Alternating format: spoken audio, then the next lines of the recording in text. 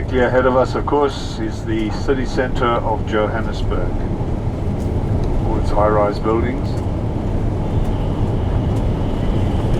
It actually became a no-go place.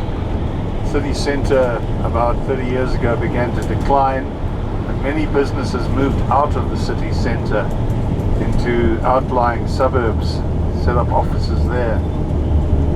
Due to a number of things, mainly crime and just general disrepair. The city council at the time was not very good at what they were doing and let things go to a bit of ruin. We're at the Southern Sun Hyde Park Hotel here in Johannesburg, South Africa. Have a room with one king-size bed. Church Square.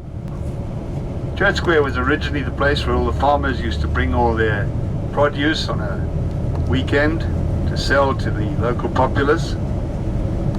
Today it is just a beautiful square and has some very historical buildings. If you look on the right, that red coloured building, that was Paul Kruger's Parliament building, known as the Raadsaal, very historic building.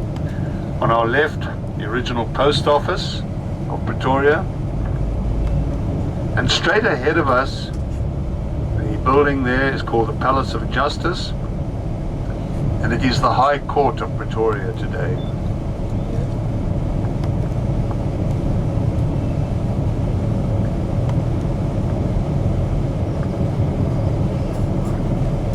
Is this the Court of Justice? Yes. Yeah. We've got good sanitation services. On the centre, on our right now, in the centre of the square, there is the statue of Paul Kruger. He was a big man, stood well over 6 foot, and was always in the habit of wearing a top hat, so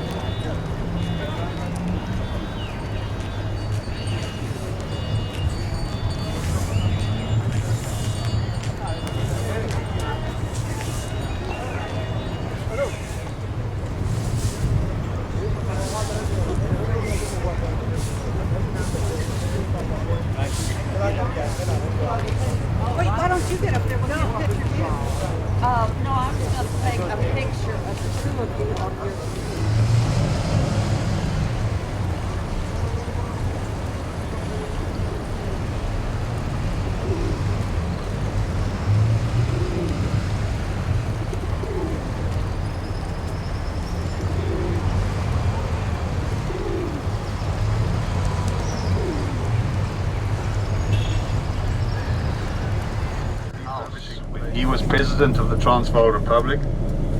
This was where he lived. As I say, they're refurbishing the place now and repainting it. But this was the house he lived. He was always happy to sit out on this veranda, and anybody could come along and talk to him at any time. To Pretoria, Pretoria, Pretoria, we are marching to Pretoria, Pretoria, hooray. Pretty good singer. Well, it was the old British. Yeah, that song came out of the Anglo-Boer War. It was the British soldiers who used to sing this.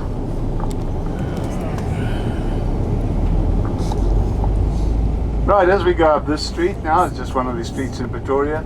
although the white people in South Africa are a minority, I think you will find that most people in South Africa, most white people, do not feel marginalized in any way.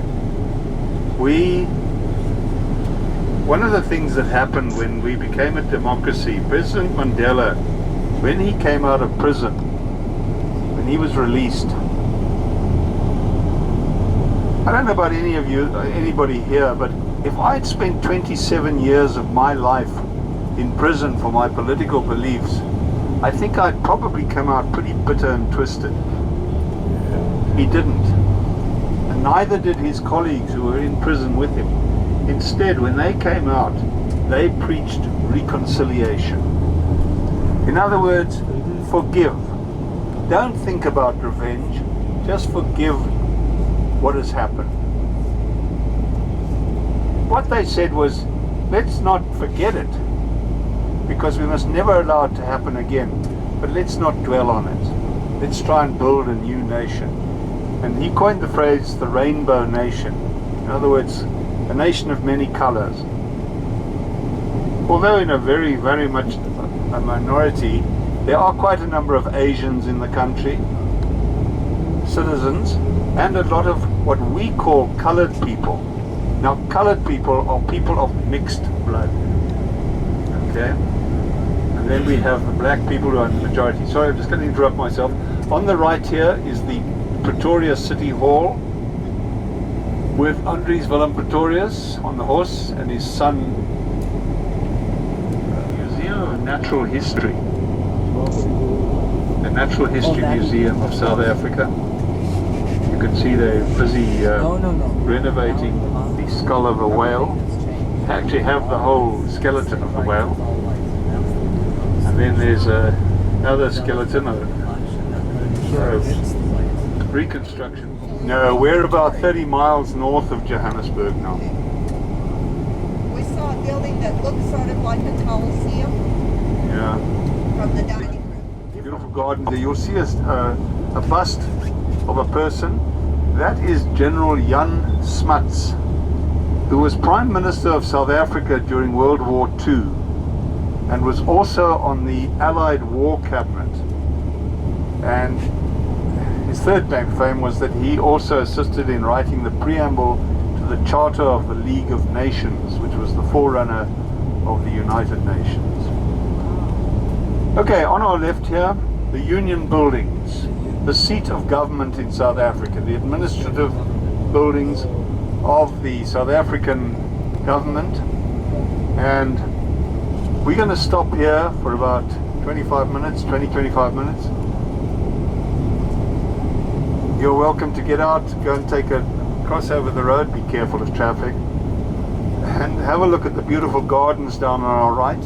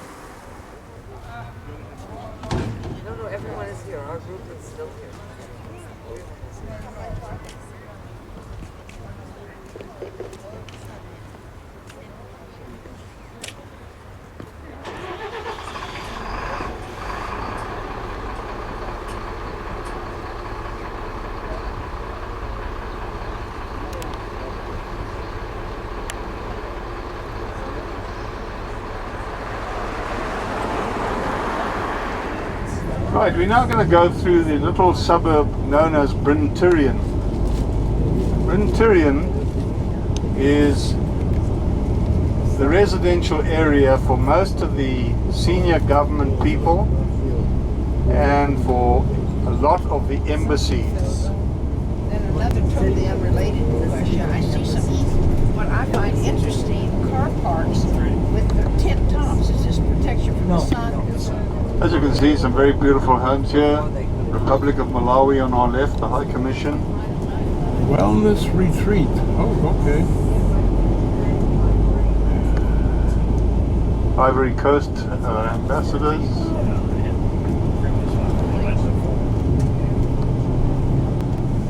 You can see the flag flying there on the left of the building. Our local name for it is Fort Knox. It's actually the embassy of the United States of America. Figures. Soweto. These suburbs, they are divided into their areas. We have Dikloof, we have Zola, we have Orlando, Sinawani. All those names are the names of the suburbs within Soweto. We have a population of about 4 million people who are living in Soweto. And also that is not the exact amount because we are waiting for the census. They were counting us from October last year, so we're waiting for the new statistics. But the number is increasing each and every time because people, they came to Johannesburg looking for a job, ending staying with us here in Soweto. So now we're going to talk about the houses on the right hand side and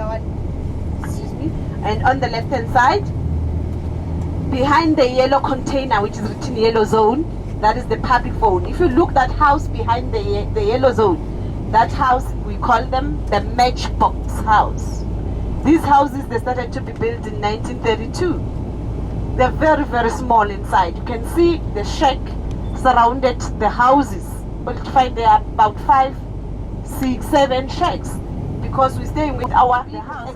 Now we are still in Orlando East. This is Orlando East, still in the matchbox houses on the left hand side. And also Soweto started to be electrified, to get electricity in 1986, and the places where they were already having houses. Okay, so after the traffic lights, now we're going to join Orlando West. So now we're going to join the famous street and the only street in the world where we used to have our 2 Nobel Peace Prize winners. They used to live in the same street. The name of the street is called Vilakazi Street. It was named after Dr. Vilakazi, a first black person to be a lecturer at Wits University. So we are entering that street now. That is where Dr. Nelson Mandela and Archbishop Desmond Tutu, they used to live in the same street. So what we're going to do, we're going to go straight for lunch. The house of Archbishop Desmond Tutu is behind the restaurant. It's not far. And it's not easy to see the house because of the trees. The corner house on the left hand side is grey and white house. That is the house of Archbishop Desmond Tutu. But after lunch, after finishing eating, we'll walk down and explain more about the house of Archbishop Desmond Tutu. Here is it on our left hand side. And we'll walk straight to Dr. Nelson Mandela after we have seen the house of Archbishop Desmond Tutu. So we'll go straight to Nelson Mandela's house. It's no more a house, it's a museum. So we'll go there. I hope that everybody will enjoy the meal as we see here at the tourist outside Sakumuzi restaurant.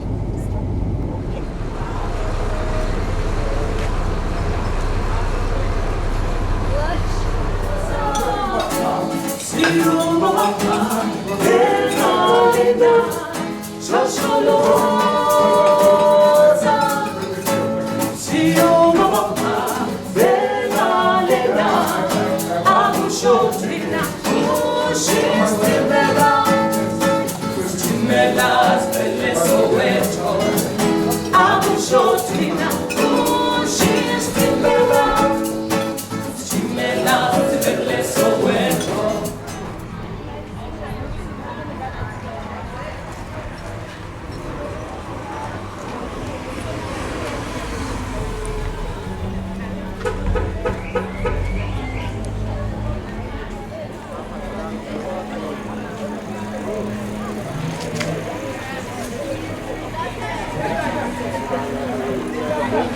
So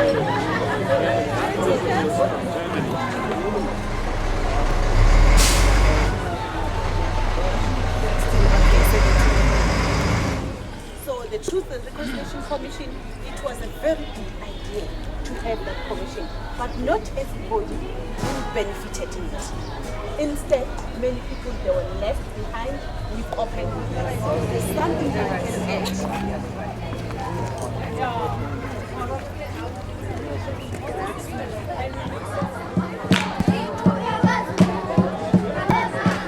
That's our coach over there. There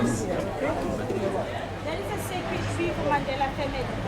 That's where they buried the umbilical cords of their children and their grandchildren. They believe that if they bury the umbilical cord under the soil, bury the umbilical cord under the soil, because that's where we live and that is where our ancestors live. So over there, these are the boxes that Nelson Mandela was.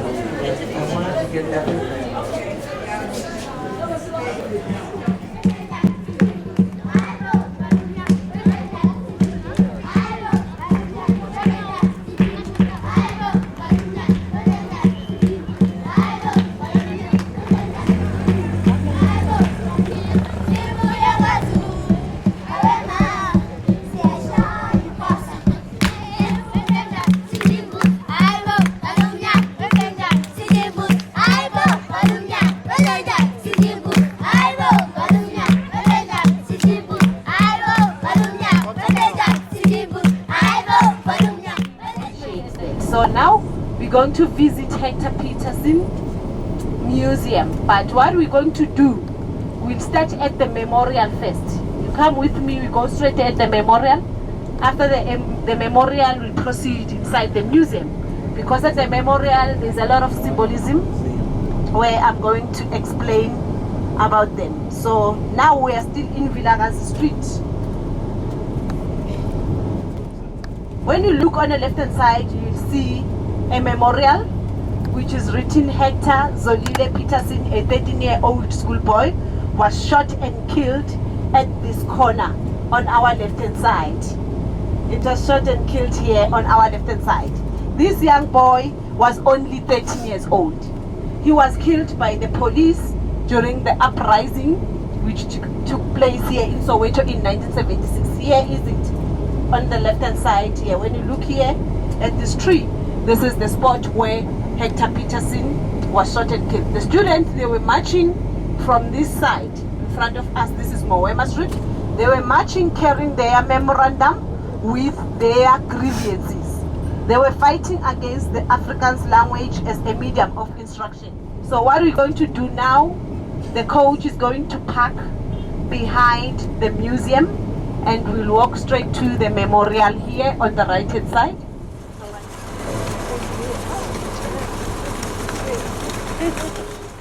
Welcome to Hector Peterson Memorial. This memorial was unveiled by Dr. Nelson Mandela. He was the president of African National Congress in 1992. So he unveiled this memorial to the heroes, the heroines that participated in the struggle of 1976 here in Soweto. So we have the water that is running down here also in the memorial. This water is symbolizing the blood and the tears that was shed. We also have the small stones behind us in the middle of the water. That stones, they are symbolizing the stones that they were used to be carried by the students, throw it to the police because they were fighting with people who were carrying guns against the stone. So we have a lot of students who were killed. They said in that day it was 600 students who were killed. So we have this famous picture behind us. That picture was taken by Mr. Senzima. He was a photographer by that time. He took that picture by the corner there. And the young boy who's being carried is Hector Peterson. He's an African child. He's a black child. And the guy who's carrying Hector at the picture there is Mbuyiswa Makhulu. He go to exile in Botswana. He end up in Nigeria. He didn't come back to South Africa. Up until today, we don't know what happens to him. He disappeared, the one who's carrying Hector. And the girl next to them with the hands up in the photo is Hector's sister, Antoinette. She's working inside the museum. But unfortunately today is Saturday, she's off. We were going to see her.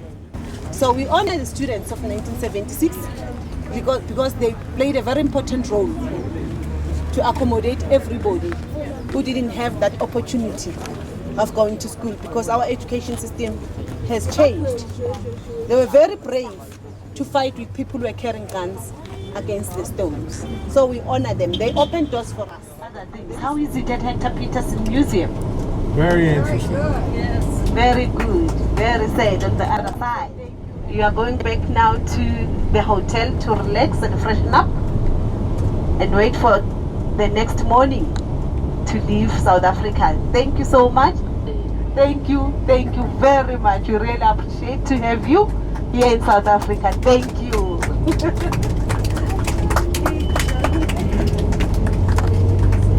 Thanks very much, Snotili. Snotili will come around just to say goodbye to everybody.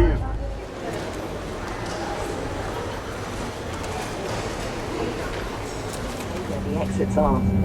In an emergency, white indication lights below the seats or on the floor will lead you to these exits. All emergency exits are indicated by red lights.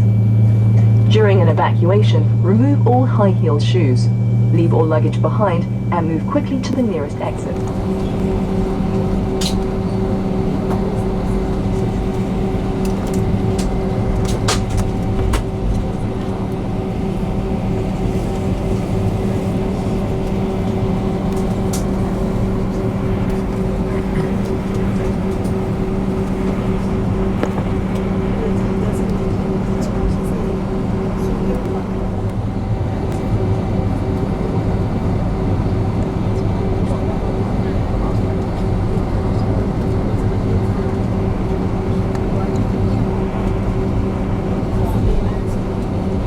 Your stations for departure.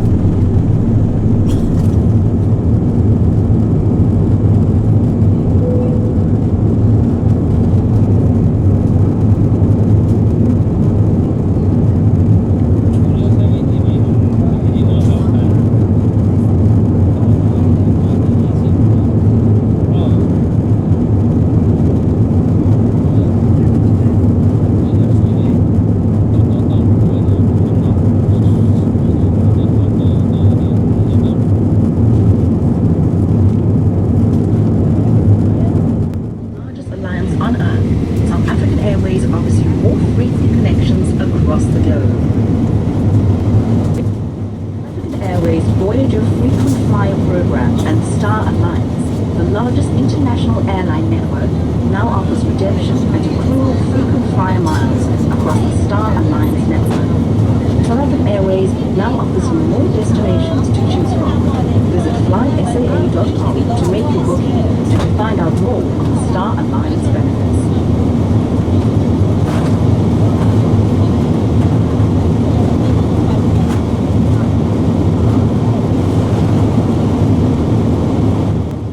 Welcome on board. My name is Marsha Mon and this is the senior cabin crew member on the flight.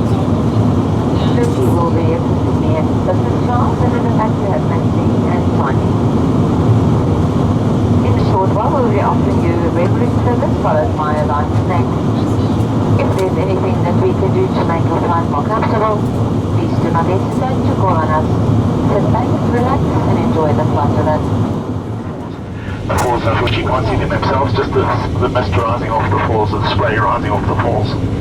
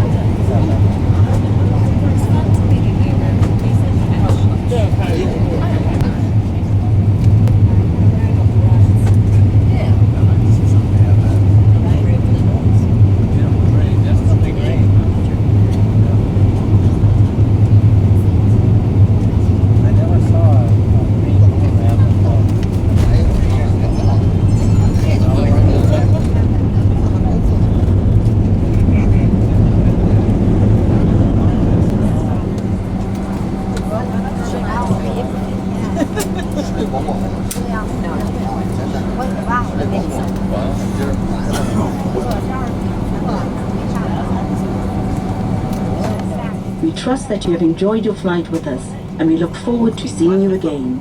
We wish you a proudly South African goodbye. Hambani kahle, totsiens.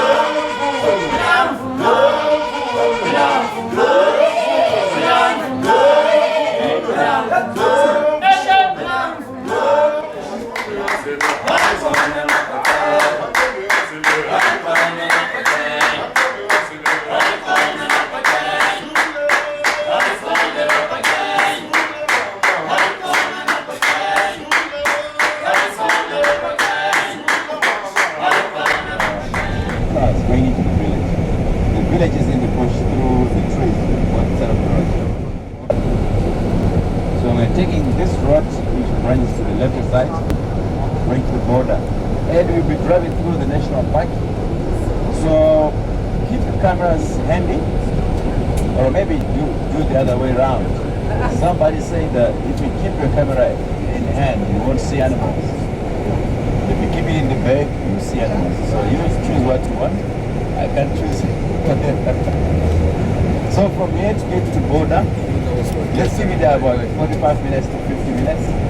If you happen to see something on the road, you need to stop. If you happen to see some animals on the road, you need to stop. Look at that. Control yourself. Shoot.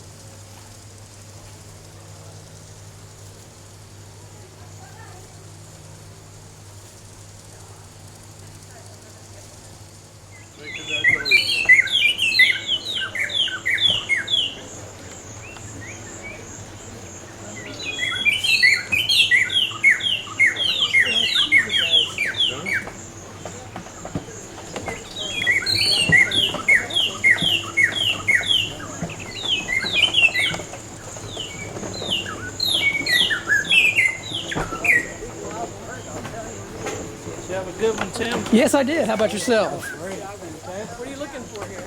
Nothing. I was recording the birds.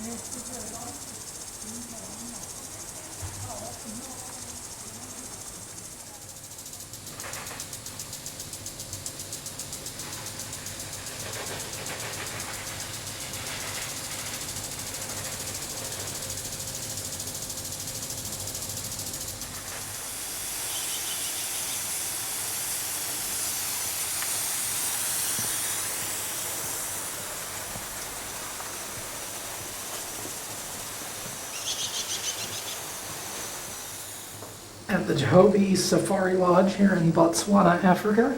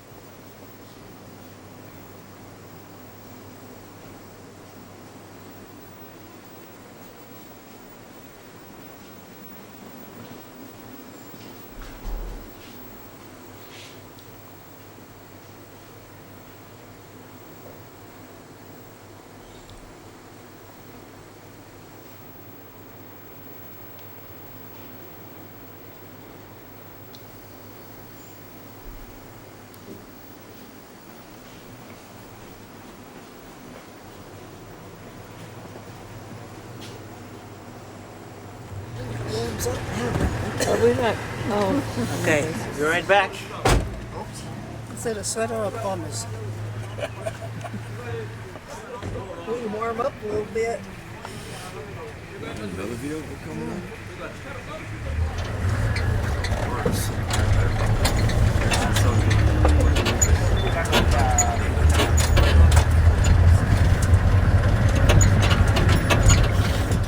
Yeah, standing there looking at us and thinking, what kind of bunch of They Indians got are red eyes.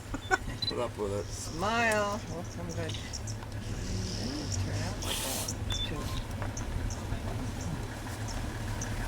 Their eyes are glowing. Some of them don't have their best side photos.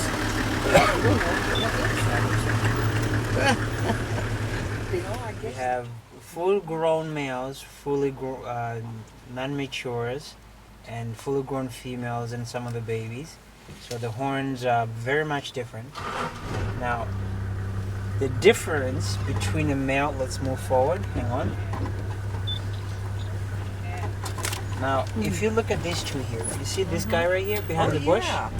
Look at the way his helmet is so big and it comes up together right on the forehead. Right. And very, very thick. That's a male. Now the female's horns, they do not go all the way up into the middle, and they're so tiny and they grow all the way backwards. You see the watts in his face? Yeah. Each side has two big watts, and then on the right side he has the same thing, which the main difference is between male and female. Male has 4 watts in his face, 2, one next to the eye like he is, and then one next to the tusks each side. And the female only has tiny ones under the eye. Underneath, nothing, just 2. Yeah. Oh, there's 2 more down there. Yeah, there's 2 more. See the bird on the back of one? On the back of the buffalo? Yeah, that's an oxpecker.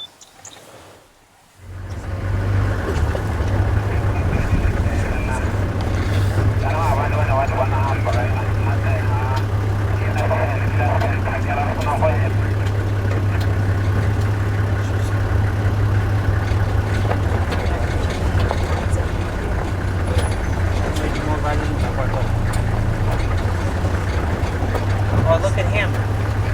See how huge he is? Right here. He's got red eyes.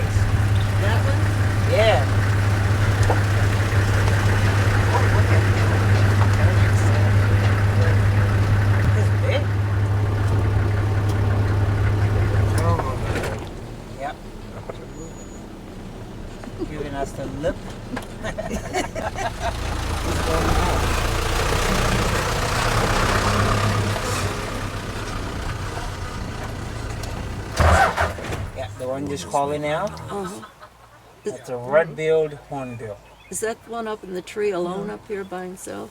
No, that one is a marabou short. It's the same ones as actually those ones right there.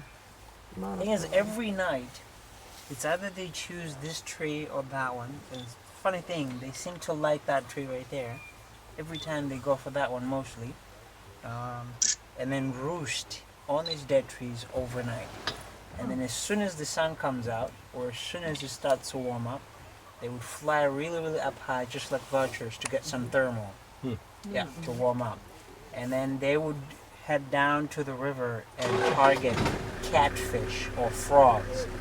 But if they come across a carcass while soaring up in the air, since their eyesight is absolutely amazing, they would head down there. Goes to me.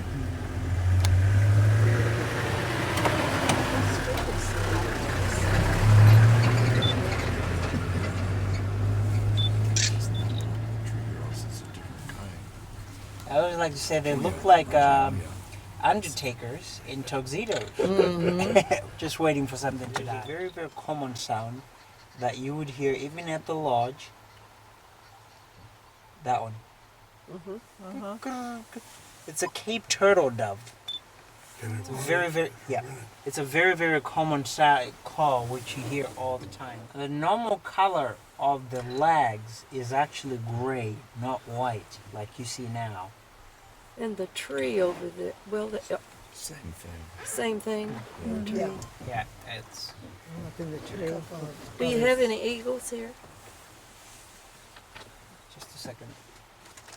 Yeah, on the tree, that's a different... Those are fish eagles. Fish eagles. Good spotting. I wonder. 3 of them. Yeah. Up there. There's one There's 2 up the top. They're making a noise. Moses, over here to the right, Yeah. those round tracks together, Uh-huh. those elephants. Yes. That's a baby elephant, 5-year-old. Oh yeah. No, the ones that are making that noise, that's the bird on the bank of the river on the other side, the black and white one. I see. That's called a blacksmith plover.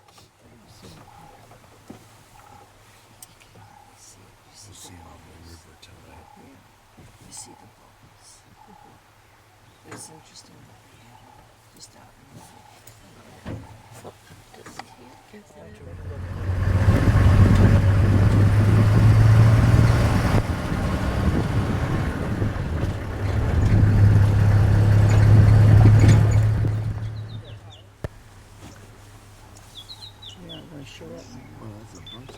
There's some big ones.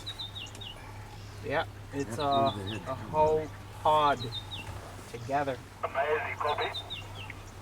And you call a whole group of them a pod? A pod, yes. You raised up. Yeah, just raised up. You're herding. So we're just seeing that. Is it very deep there? Yeah. It's actually shallow. Listen to it. Yeah, it's actually shallow there. I mean, after all, that's what hippos prefer. Very shallow water. So they can actually walk easily there. They are a swamp animal, aren't they? Sound like huge pigs. Yeah.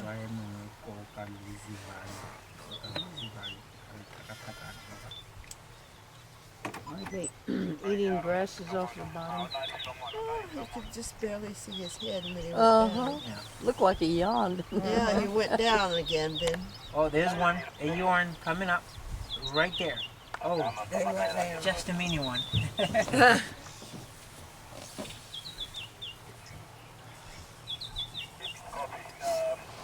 That's fantastic. Yeah, look with the binocular and where the first mother is. Between the big female and the second one, the baby's right there. Oh, it is little. Yeah. You can take a look with the binocular. Right beside her? Tiny one. Yeah, in the right middle? on the side. Yeah. Yeah, walking out of the water. Oh, they're maybe trying. Yeah, if it wasn't for the truck behind us, you were gonna hear the splash as they actually walk. Huh.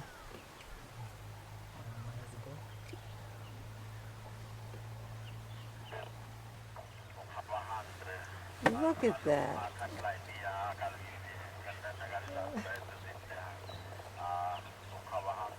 That's their house. It's gonna get lost. Which one? The last one? Yeah, Yeah. He's gonna catch up. I'm sure you will. Yeah. You ready for that soundtrack?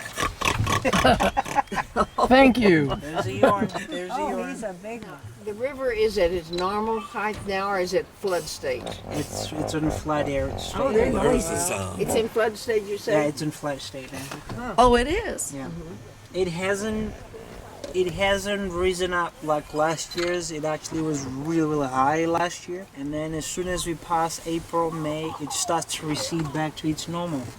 Huh. Yeah, and those hippos would move back just with the shallow water. Because when it rises, they go with the shallow water. And crocodiles relocate to different new territories. That's what I saw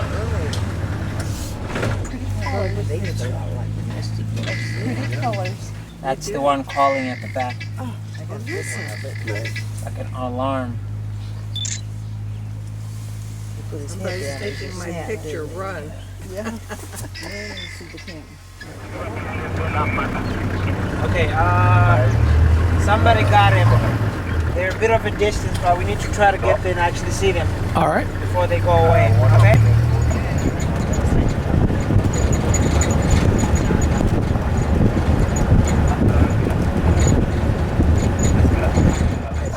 Jackal. Jackal. Yeah, we saw it. There it goes. It's already developing. On which one? The furthest on the other side. Uh-huh. That's the young That's the male. one Yeah. Probably close to 2 years by now. Did you get him vaccine? Yeah. Do you want to see a closer look? This is a part of a pride. What? This is a part of a pride consisting of 10 members. Oh, really? Yeah. So the young male, every time the two bigger brothers, the brothers who dominate the two prides. This is the second pride, and the first pride that dominates the other area we just passed on. Every time he's around, or when the two brothers get here, they chase him out. When they kick him out,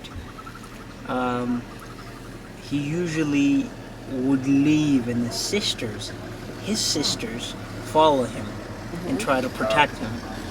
Yeah. But eventually it will come to that time that he has to leave the pride completely with the sisters as well and actually find his own pride.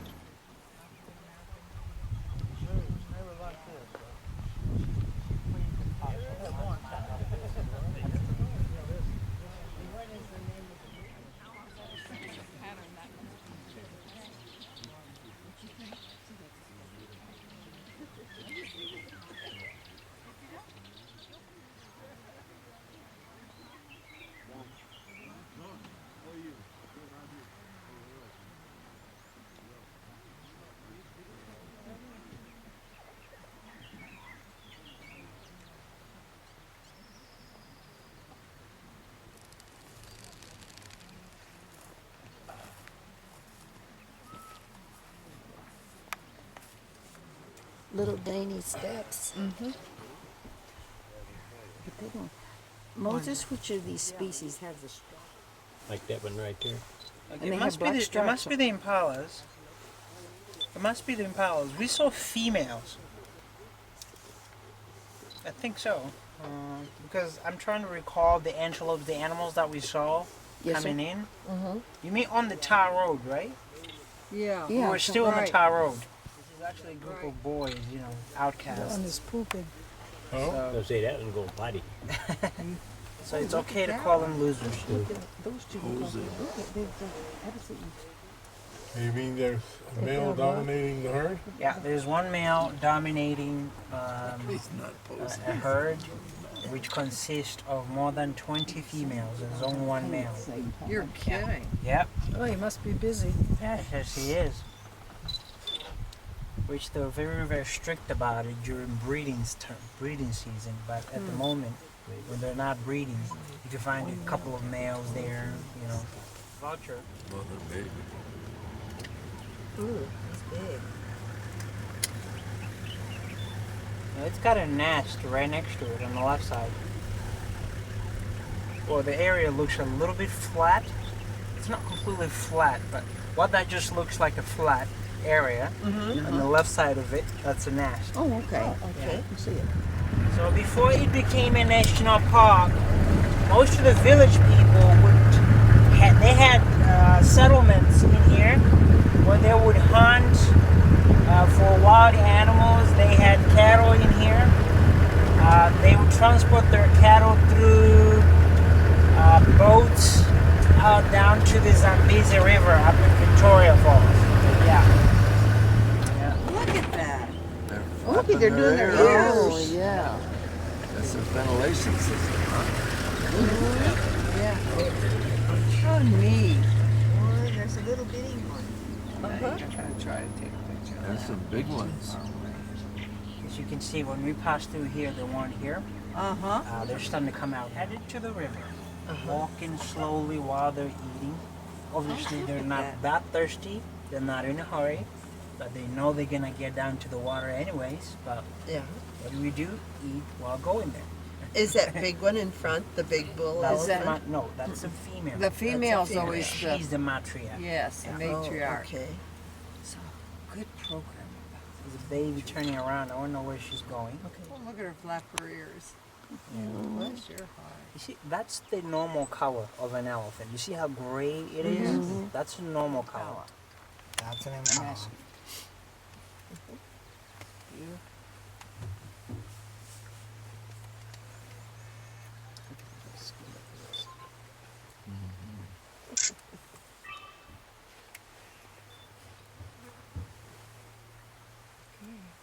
Do they actually have something in their mouth to chew, or is Yeah, it- they do.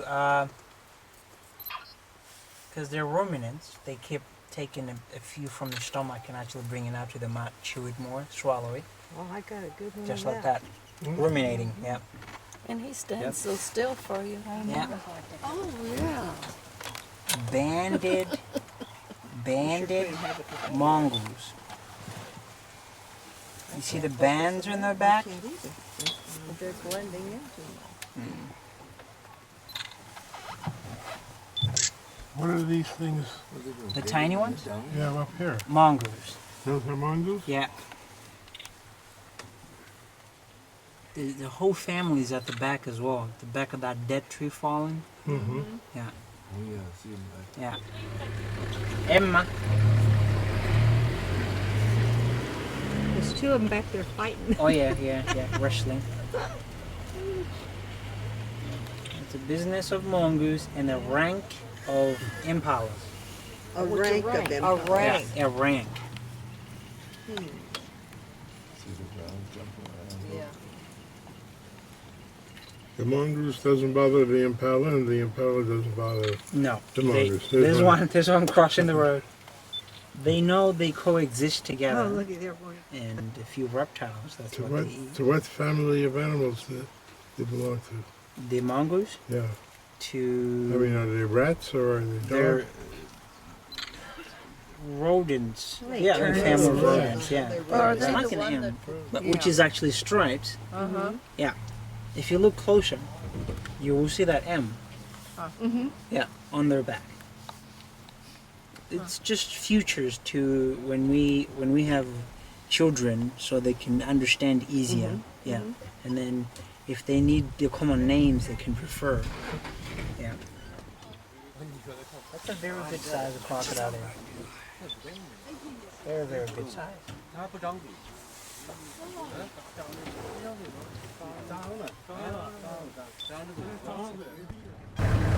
Eagle coming in. Yes. Oh. There, the eagle come look at that. Oh,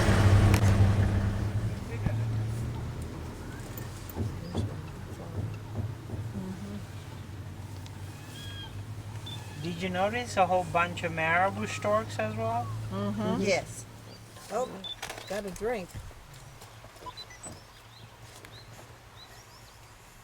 The funny thing, they defecate on their legs to cool off their bodies when it's hot.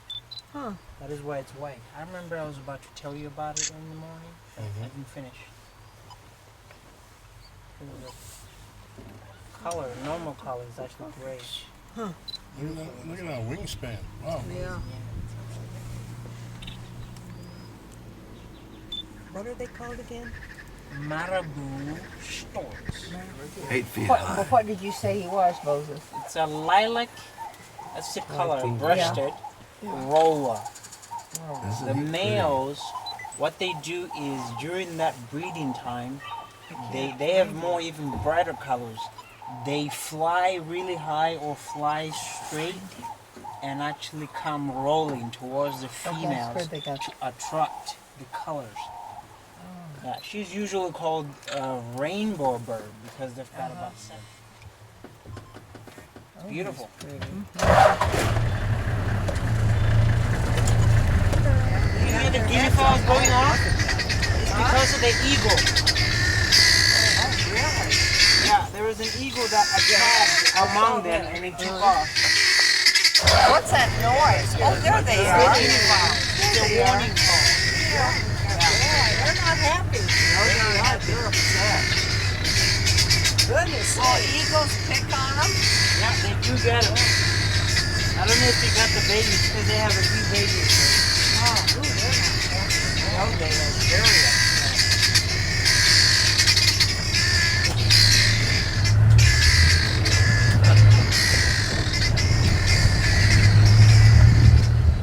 Oh. That's what they called in the family.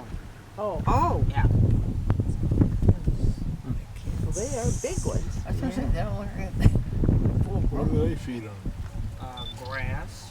They would eat some bones sometimes. I couldn't see what I was saying.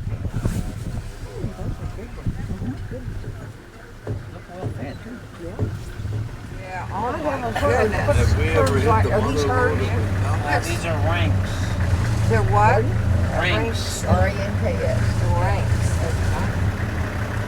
Mom.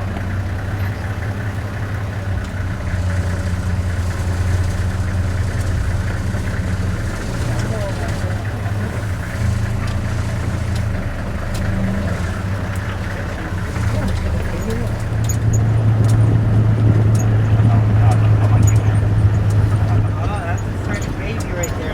Huh? Where? He's probably born later. Oh, look at her. Up here. Right on the left. On the left. Probably born your Right guess. here. Up ahead on the left. I'm guessing my God. it's about a month old now. Okay. Yeah. It's that new.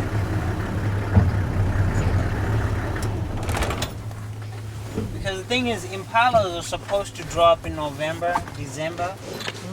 But if they feel like, it's up to them. If they feel like there's not going to be enough rain, they usually would, because they need to find out if there's going to be enough food instantly. But if they feel like there's not going to be enough rain, which means less food, if the rain is going to delay, they can also delay their gestation period. Yeah, gestation period of an impala is about 6 months. They can go up to 9 months holding on. Wow. Yeah. Depending upon the conditions. Exactly. Oh, that's interesting. Are there other species that do that? Yeah, the springboks do that as well. Oh, look at her rock. Yeah.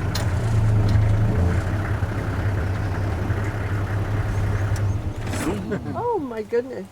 Ah, how old are the male when they get their horns? When they get the horns, about 2 months and a half. Oh, okay. Do they shed their horns like No. deer? Okay. Antelopes don't shed their horns. Okay. Yeah. Let them go. Once Well, it they- breaks, They that's can it. move. Oh, maybe we're gonna catch one here. There he is. He's starting off with his first horns right there. There he's got little bitty ones. Yeah.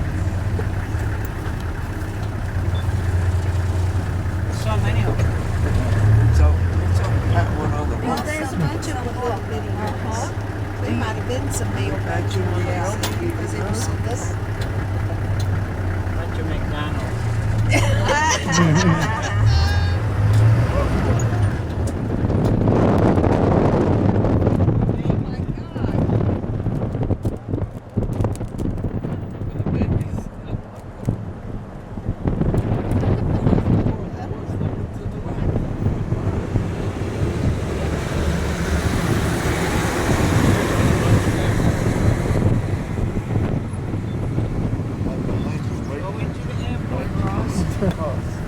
This other troop were a menace. Someone is coming to now describe what they do best. They can try to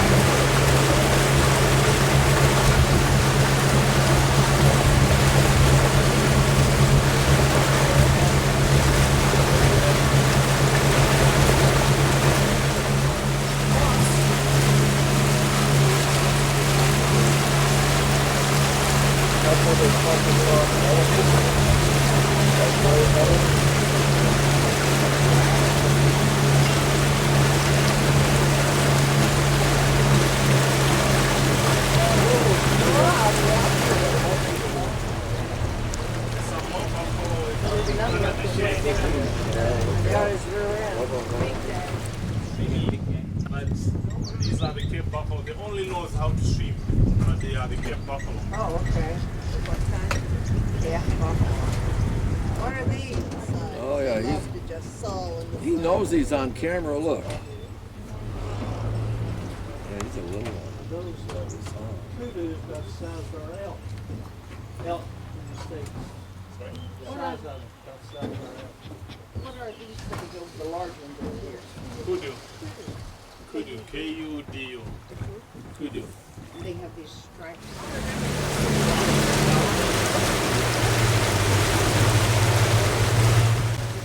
Now, the plastic. Taking a picture, you know. The plastic croc. It's plastic. Just closed his Of mouth. modern China. He has the remote control. Yeah.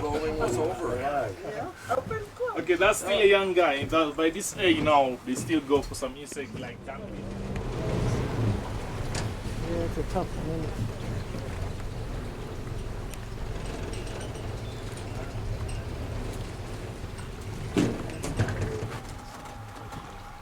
Mostly, See their ears? the male one, they'll be just working on their own, on their own head, which is known as a spatula head. Looking out for his herd. Yeah, because these guys live territorial. So what is happening for the kudu, when they're marking their territory is different from other guys. So when the guys they're marking their territory, they're supposed to look for some interesting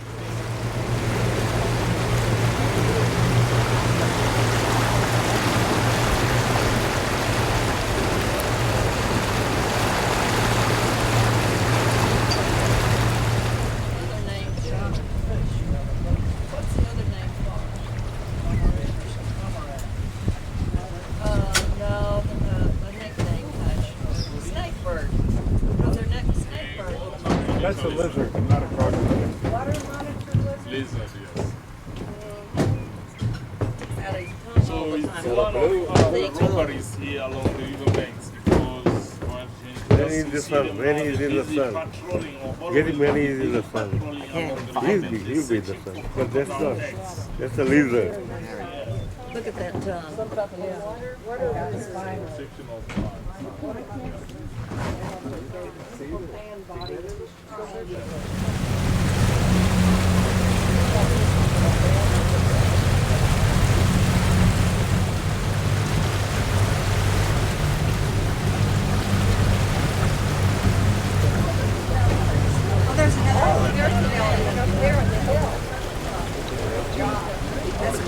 look at that. Good job. That's another big one. Yeah, he does. So when they just submerging them in the water, Right in front of the white small gray when one. they spot He them, walks they thought along that and then he maybe makes his something wings into an to eat. umbrella. So he So just Really? running That black under one the there? shade. He just And then at the time, they have a good chance to keep on catching something to eat. Oh. Huh. Huh. So buffalo is one of the dangerous animals we got in this area. What he does. One of the dangerous animals we got in this area. Yeah. You know, on top of the water, throughout the lily leaves for the sunstars. So you just see him now. He's floating on top of the lily leaves. That's why he's Mpumalanga Bay or African.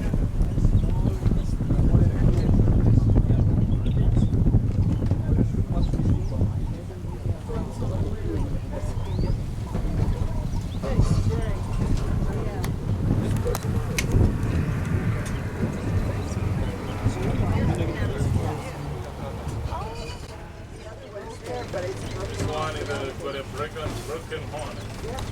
That's from fighting. See him now, he's marking the territory. Yeah, the real stubborn guy. That's why he lost his horn. Telling the other There's the guy. other one too. He's showing you he can still use them. Yes.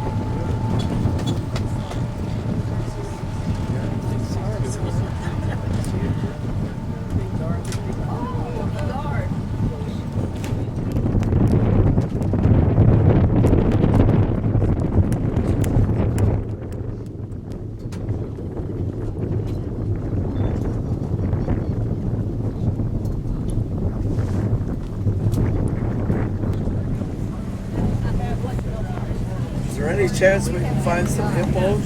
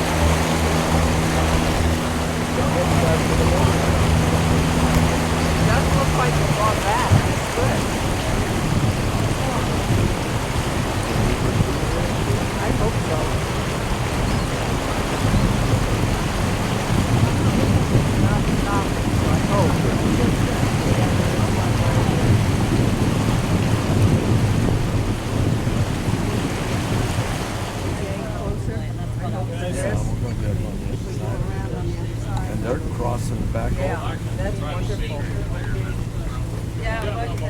Look at the different colors with it, wet and dry. They're going back. We were lucky we even saw them.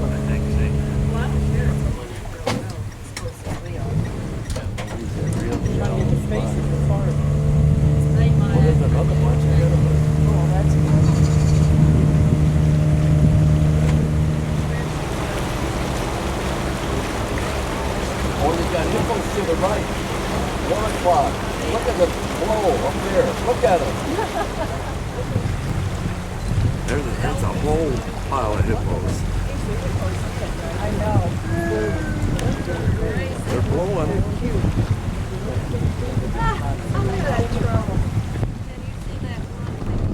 They go down. I know. Well, there's some ears.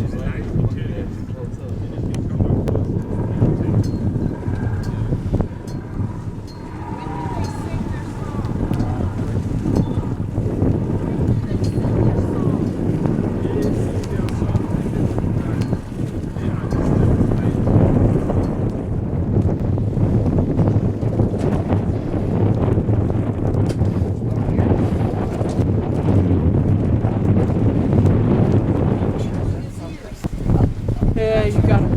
That's because you got a video.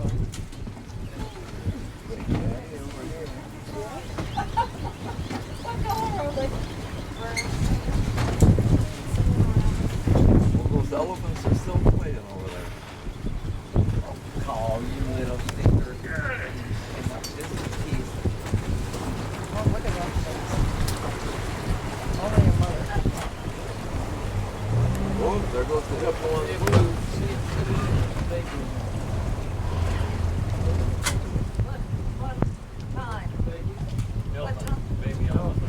No, oh yeah, there is a baby in there.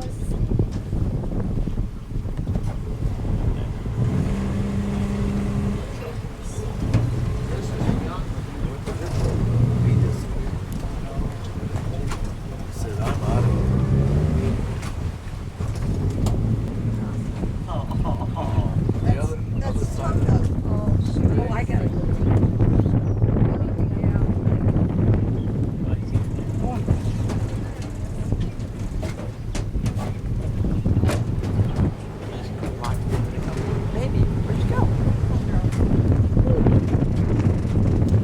She said, I'm not letting you see my baby.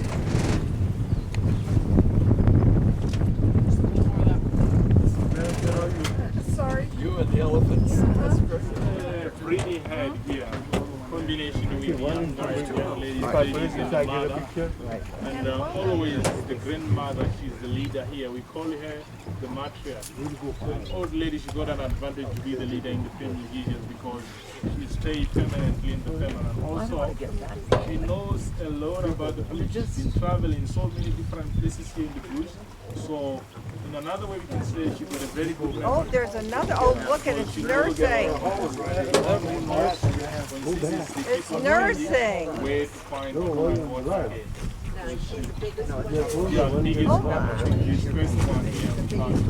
That one's nursing. Oh my goodness. They're a baby quick. Especially when they dig in the minerals, sometimes when they dig it, it collapse and end up breaking it. Then back in the trees, pushing down. Let's try to be quiet, let's be quiet. Otherwise they run away. Got it?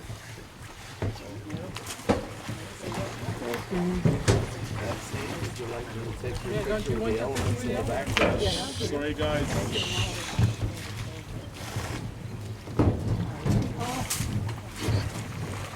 So full grown one can just hold up to 9 liters in the trunk. They almost drink 120 liters of water. It's only the young guys that they can drink it from 70 to 90 liters. You can see them sometimes busy flapping their ears. It's another way of cooling their body temperature. This guy now, he was just spraying himself with mud. That's the protection of the sun rays. And for the insect like horseflies, not bite.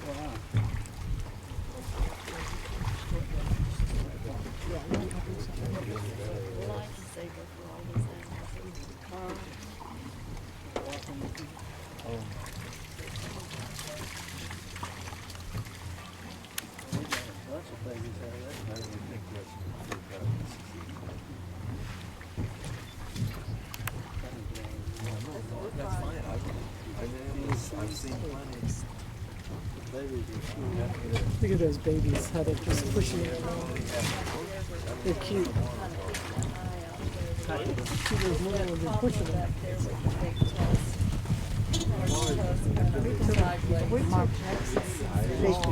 Yeah. Now you want me to do yours again? Trying to be quiet, guys. Quiet. Oh, look at you right behind something.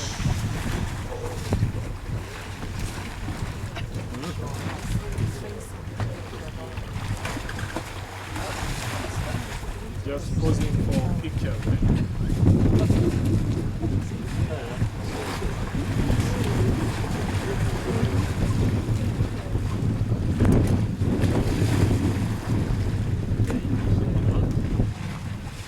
Take one of you.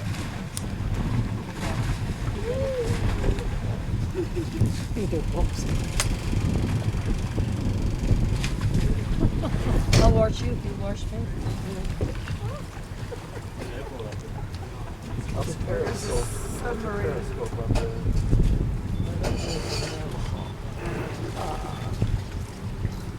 Okay guys, we're just running a shortage of time now. We'll be cruising back. I hope we enjoy this.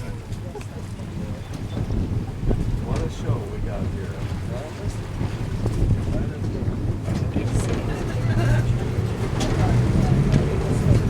It's not over because we have to go.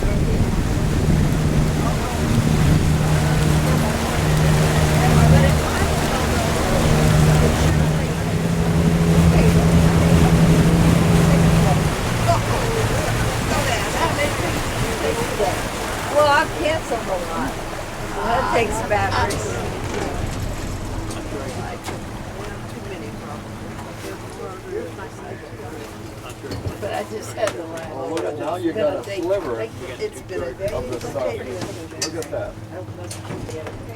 awful lot of cooperation. Yes, he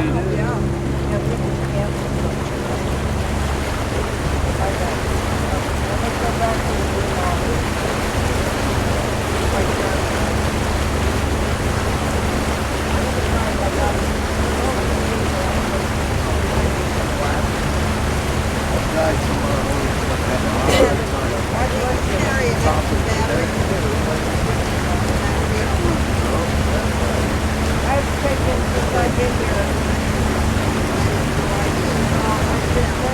I've never tried.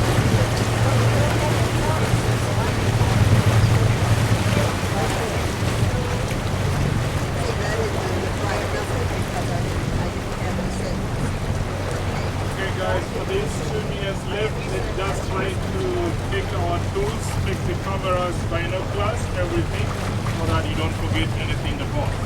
Alright, so I hope you enjoy the cruise.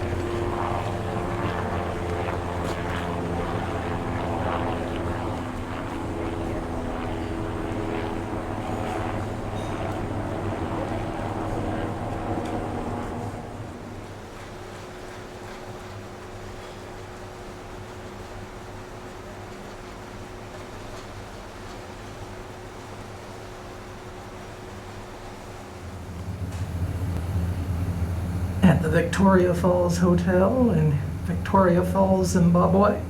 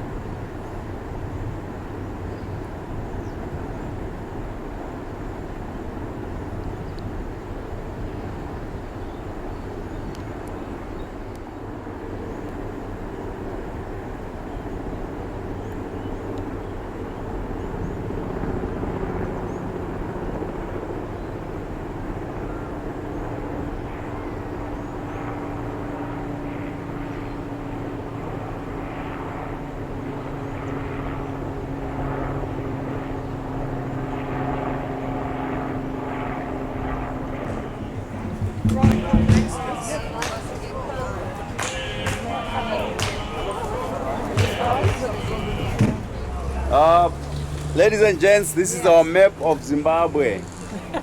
That's the map of Zimbabwe, and the local name of the falls is called Moswatunya. Moswatunya, which means the smoke that thunders. And that's our Zimbabwean flag. That's our Zimbabwean flag. Okay, and to the right is the National Park flag. Our town, Victoria Falls, is right into the far northwest of the country. Far northwest of the country.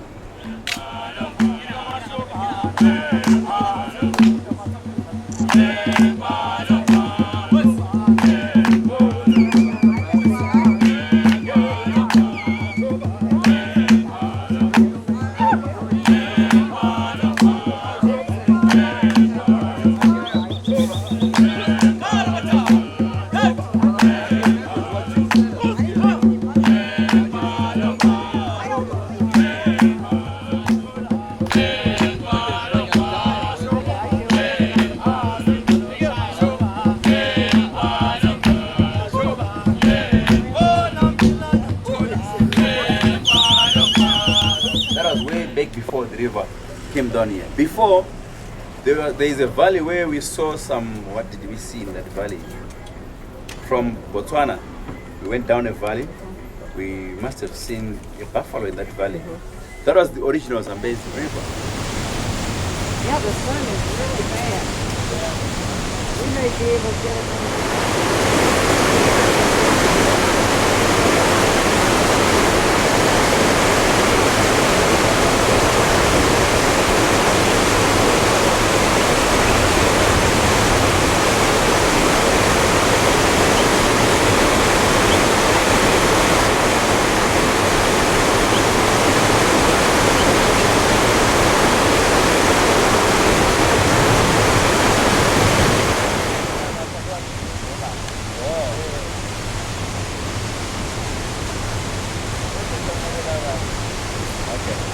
We're going this way. Okay, we've had our lunch. Good, good.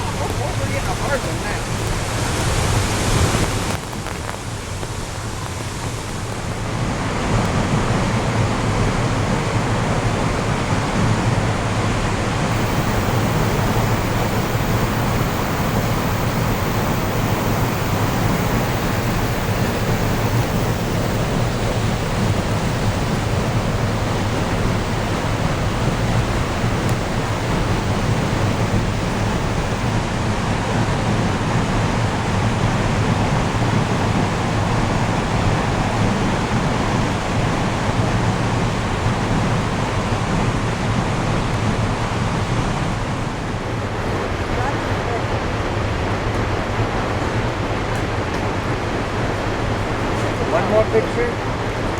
Huh? One more picture now? No, no. Good. This is mine. And the scene down the gorge.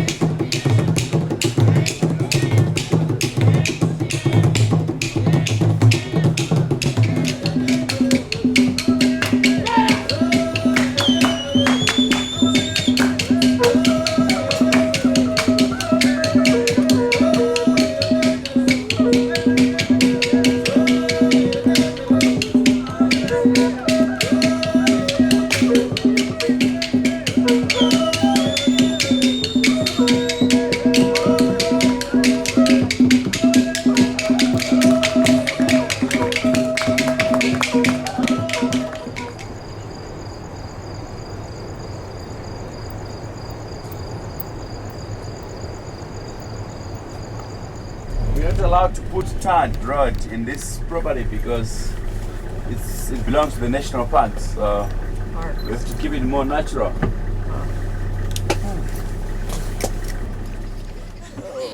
Look behind you, ladies, behind you. Oh, wow. He says look behind him. Oh my gosh.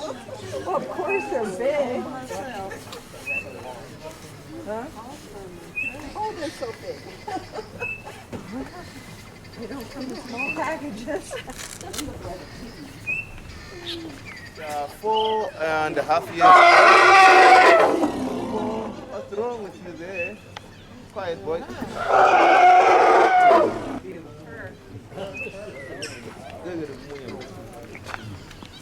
And the one in front of us, his name is Izibulo, the firstborn. And that's Izibulo's mother, Emily, who is also 26, and that's Izibulo's young sister, Naledi, who's 2 years, a few months, and the big boy, his name is Jock. Jock of the bushveld. So now you can touch your aliens, pet them, take photographs, then after we've done that,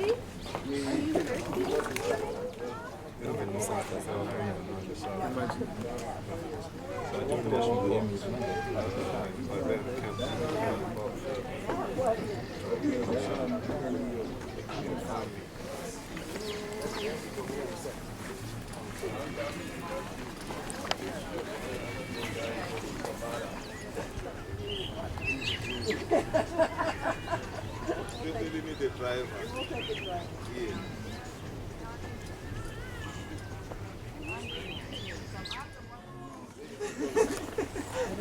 Did you hear Farmer Odd Lady ask?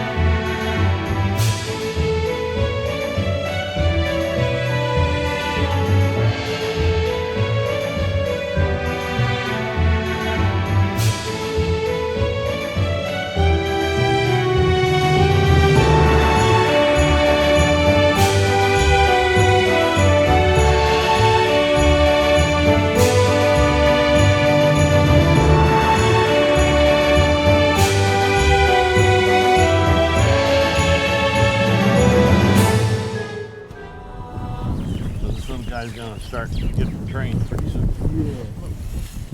So that we can go up knowing the command.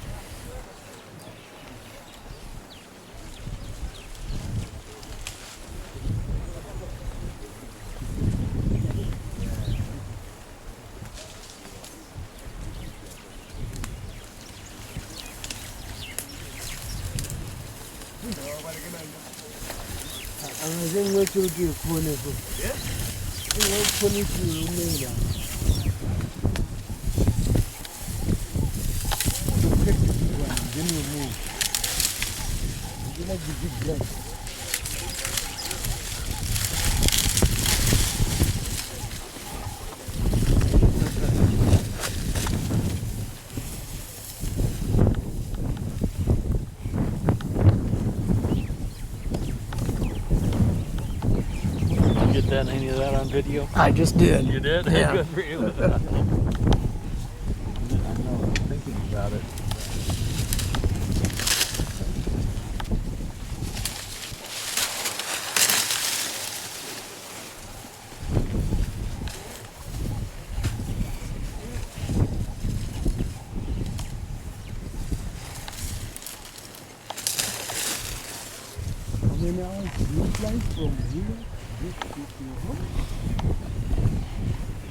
Uh, 21, about- I think. 21. I don't know. I had 2 and...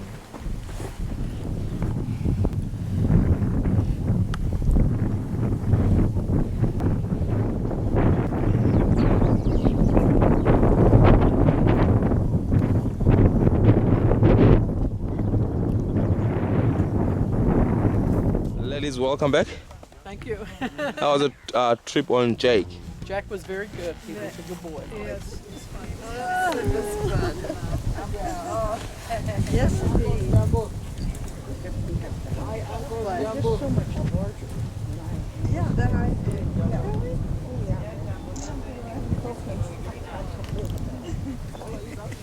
Okay, we are going to feed our ellies with these pellets.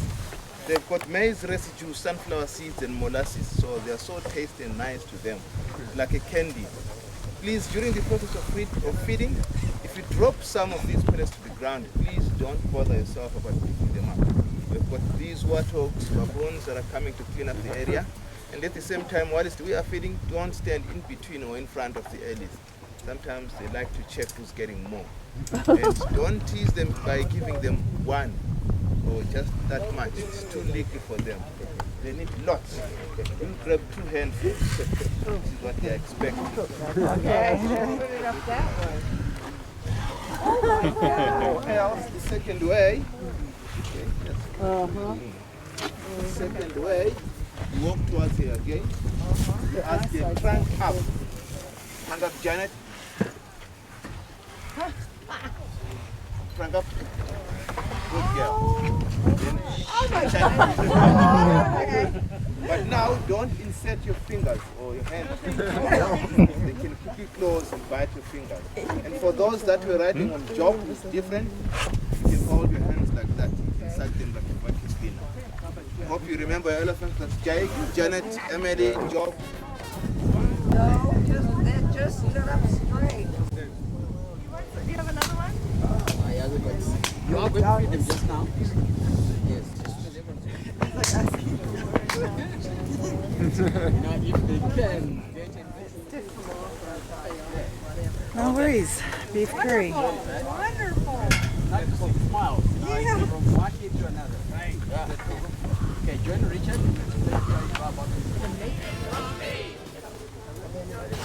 Later in the 50s, we had farm horses that Dad had, you know. And that's what this feels like because your legs are spread out so far on those.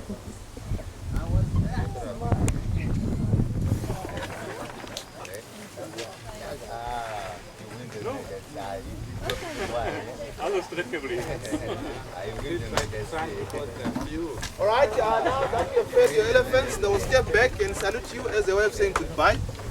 Just watch them salute before they leave. You can capture that. Food all gone? Just watch them salute before they go. All gone. That's a way of saying goodbye to you. Bye, Jock.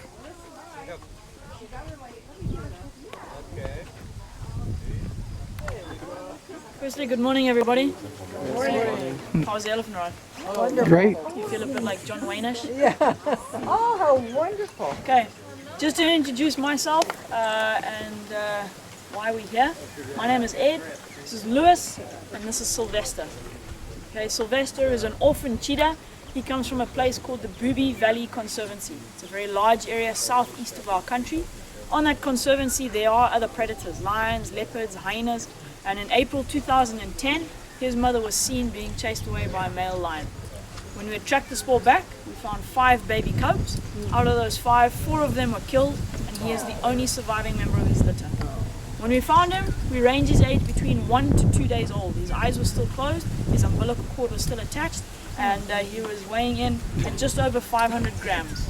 Okay, so just on a pound. Today, he's just on 60 kilograms, and he has just celebrated his 2nd birthday. Okay. So with Sylvester, we couldn't just leave him there. He was very weak, small, and vulnerable. After waiting a couple of hours, we couldn't find his mom. All right. So we picked him up, took him through to those managers, and then they raised him in their house. When he opened his eyes, he's always understood that human beings are his best friends. Okay, who he relies on ultimately for attention and affection, but for food as well. And so we can never ever release Sylvester back out into the wild because of all this human contact that he's had. All right.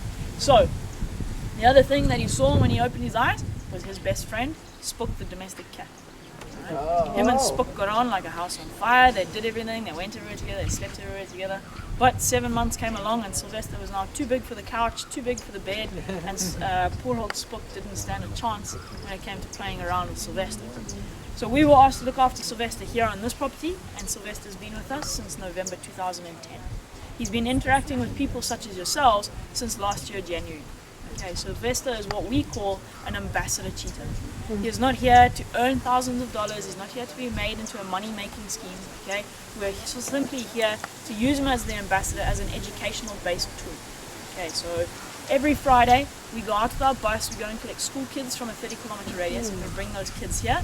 They touch and feel Sylvester, and they touch him. It costs us on average about $20 a day just to feed him.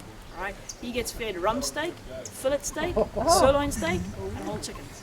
It's not because we're trying to, you know, fatten them up. Trying to spoil them or anything, but it's very hard for us to go out into this property and go and take out a warthog or take an impala every couple of days for him. Okay?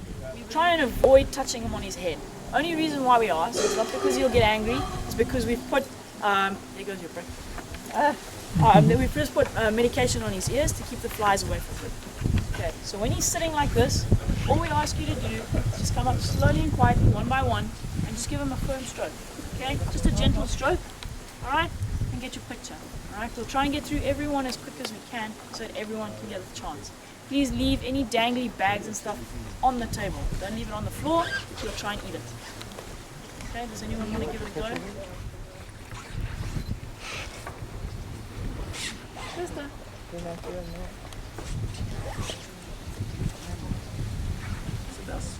Sylvester, over this way. He's interested in that bush domain. With Sylvester as well, and as cheetahs in general, these guys have got amazing eyesight. These guys can spot and focus on one of these small warthogs from over 5 kilometers away. Okay, so just over 2.5 miles. With these guys as well, out of all the cats, they've got the smallest head, the largest nasal opening, the smallest teeth in their mouth, and also the least amount of teeth in their mouth. All that aids for extra oxygen intake. Can you imagine running at 80 kilometers an hour, just how much oxygen you need to sustain? Okay. So they're built for aerodynamics, they're not built for power, and they're not built for strength. They're ultimately known as the chickens of the Serengeti. Right.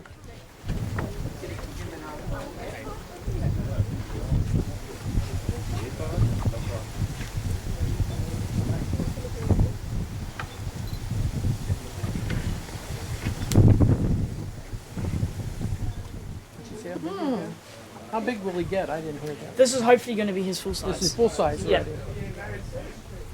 Full size.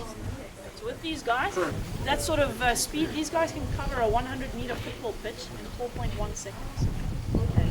with these guys as well. They'll take 23 feet per second, and when they're running, they can cover between 7 to 8 meters in a single stride with only 1 foot touching the ground. Oh, he's ready to go.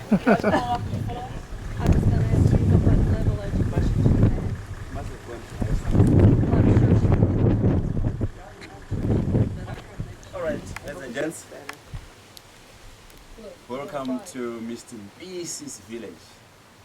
He's the chief of the village. So, as I said, I'm now on holiday.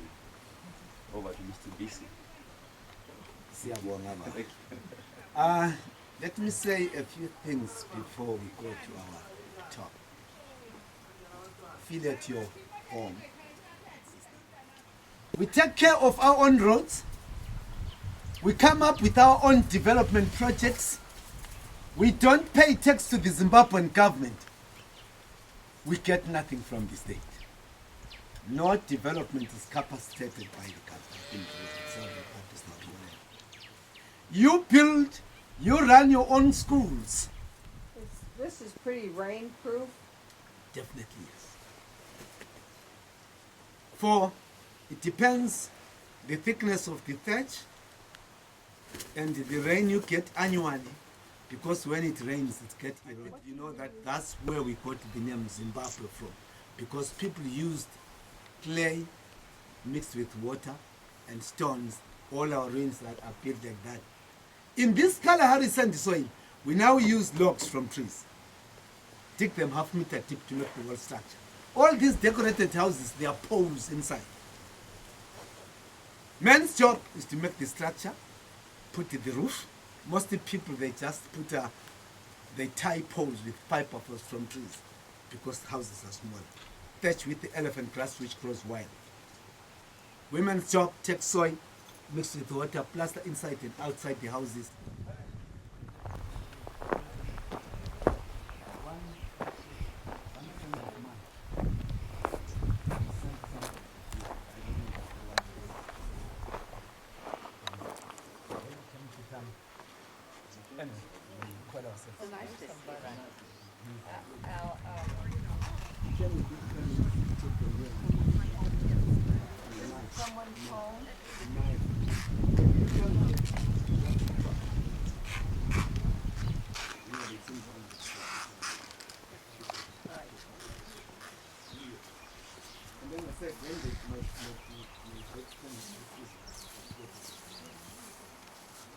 While we talk, unfortunately, the children, please, you can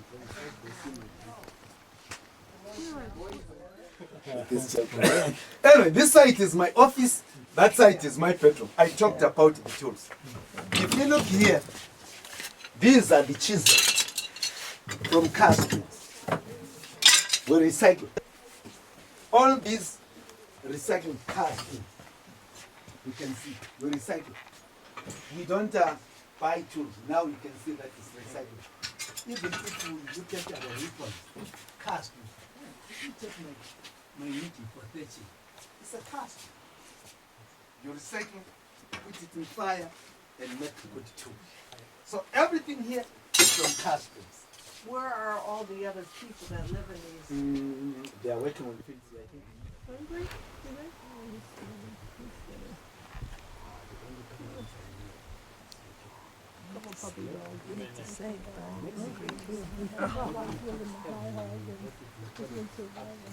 Mm-hmm. I think that's how they cook there, huh?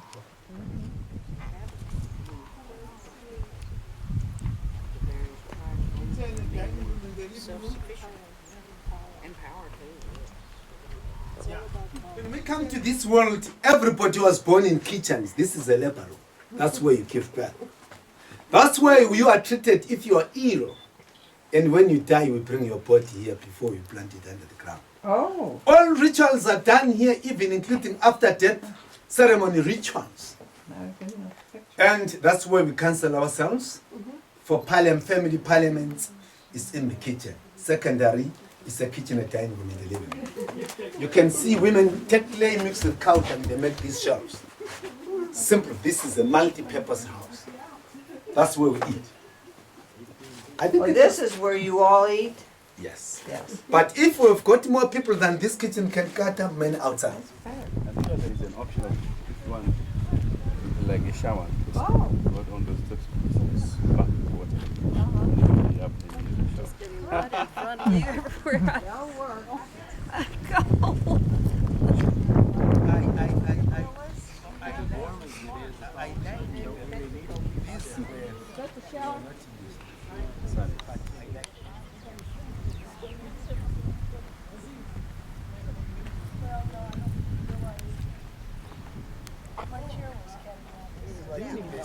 They're the ones that don't get them. You're right, Because they're too crowded. That's why I don't have problem. That was anyone is just No, really, that is.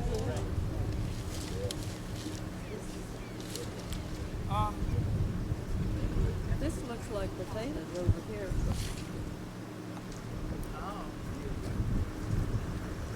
Potato plant.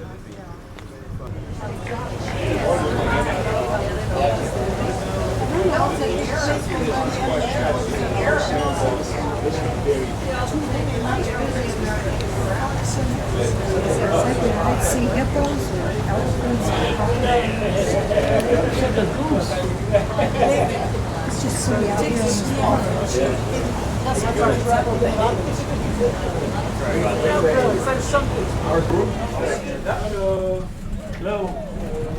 So, ladies and gentlemen, before we close any further, just in brief about the safeties as well as the river we are floating on.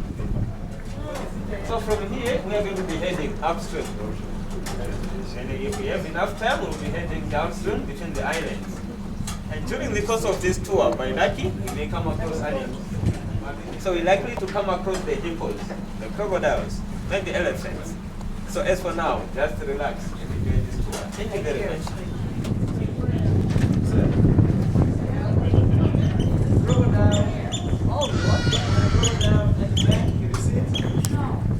There's a tall black one right in behind those weeds. That's the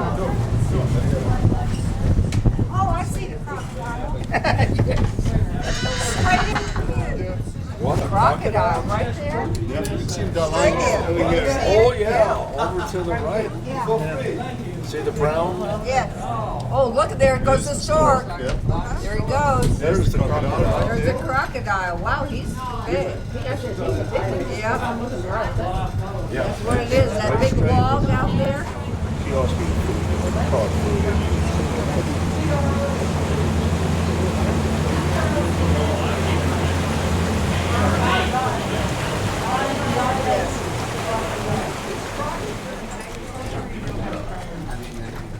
So in other words, the shark is a pretty clear water. Here comes another one. Where? Oh, yeah, here he comes. Can you see? Yeah. No, he's not coming up very much. Take a down. No. Get your head up. He's just getting something to munch on. I know. He better get that mouth open. Open wide. Smile. Oh. Maxine, say ah. Ah.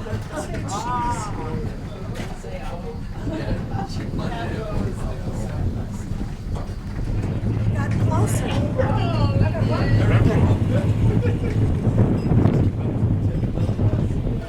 Great stay so far in Victoria Falls. As John says, I'm going to give you a talk about David Livingstone. I think we'll just wait for the boat to settle a bit and find out where the sun is, because I don't want you squinting into the sun to look at me. The Livingstone's first journey in 1855, when he passed through this part of the world, was significant. If you look at maps of Africa prior to Livingstone's travels, you'll see that the continent of Africa was just inhabited on the coastal regions. The interior was a very, very unknown area, and people just used to put wild animals in flames. That's all they thought the interior was. And it wasn't until Livingstone did his first journey and he came back with these stories of these amazing sights that he'd seen, the Victoria Falls. That's when he started looking at the Zambezi River and thinking, well, it's a river. Maybe I could open it up to trade and I could put steamboats on this river. He follows it, he comes here in 1855, he discovers the Victoria Falls, and he goes back and he reports about what he finds in Africa. And this is where Livingstone now disappears for 6 years. And this now excites the interest of a man called John Gordon Bennett. And he realized that if he could send a reporter out to find Livingstone, this would be the coup of the century.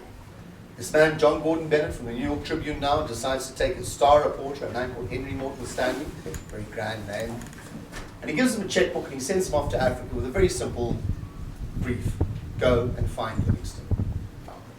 He finds him at a place called Ujiji on the banks of Lake Tanzania, and that's when that most famous meeting in all Africa's history goes down of Dr. Livingstone, I presume. And we really must ask Stanley, who else did he think he was going to find? I don't think there was too many 60-year-old white men wandering around Africa at the time. Anyway, these two men meet, they get on very, very well. Livingstone finds in Stanley a companion he could actually speak English with. He hadn't spoken English for 6 years. Anyway, ladies and gentlemen, I hope you've enjoyed this story. I'm sure we're ready for our sunset. A whole bunch of elephants in the water. Way out on the shore.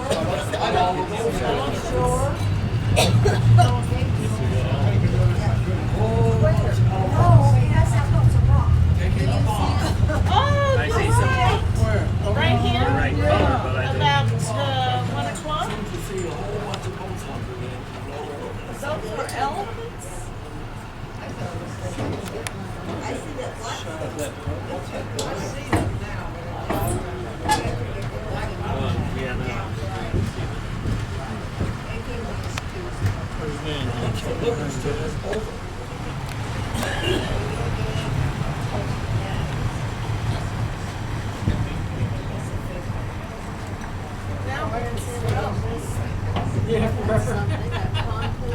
They're up higher, aren't they? New Mexico is. That's a very area.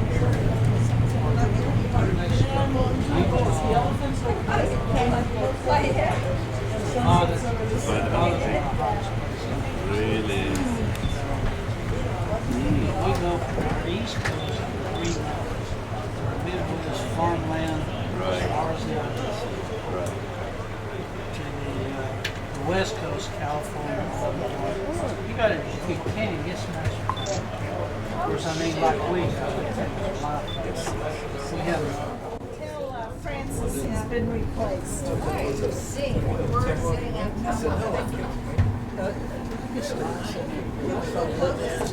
you sit. That's Look at the bird sitting on the back of the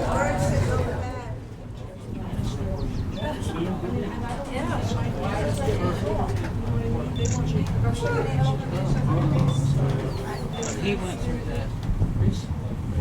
Oh yeah, you got him.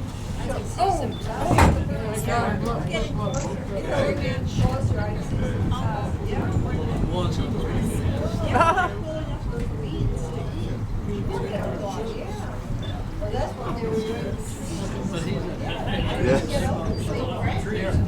All right. Really? Isn't that some side? You don't see stuff. Must be tough boys.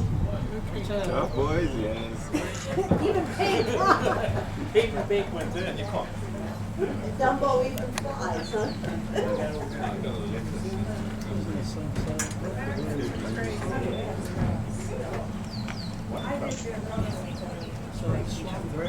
We're gonna have a sunset too. What else you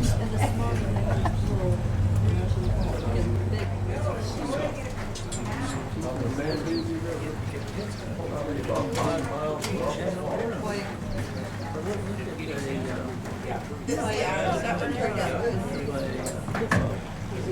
Probably got it that way. Birdie's there. Sure, birdie right there. And they have the body, they just use the legs. Look at the walrus. Yeah. The seal. And those flippers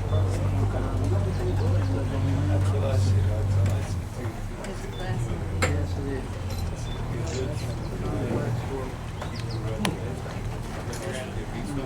And the more I'm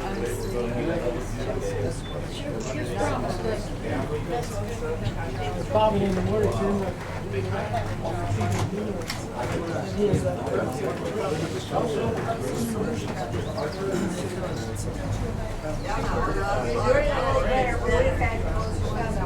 Yeah.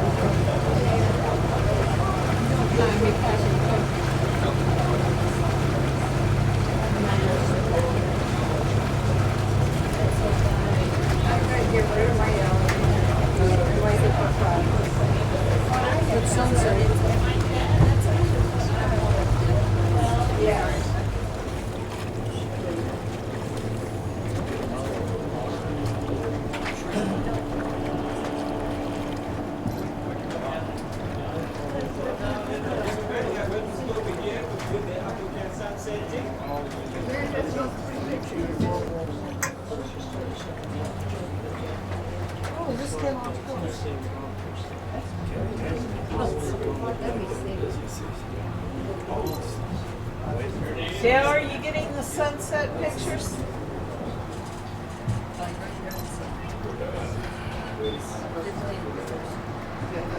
It's setting, you know. And then the sweet little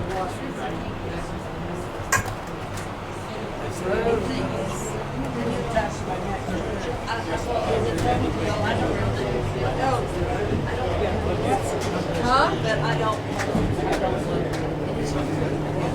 That isn't yours. I think so. He doesn't. And it's several white trees. Yeah, that's what I was looking for. You can't get the trees. They're not as pretty as the ones we saw in Chobe.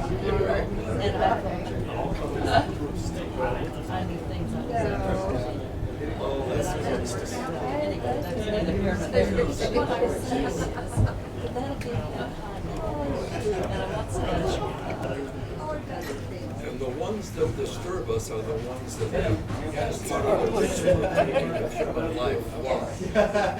We have different. There she goes. And then they take Oh, there it is.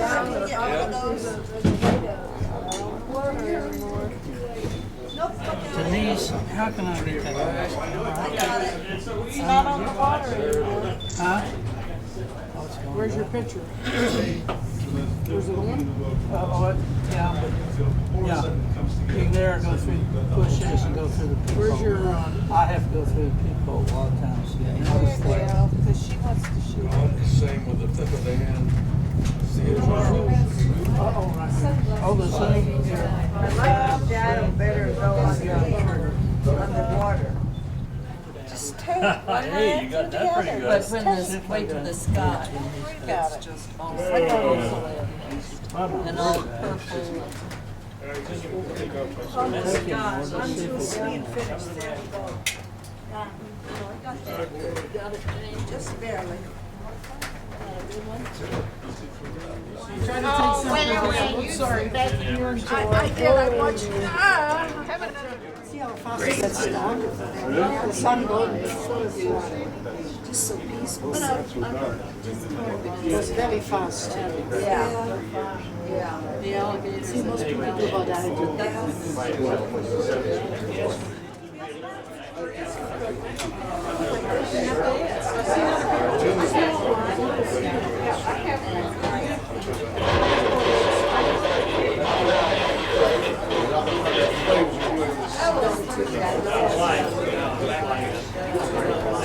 Right, exactly.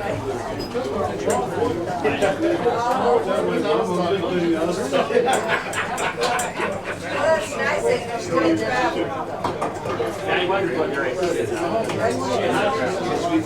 Yeah, that makes a big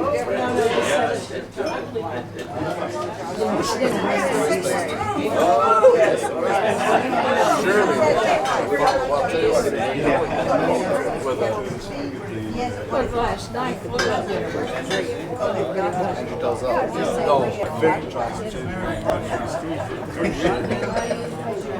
Andrew's very when you have the gut feeling, this is what I want to do, just do it. What he does is Yes. Good. Okay. Here we do have our buffet, which is our buffet at the side. And then we've got our little bar on that side. Sorry, we switch off the light so that you can not see it, but there's a bar that side. On our bar. Good evening, ladies and gentlemen. Good evening. I cannot hear you all. Evening, ladies and gentlemen. Good evening. First of all, I welcome you into Africa Bush dinner.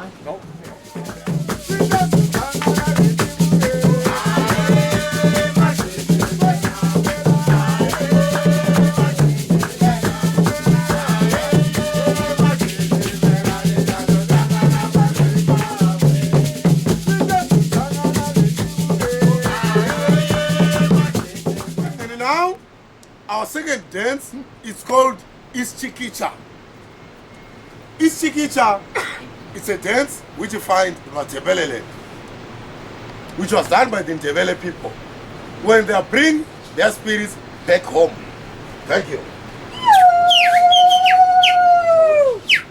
Yalam jalisu yalam, yalam jalisu yalam, yalam jalisu yalam, yalam jalisu yalam.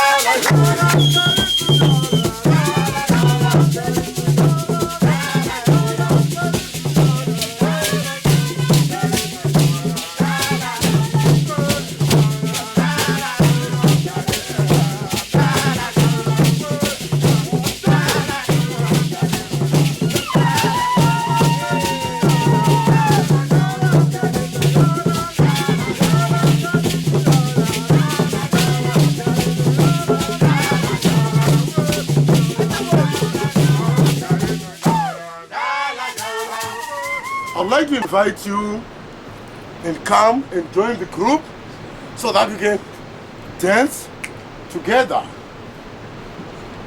Are you ready? Yeah, well, I'm waiting for you to come.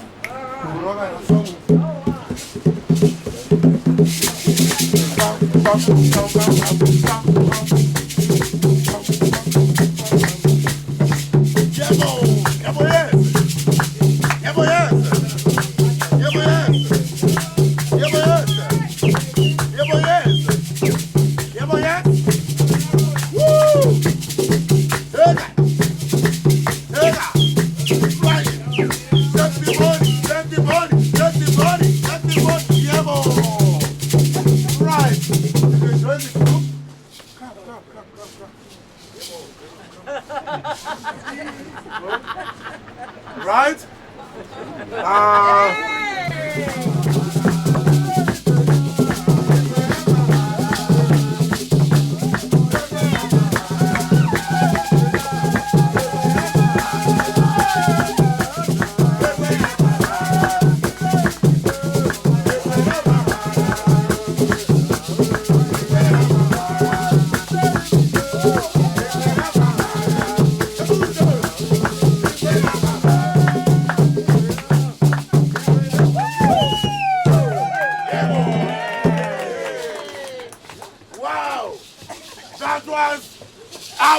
Zambezi.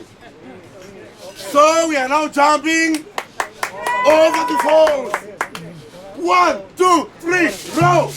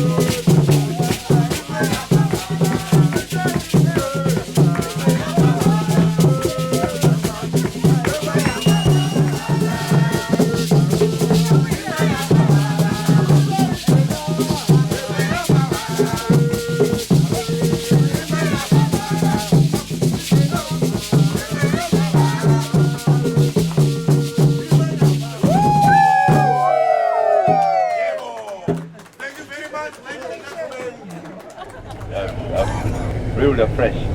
To your left hand side is our beer hall. If you want to taste our local beer, Chibuku. Oh, can you see these women carrying babies at the back? Can you see them?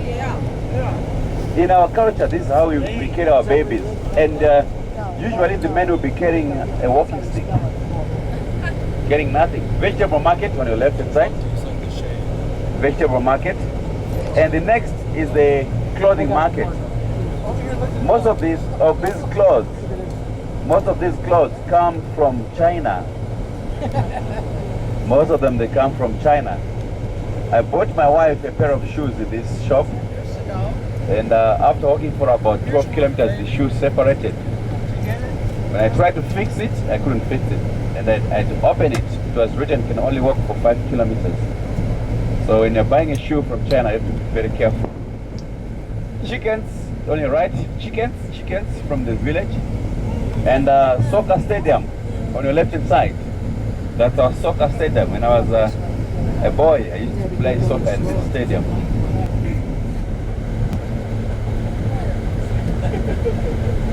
Right there on the left. It's kind of ancient history, like about 12 months. The next building on your left is the post office, and behind the post office we've got the community hall. So these are shops. These are our shops where we buy our groceries. Another baby. Oh, many are busy in Victoria Falls. Oh, more babies on your left. More and more babies. Clinic on your left. I'm sure today they are taking babies for vaccination. That's why we see a lot of babies.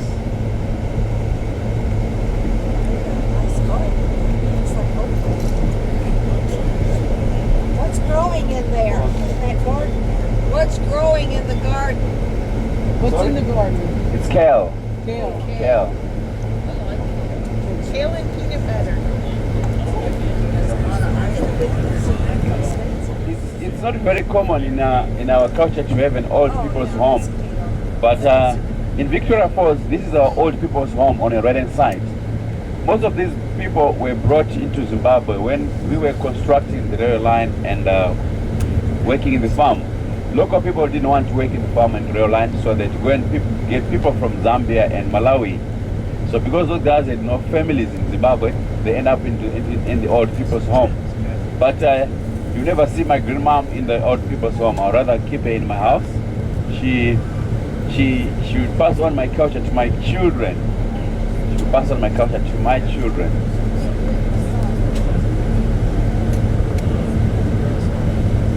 Roman Catholic on your right hand side. This is Roman Catholic.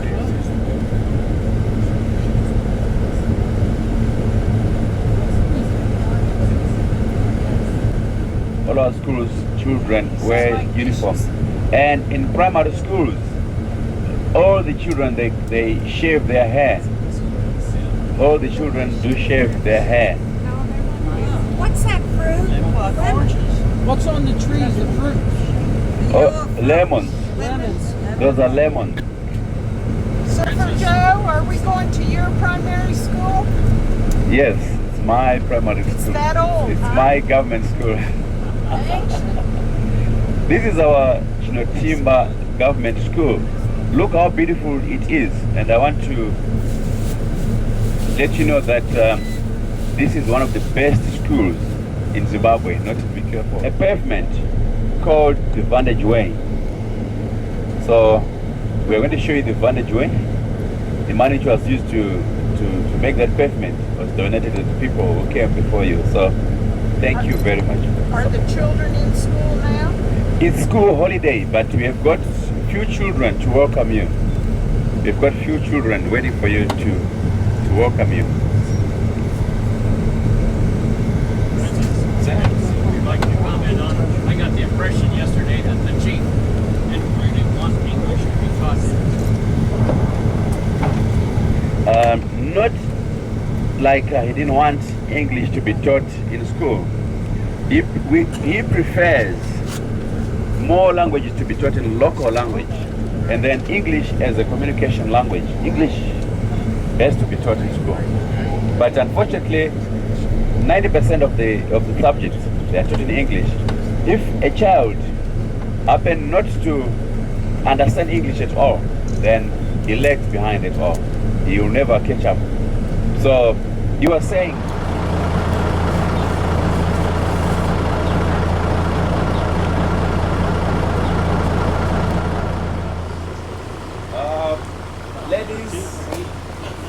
ladies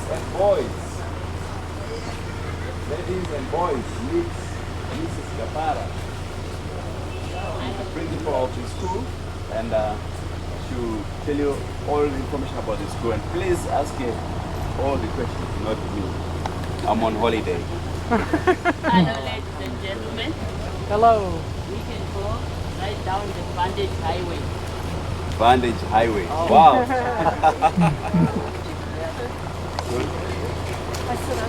Those who went to Stanley's house for dinner. Yes. After we come from that house, she's in that office. You can say hi to her. Oh, okay. Yes. That's what I say. When it's there for one day, you say you're on holiday. The woman Out to lunch. Why are they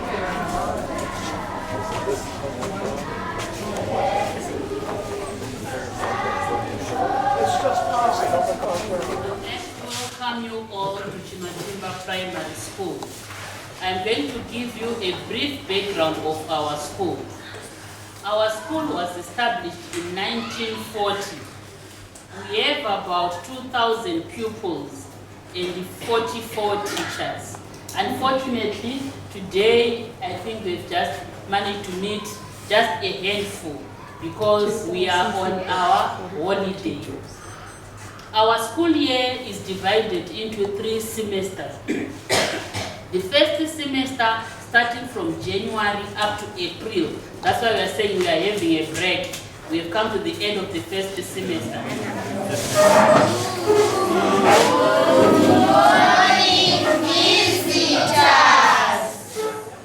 Good morning, how are you? Fine, Vincent. How are you? We are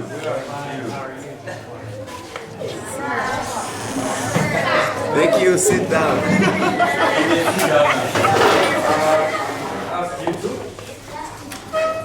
Plastic. No. That's correct. That's plastic. See. Number 39. Freedom. Okay. They are just like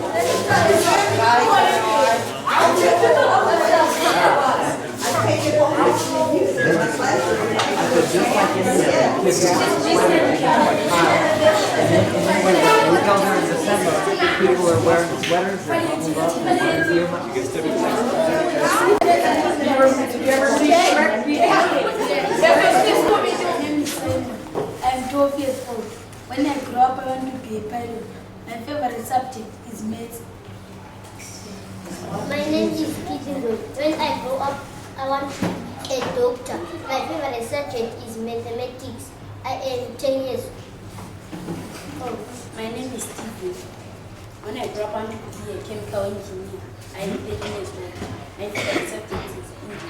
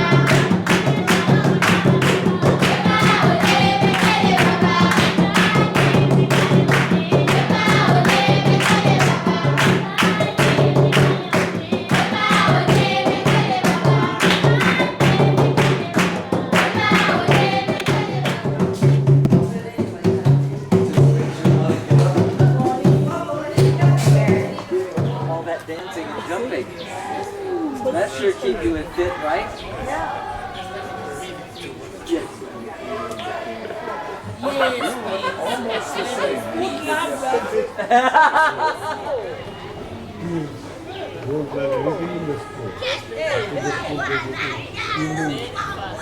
They have all these people that give private tuitions, and that's what it's Very They all go to tuitions at night. And in the classroom, they play around all day. When you have to pay, definitely somebody will remind you.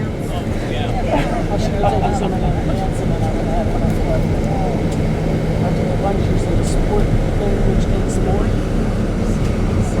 God bless. The newest one last month on that.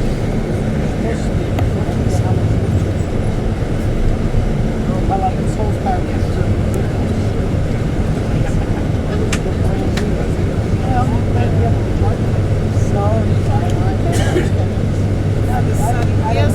Can you see a lot of kale on your right? A lot of kale.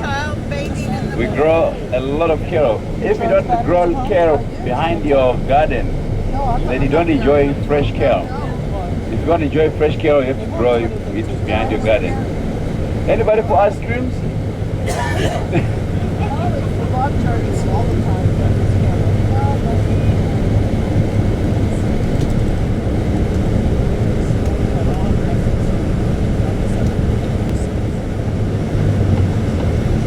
Please avoid taking pictures at the border. Avoid taking pictures at the border. Will you tell us when we're to the border? Yes, I will let you know. I'll remind you. I'll remind you. So this is your last moment in Zimbabwe. We're now approaching the bridge. This bridge has been standing for 100 years, slightly over 100 years. It was constructed in 1905. This is where we do official bungee. How many of you are trying to do bungee? Jane, you must be the first one. And Arun, you're present for the... Sorry? You're present? The president come to greet him? Oh, yeah. The president is coming to greet Arun. That's why we had to stop here. We offer you guys a free bungee on your birthday for free.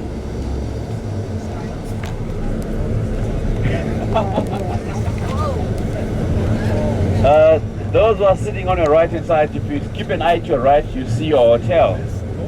Those who are, we're not allowed to stop on the bus on the bridge, so we cannot stop. Just a glance of your hotel on your right, and then a glance of the falls on your left. And down here below the bridge, there's a boiling pot. You see, it looks like it's boiling. That's why they call it a boiling pot.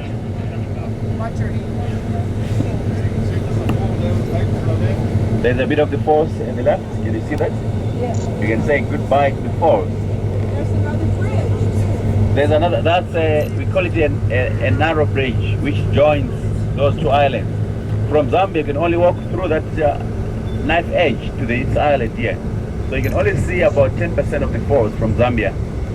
You saw about 90% from my side. We are now in Zambia. We are now in Zambia.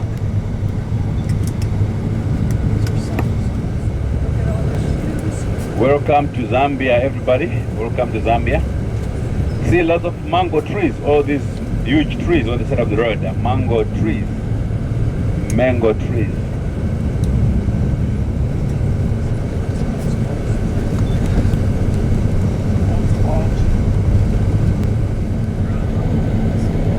There's a building in front of us, slightly to the left. That's the Livingstone Museum. The Livingstone Museum.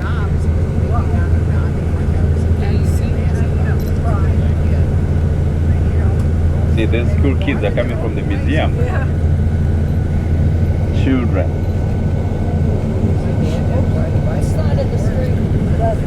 To the left, that's Livingstone Museum on the left side. Livingstone Museum.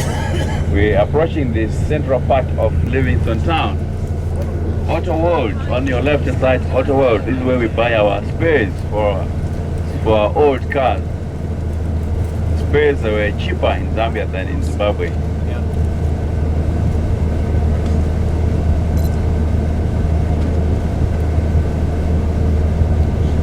Hungry lion on the right hand side. Are you hungry lions? Are you hungry lions? The money they use in Zambia is called kwacha, and the exchange rate of kwacha to dollar, you get approximately 5,000 kwacha. 5,000 kwacha to a dollar. You get approximately 5,000 kwacha to a dollar. And I heard that they want to remove zeros. They want to remove zeros like what we used to do in Zimbabwe a few years back. Our money was losing value every day, and our inflation rate was about 2,500% inflation rate. So every 3-4 months we used to remove zeros out of our money. Our biggest denomination was 100 trillion. 100 trillion. Did I tell you a story about our trillion? Folks, we'll shortly be coming to Livingston Airport. When we get to the airport, there are porters there. Take your boarding pass and your carry-on, your hand baggage, and proceed through to immigration, where you show your passport. Okay? They will then stamp your passport out of Zambia. You are then in transit. We sit down and we wait until the flight is called. Francis, thank you very much for your guiding. Look after yourselves, and we'll see you next time. Thank you very much. It's very unfortunate. I have to say goodbye. I know it's sad to say goodbye, but I have to say goodbye. Thank you very much for coming, ladies and gents. It's been a pleasure meeting you. You are a very good group. Let me just say any questions. Thank you very much. You were very easy for me to handle. And please come back again next week. Time for a quick question. How does Livingston get its name? It was named after Dr. Livingston. Livingston, yes. Dr. Livingston named this. It was actually an African village, which he named after himself. And in front of the airport, there is a statue of Livingston, Susi, and Chuma, these two porters. So if you want to take a picture, you can do that. We need to take water bottles out of our carry-on. Yes. Leave Yes. it on the bus. They won't let you through with any liquids. Just like home, you can. Just like US. Just like anywhere else in the world, yes. All right, so don't worry about your big bags like what Mr. Makara said.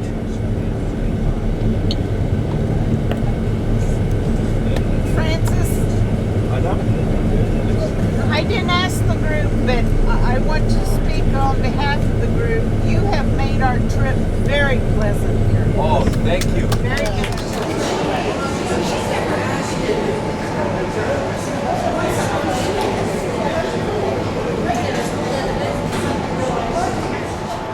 We've been on the go now for a week. And in fact, the beatniks arrived a week ago. And then we go on from Monday, we fly down to the Cape. I have no fears or qualms about flying until I get into an airport terminal. And I realize a thriving business in life insurance going on here. And I think, why?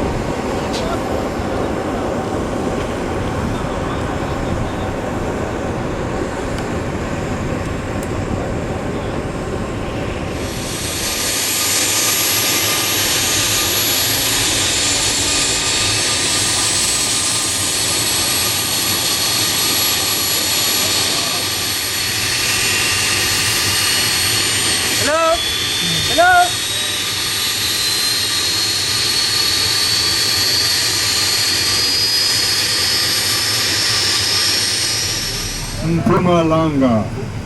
I'll do a Francis on you now. I'll explain what does Mpumalanga mean. The rising of the sun. That's it. That's Yeah, all the it guy is. told me. Very simple. Mpuma means to come out and Langa is sun, so it's the place where the sun comes out. the sun rises. It's the easternmost province in South Africa. And it's in Mpumalanga that is located Nelspruit, the capital, and the Kruger National Park. Okay. Our driver is Elmon. Elmon is an old friend of mine. Says hello. Right, it's going to take us about an hour to get to the hotel. Settle back and relax. Would anybody like some water? Yes. Nobody would like some.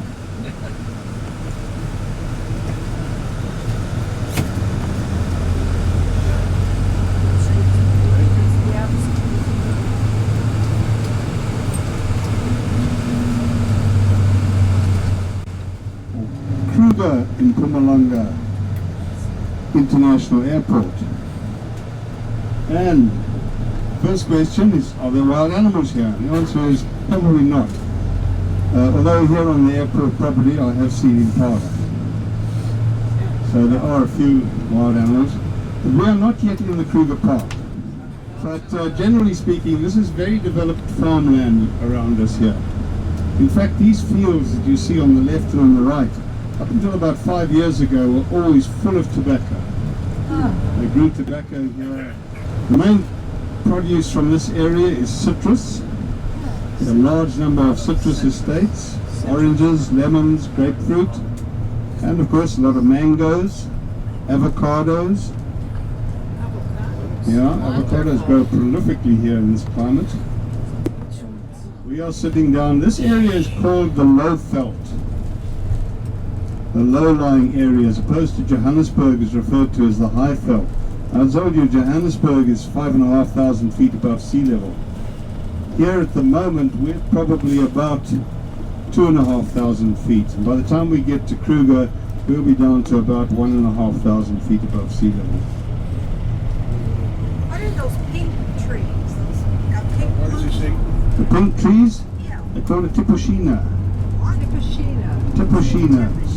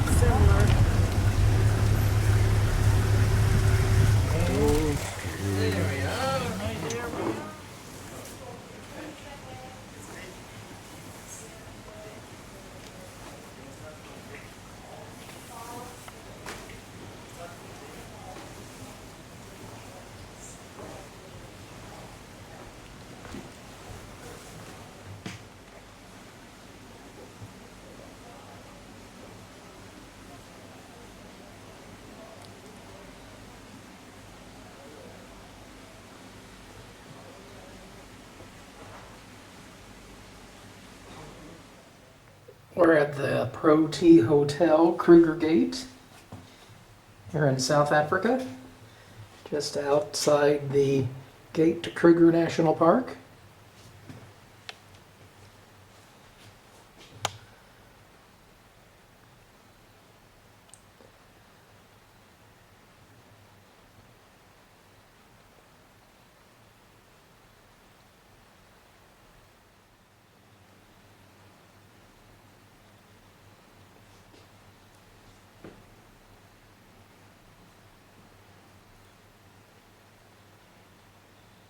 Here that says welcome to Kruger. There's 9 different entrances to Kruger National Park.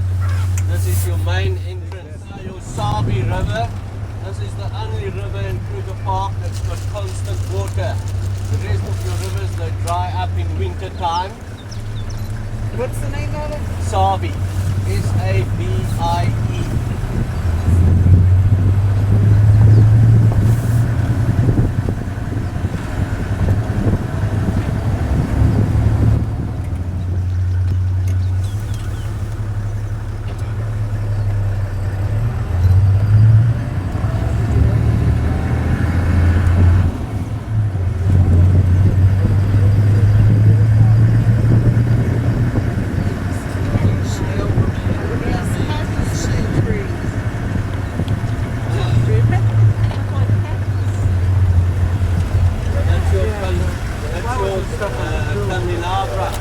Now here on top of the horn, your females got thin horns and the hair grows longer than the horns. See, some of them are dark in color, some of them are lighter in color. It's just a different gene. And the only predator, that's lion. It takes about 3-4 lions to bring one giraffe down. Reason why is your lions will chase them into an area where it's very slippery or into a rocky area. This is a real prize. We We really start our morning off right. Patches without hair, so the hair starts falling out. That is a lack of calcium in the system. So the hair starts falling out, and you often see your giraffe picking one.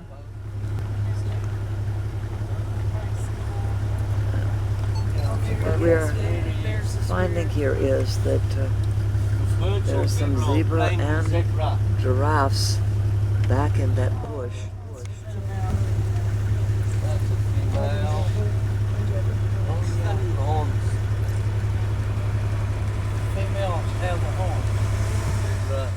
See this one, the stripes goes all around. Where a mountain zebra, the stripe stops halfway. That's the difference between the mountain zebra and the virtual zebra. If you can. Yeah, slow. See? That's the one. See that bird on that giraffe? On his neck. On his neck. That's your red-billed oxpecker. Wow. They eat all the ticks and parasites of the different antelope species. There's a baby as well. Yeah, there comes some up here falling in the sea. Right there. Oh, look That scene down there was wonderful. Zebra and the giraffe together. the baby, Yes. mommy. The third one. There comes all of There them. it Oh is. my, then the giraffe. Oh, beauty. You saw that? Beauty. Yeah. Got the colt and all.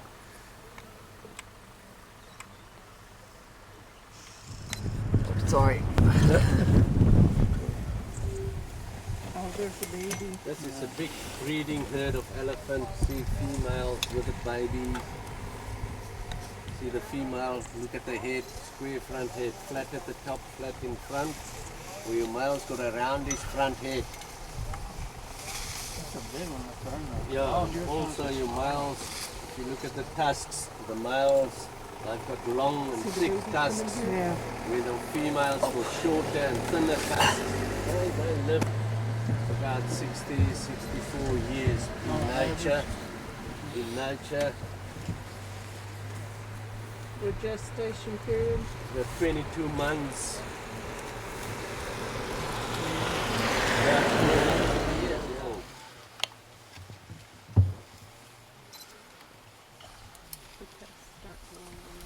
Three years old, yes. If one of the tusks break off, it doesn't grow back. And if you look at your elephant, at the tusks, there's always one shorter than the other one. That's the one they uses the most to break off the bark from the trees. It's also how you can tell if your elephant is left-handed or right-handed. So these are mostly a herd of females. Yeah, you often see one male by itself. Now that is, they leave the breeding herd by themselves when they reach an age between 10 and 12 years. When they go on their own, the only time when your big males come join the females is to mate with themselves off. They often roll in the sand and take a mud bath, throw themselves with water and sand. Oh, look at the two playing. After the mud bath, they will walk up to a tree, scratch themselves against the trees. That's how they get rid of ticks and parasites off their skins.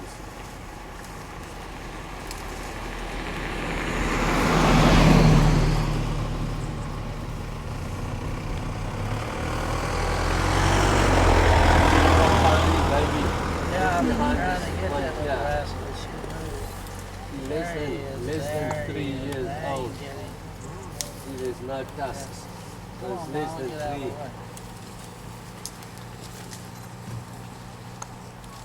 She's holding the pictures. Unlike most animals, their breasts are in front, aren't they? Yeah, On the yeah. legs. You look at your elephants as well. See the breasts are right in front, behind the 2 front legs. Oh, there he comes.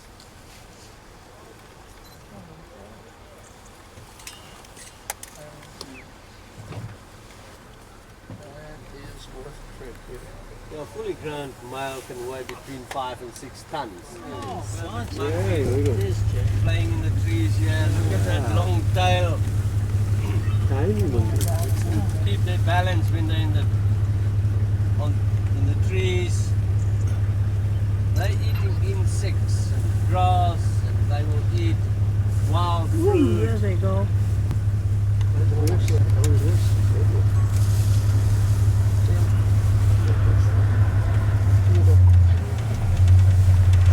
Try a hornbill, trumpeter hornbill.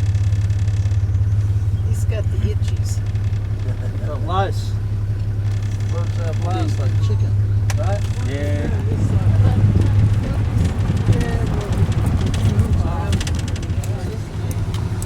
Standing here, often see them at night time out of the water, but during the day they spend their time in the water.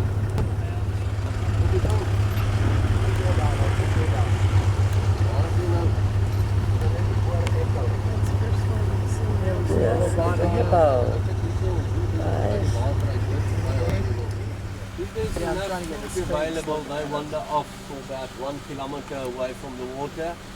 If there's not enough food available, they can wander off for up to 14 kilometers away. So they only use one exit, one entrance to the water is to protect themselves against predators.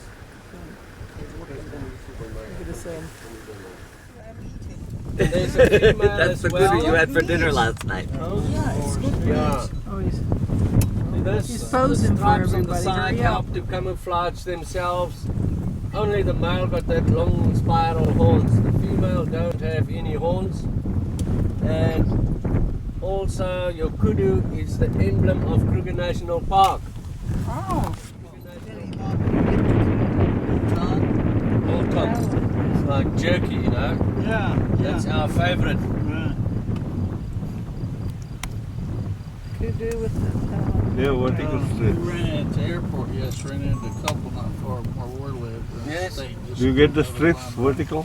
They've been on big game hunt here. The vertical stripes. Right, yeah. Each animal is unique, and they can recognize got a one another warthog. by these stripes. Oh, nice. I don't know if he got an elephant or not. Maybe he did. Move around But he a got a little bunch bit, of but them. Yes. I said, what are you going to do with those? She said, I Them said, all, "Gonna I put said." them away." He said, no, we're going to have to build something. You see him in the road? Got it? Dine. Did you? Yeah. I'm not going to get his. Okay. Yeah, but I'm not going to take his picture. I just want to enjoy it. Sometimes taking so many pictures, I'm not enjoying seeing the scene.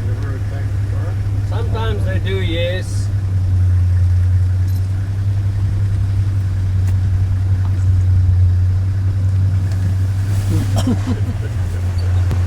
See a wild marijuana, these things with the round things on it. Wild marijuana? Yes. Like that orange flower. Another breeding herd. Young ones, females, young males. Wow. At what age do they kick the males out? No, they don't kick. The males leave by themselves when they're about 10 years old. The hippo's getting up. The hippo got up. See, that hippo is getting too hot now in the sun, so he will eventually move back to the water. Jump off the bank. Who is? So they can stay underwater for about up to 6 minutes. There you go. And they don't swim, they walk underwater.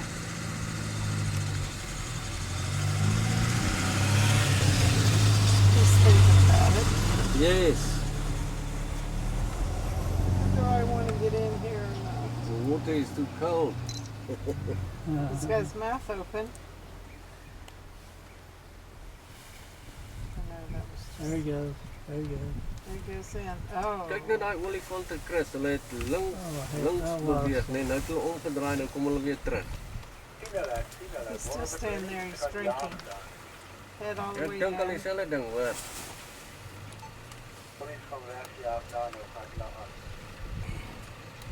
Top of the horn, both on top.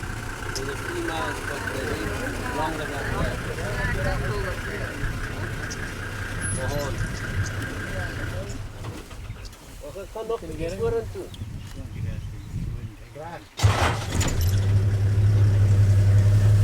I'm just going a little bit forward for the other vehicle to see.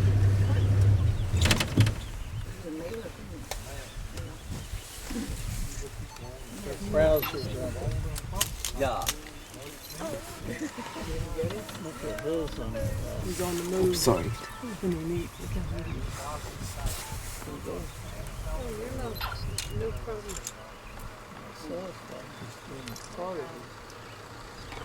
That's got the same amount of vertebrae in his neck as the human being.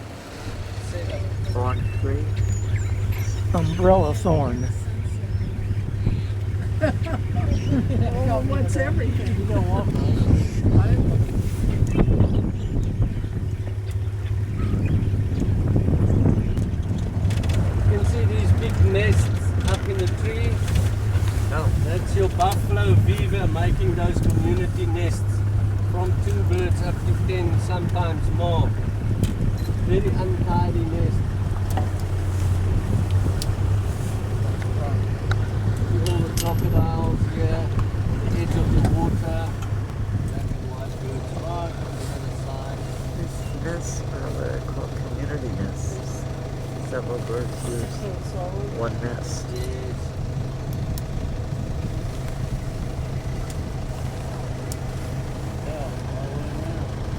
Oh, the fox right here in the water. Just his head sticking out. You can see the silver gray rock. He's out here. Take a picture here. What is that? Step out and make a picture. No, I don't think so.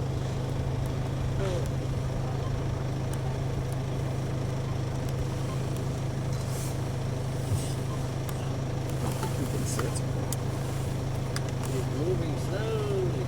Is that a big croc straight through there almost? a crocodile. Up out of the water, looks like a Sticking his rock. head out. Yes. Yeah, see him over there? Little To the left of the big tree, standing there, looks like a rock. Deleting the stuff. If you look at Hopefully the make marabou sure. That'd be a stalks, good picture. look at the Send it to legs, somebody at work. very white in color. Like they urinate on their Must be legs the to baby. bring their body temperature down. Now you can see the croc. See him, Denise? He's turned sideways. Must be a mommy hippo. Yeah, you can see the baby following there. Crocs all over the place. Yes. Out in the water? Yeah, I can see them look like, well, they Right come here? up. Yeah, Where? well, there's one right here. See his head? Shoot right, well, it just, see, Yeah, we you went sure over. it's not a hippo? But look over here. That's a hippo here.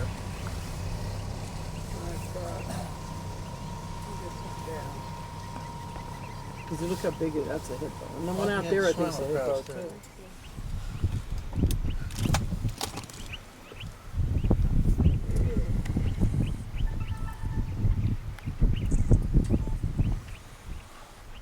Now, what's this concrete bunker? What's that been in the There's a past? pump inside that can pump water.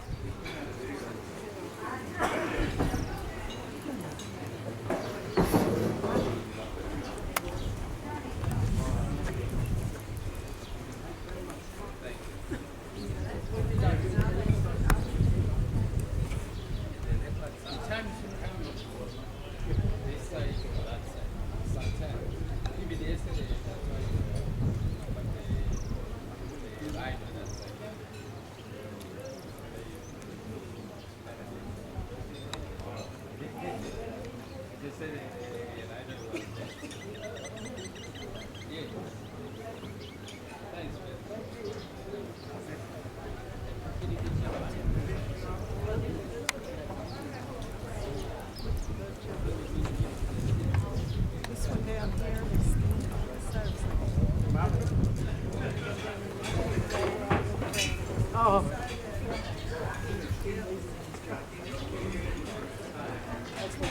What stress could there be? I like them on my lap when I take pictures. And the animals, I mean, you know.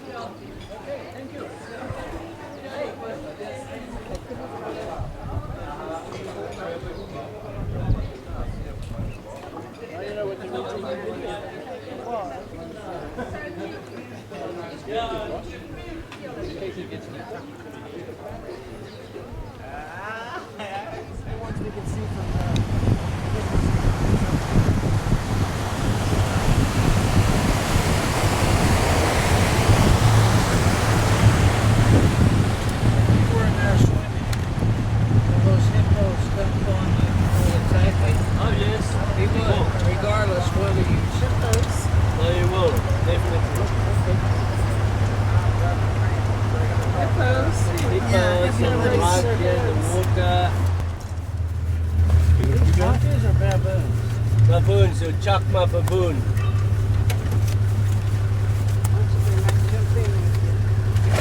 Can you see?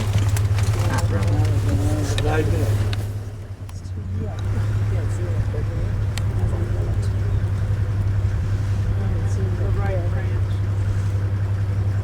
The huge one. See? The big one is there, behind it. His back is toothed. His arms hanging down. His branch to the right. They bark like a dog. Yes, if there's any danger close by, you see that. When they move, do they move fast? Oh, they do run. Well, they're sometimes. bigger than I thought. They love these open savanna areas. Wildebeest. Yes, you see, look at the horns. The female's got smaller horns, and your male got a totally black face, where your female got a brown patch between the horns. Is this a female? That species, and that eat the longer grass, where the rest is not so heavy grass. Buffaloes. And then of course they've got that spikes running down the side. Just standing. The correct name Just for standing there, yes.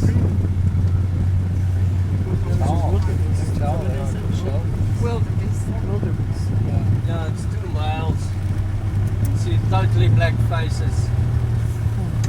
They have nothing better to do. Well, now we've seen a wildebeest and a giraffe. They have that. And zebra. And a zebra. And a zebra. We're down to your rhino. Francis. I'm like, They got like 4 on and there's 12 on. I'm sorry.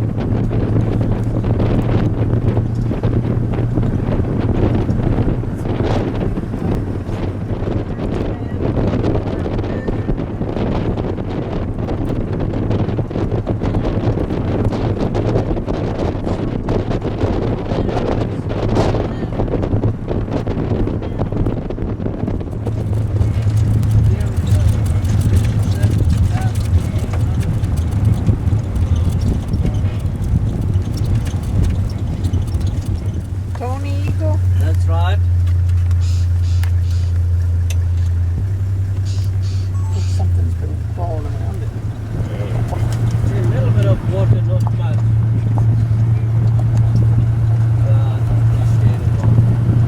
Also, that's your oxpecker. And they also It's wonderful. use the hair of different antelopes to line the nest out on the inside. Pulling the hair out.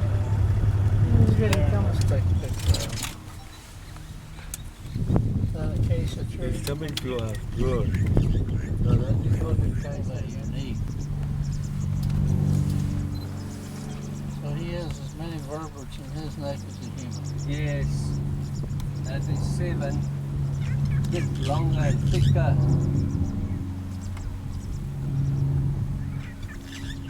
But lots of birds on. He's scratching himself now.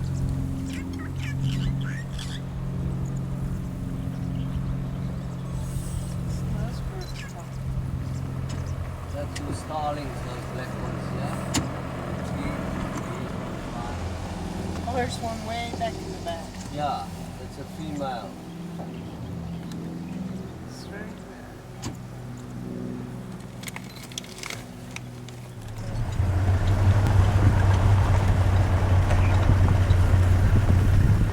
They're not afraid, they get used to the vehicles. Yeah, there's the koala standing over there, that opening.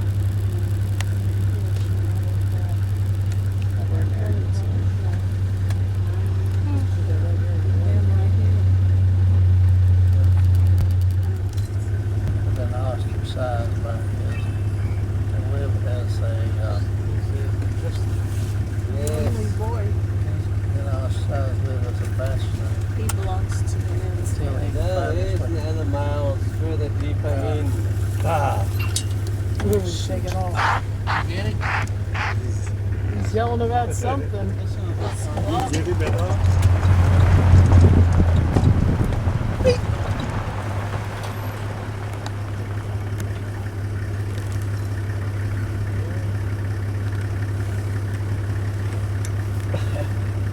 We want Yeah, there's more there. See the other ones, yeah.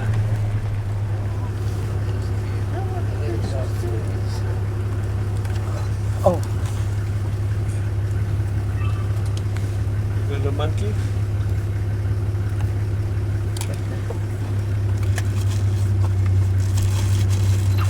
Doesn't get any better than that. We're just watching this birds. He's gonna cross the street and then Lost there.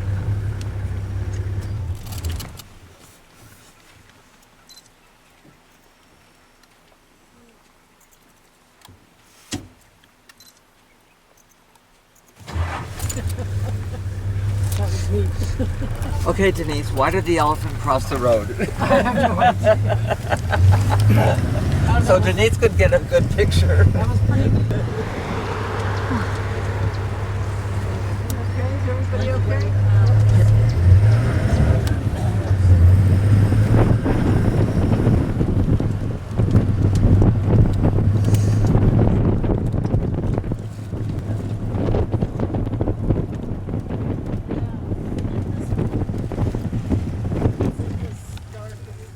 There's several I see Mr. gates, Kruger. northeast, Yeah, southwest. This is not the real Kruger Gate. Person having the wherewithal to come to a wilderness like this when he was here Mm. and make a name for himself like that.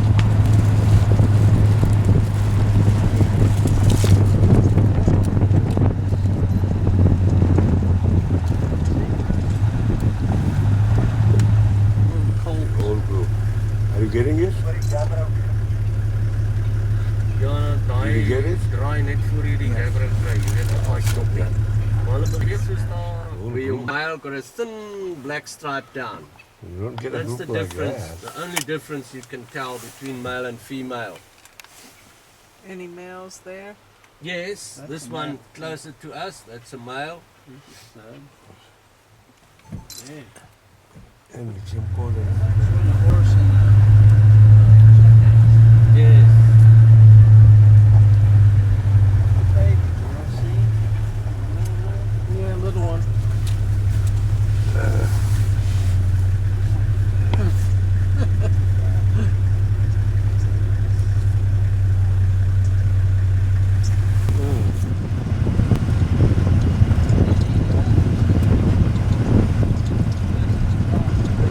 They just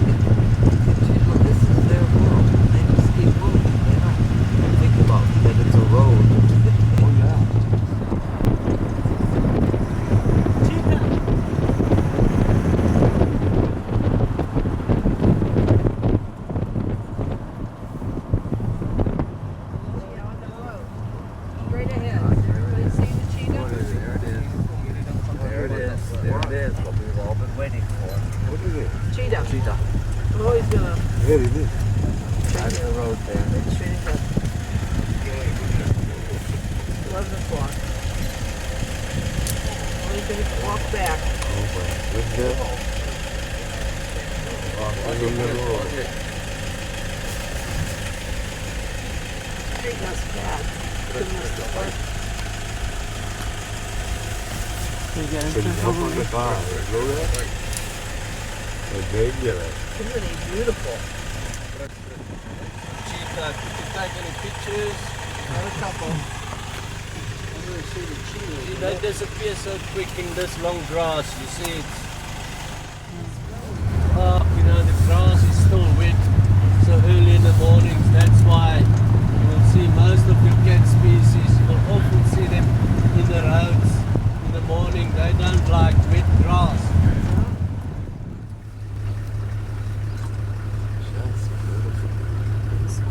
Oh, it's beautiful.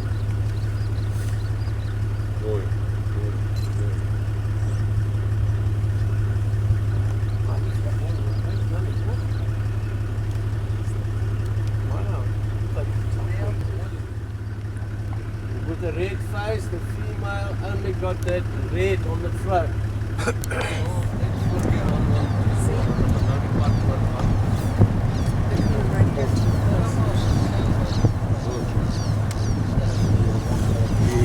Yes.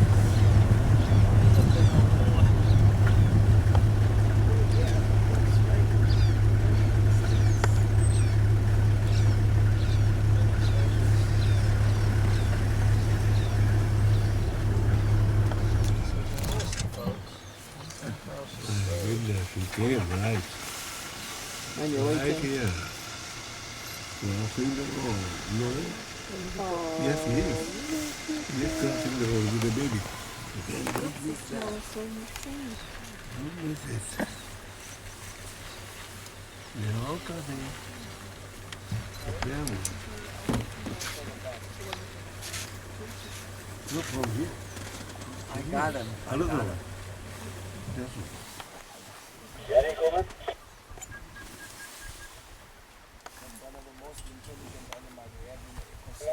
Ready? Three of them. Look at that baby. Three of them with the baby too. Wonderful. Take it to them. Are you taking it?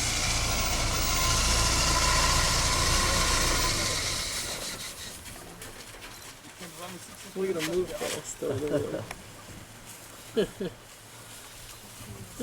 Oh, they're a Oh, little changing confused by all the cars. Seems.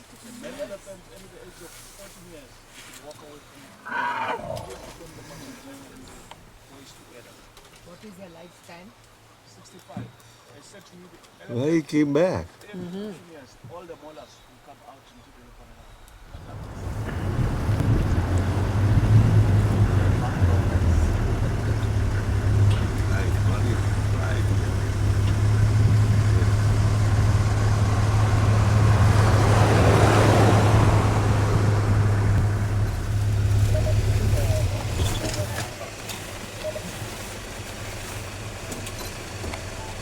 It's the female. You can see the babies right in front of the female there.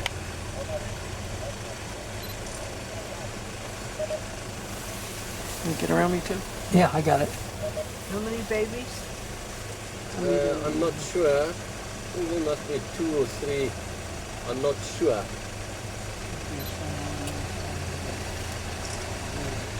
That's a baby. How many lions are in the park? 2,000. He's a little lion. Ja, trek, 5 uit 5 is warm. Sy lê mooi oop.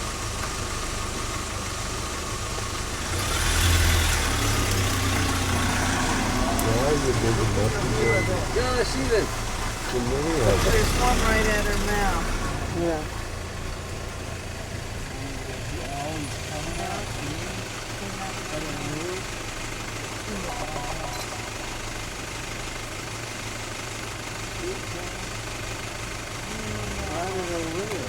Yeah, it's the babies.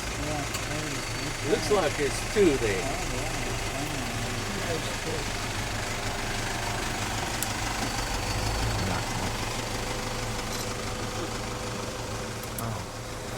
Oh, we're lucky. So we had 2 of the cats so far.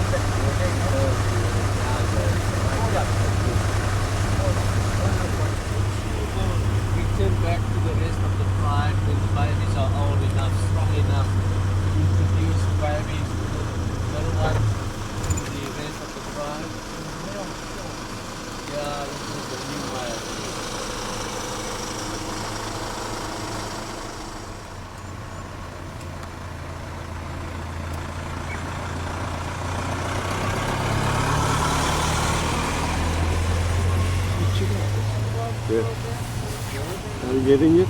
No.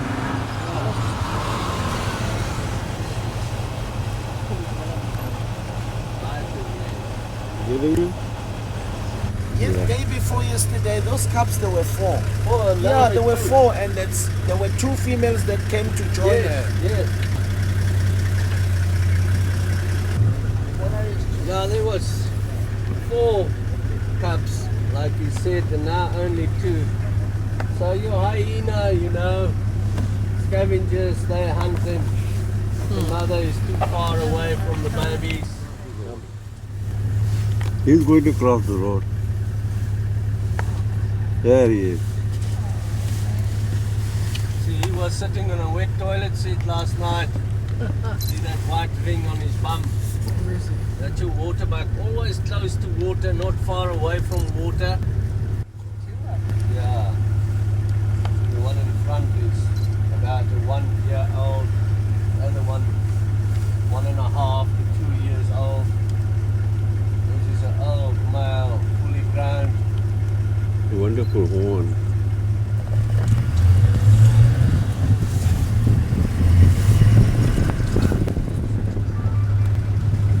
Young ones there. Oh, I'm sorry.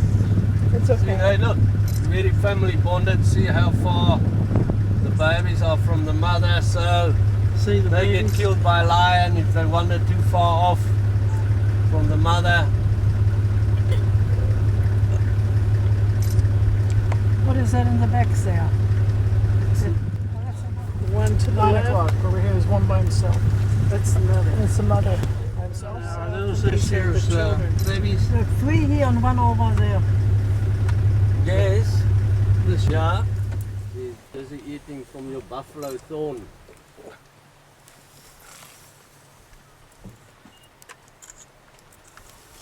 Got it? No fear of him. Should we get him?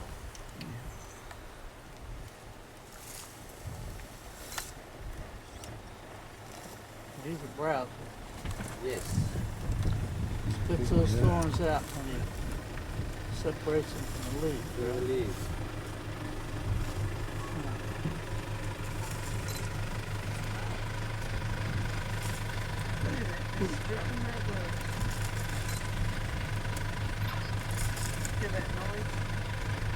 Look at the bird on its Yeah, your oxpecker.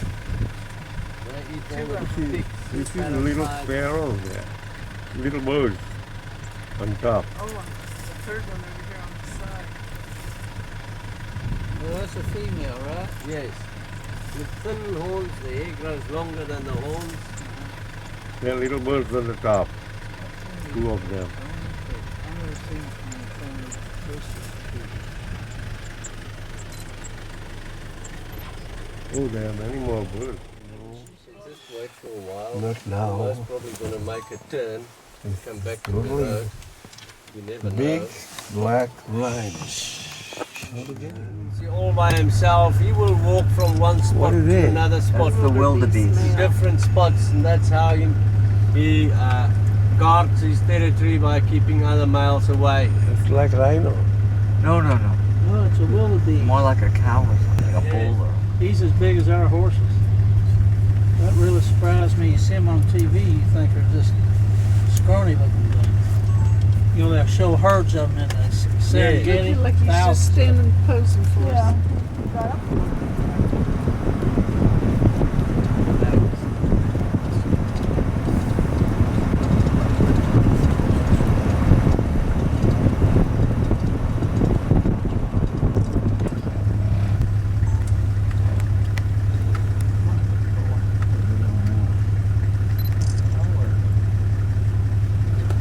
Take camcorder. Camcorder.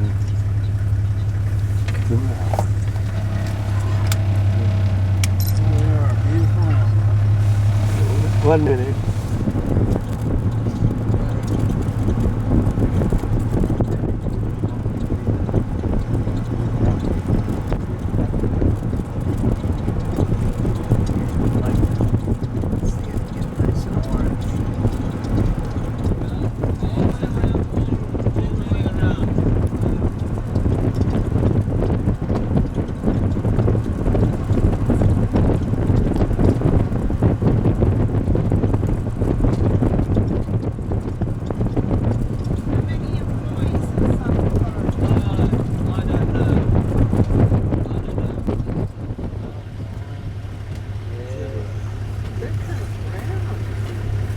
They roll in the sand.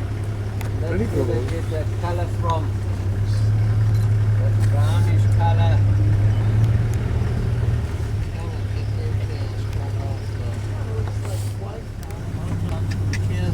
It's cold, freezing out, you grab the tail, you pull the tail right off. Is that right? And I pull them off. Here's the tail, yeah. This one came up. This one. When he raises his head, then he's praying.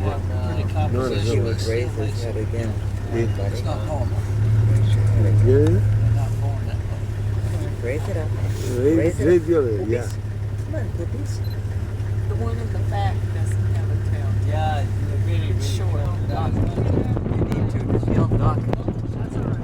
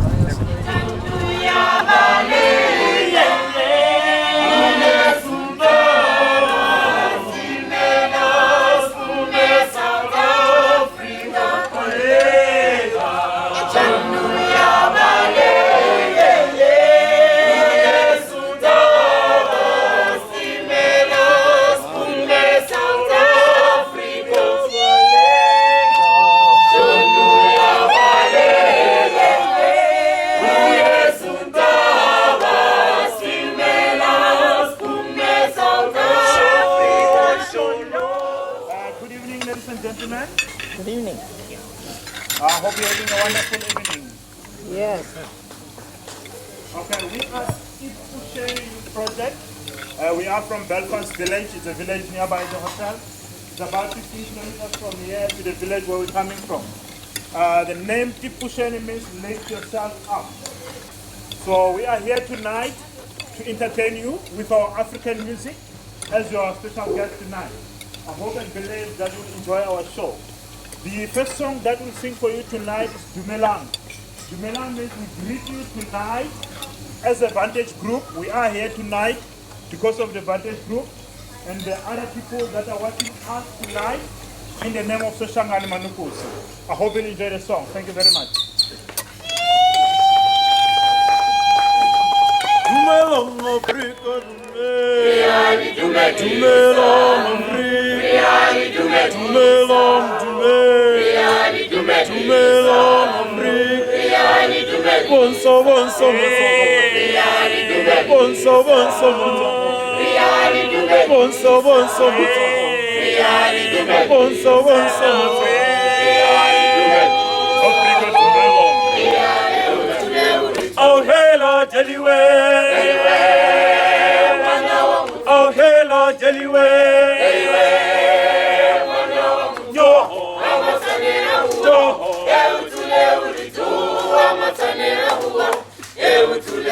Oh hello Jeliwe Oh hello Jeliwe Yo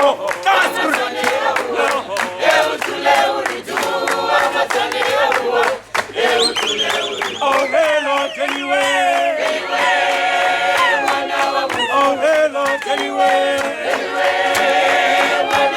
Yo Yo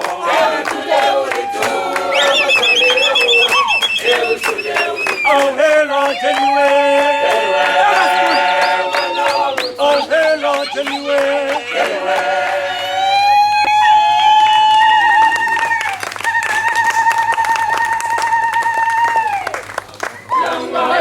Shonile, sesi kumbule makaya. Langali shonile, sesi kumbule makaya. Langali shonile, sesi kumbule makaya. Hey mama, hey mama, hey mama, hey mama, hey mama, hey mama, hey mama, hey mama, hey mama, hey mama.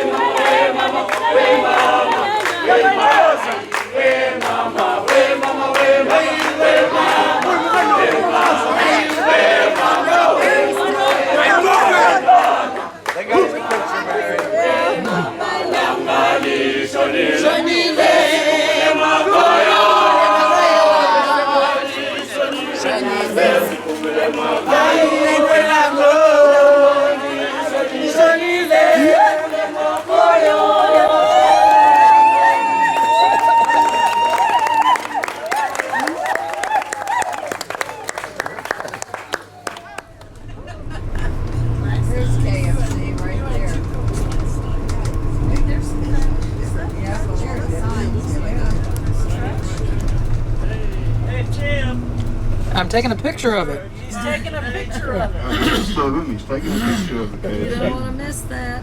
Nice one too. You should run in there, Tim. See if they'd honor you. Could Maybe be. they would set us all up with a lunch, Tim.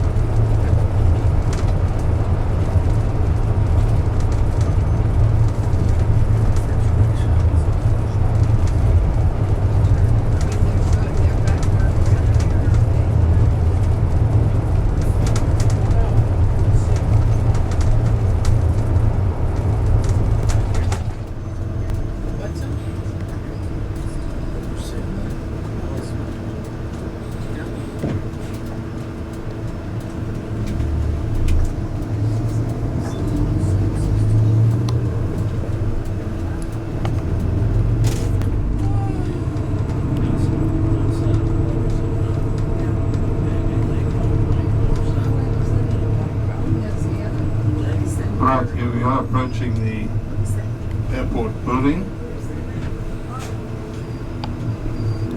Stay there in those stones. Well, we did see a little. Yes, we did. We would take a picture of it. Right, when we get to the airport building, there will be protests to help us, but get your baggage, put it on a trolley and bring it inside. I'm going to go inside and see if we've got our boarding passes printed. See you inside and hopefully be able to distribute them to you.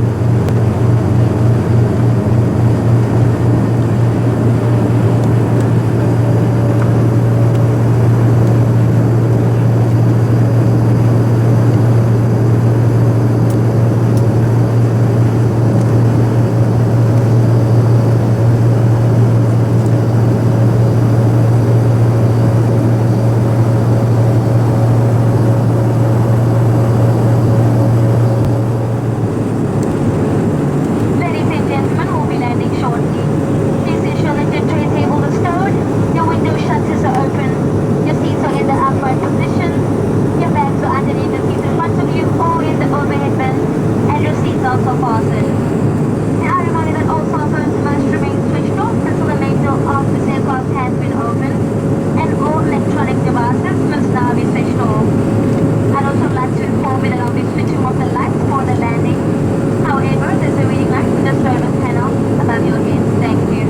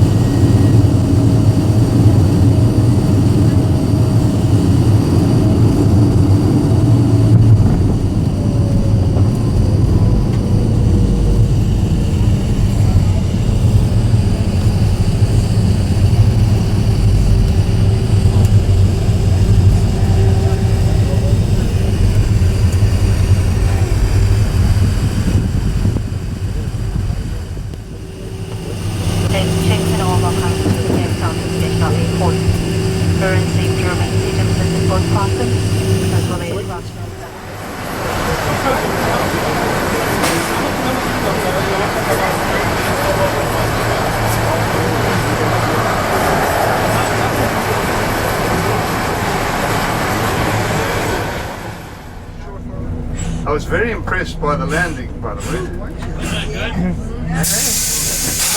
That's what happens when you get a lady pilot. Straight ahead of us, you will see Table Mountain. Okay, that's Table Mountain. It is not the normal view of Table Mountain because we're looking at it from the eastern side. We are to the east of Table Mountain. That's looking at it long ways on.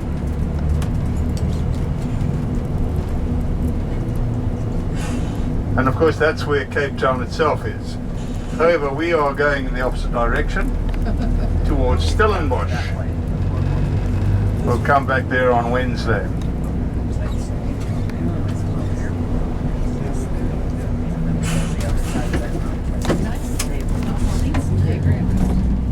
You can see our airport is a very smart airport here. They renovated for the 2010 Soccer World Cup. So, as you can see, it's very modern and very up to date. And that big tower ahead of us with a football on its head, or what looks like a football, that's the control tower for the airport. Now we're going to go through some industrial area, and then we will join the motorway, the N2 motorway, which leads us out towards Stellenbosch. Right, and on our right, or just ahead of us, and now on the right, that is the shanty towns, the squatter camps of various different places, the most famous one being Khayelitsha. You can see all these little shanties are all made of corrugated iron and wood and whatever people can scrounge around. They all have electricity, incidentally, as you can see by all the electric power lines. And if you look very carefully, you'll see a lot of them have satellite dishes on their roofs. People say, well, why would people live in places like that? Because they can't find anything else. One of the main reasons. And besides which, if you've got your satellite television and you've probably got a decent bed to sleep on, and you don't have to pay any rent. Water comes from a communal water point. You will see in amongst all these places, you will see quite a lot of little outhouses. So the waterborne sanitation, of course, is not there. The idea behind all this is that eventually it will be replaced by what we call, or what's natively called, RDP housing. The wheels of government take a long time to turn. And in the meantime, people got to live somewhere.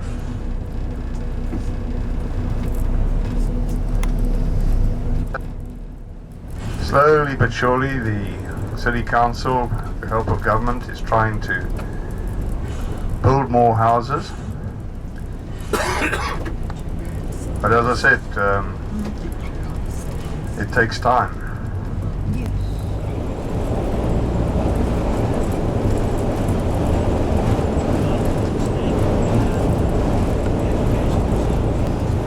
Well, we've arrived in very nice weather, just a bit blowy, a little bit of a wind, and at least the sun is shining.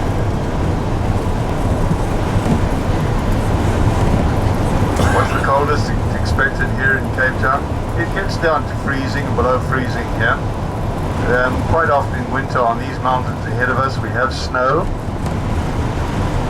So it does get very cold, and of course, as I've said, in the Cape, the winter time is the rainfall time. So not only do you get cold weather, but you get rain as well. Which is why I left Cape Town originally. Cold and wet was not my idea of fun.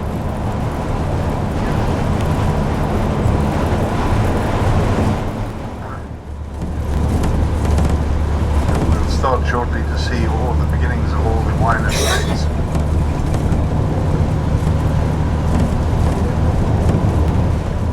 And of course they have the hotel, which they call the village, built in the shape of a traditional village found in Stellenbosch.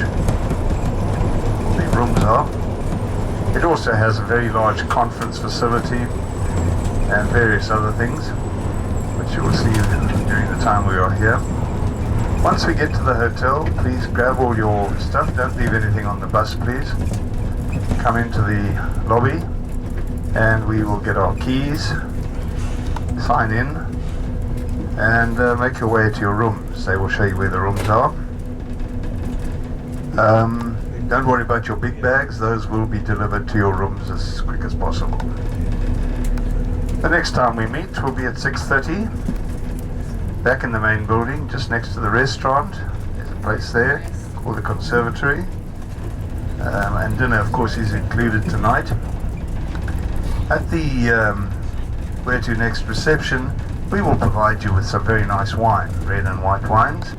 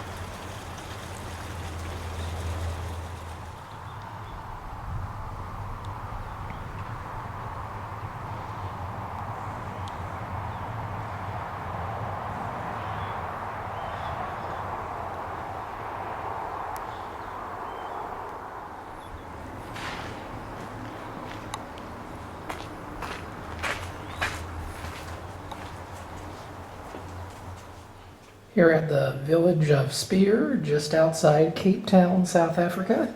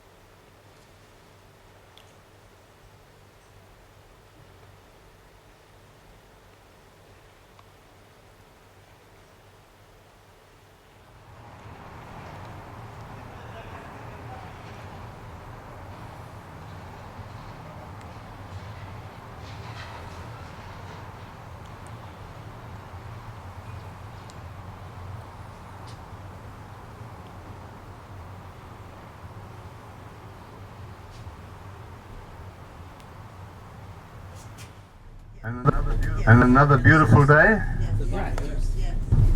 Alright, we're going to do our tour of the winelands today. It's quite a pleasant, easy day. And I think you're going to enjoy it. We start off with a visit to Stellenbosch. We'll take a drive through Stellenbosch. I'll point out some things along the way. Then we will stop for about 45 minutes. We can take a walk around the town and visit some of the little shops. Right, here we come now to some of the old buildings on the right, which you can see. A traditional thatch roof with the gables at the end and usually a gable at the middle. And this one on the immediate right now, you can see the round plaque on the next to the door that designates it as a national monument. The second thing you will notice that in Stellenbosch are a large number of oak trees.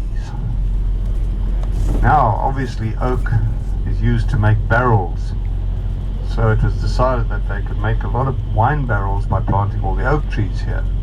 It's a wonderful idea, except that our climate here is so good, so much sunshine, so much rain, that the oak trees, when they started making the barrels, all leaked because the wood had grown too fast and was too soft and too porous.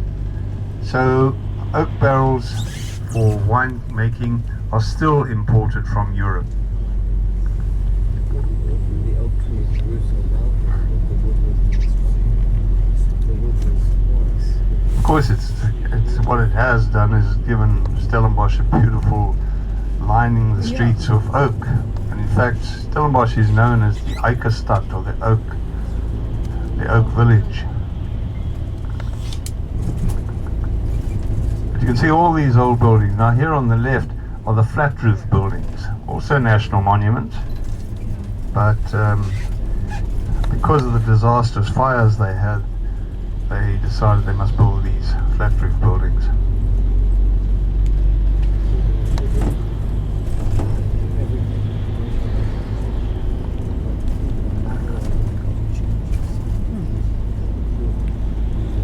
Universiteit met vakansie nou, hè?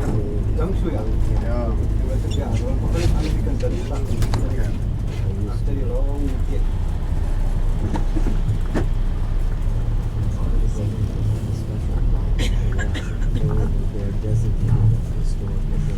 Right, we're going to turn now to the left, to the central square of Stellenbosch, known as the Braak. B-R-A-A-K, the Braak area. There obviously was a stream here, or a fountain here at one time, but the water was very brack and it got known as the Braak area, or the Braak. And it was the central area of Stellenbosch, where all the farmers would bring their produce, including their wines, to come and sell. Around the edge of the Braak, this green square in the middle is the central square. On our left is the Dutch Reformed Church and the big bells. Yeah, you can see a lot of the trees are starting to turn now. It is our fall.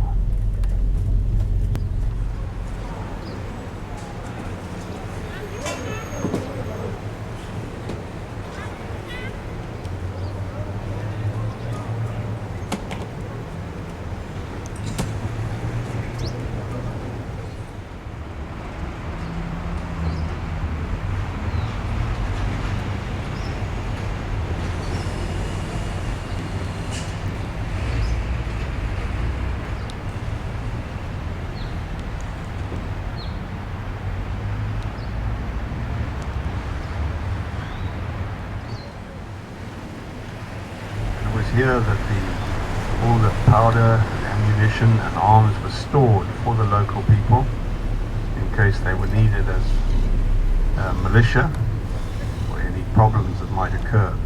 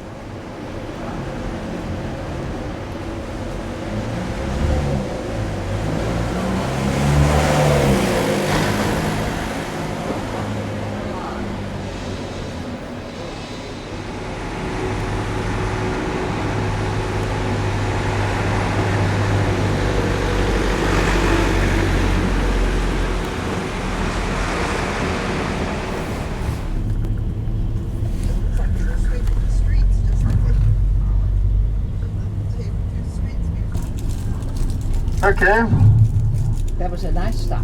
we're now going to make our way out of Stellenbosch. You'll also see there are a lot of restaurants and wine houses dotted around. Stellenbosch's other claim to fame, of course, is the University of Stellenbosch. Very beautiful old university. The second oldest university in the Cape, in South Africa for that matter. You have to be 18 years old to drink, you have to be 18 years old to drive, and you have to be 18 years old to vote. I think there's a correlation there somewhere, I'm not sure. What about armed services? Do they have to serve in a military? It's all volunteer. Military is all volunteer in South Africa. It was just we're going to drive through to the winelands, across to the prison, where the Drakenstein Prison, where the statue of Nelson Mandela stands, and from there on we'll go through to Franschhoek. The hell, what kind of cattle are those on the right?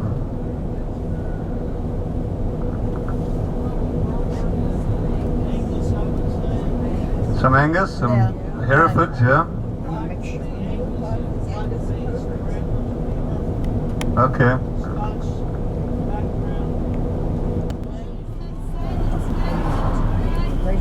Sorry?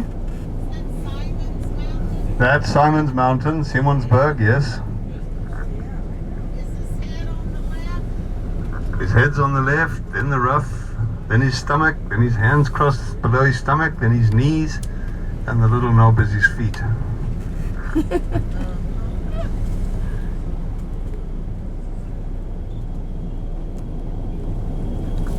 These are vineyards that are going to be developed going up the mountain. Some kind of Vineyards, yeah. Vineyards like these fully slopey areas. They drain well. something I don't remember about the frost too.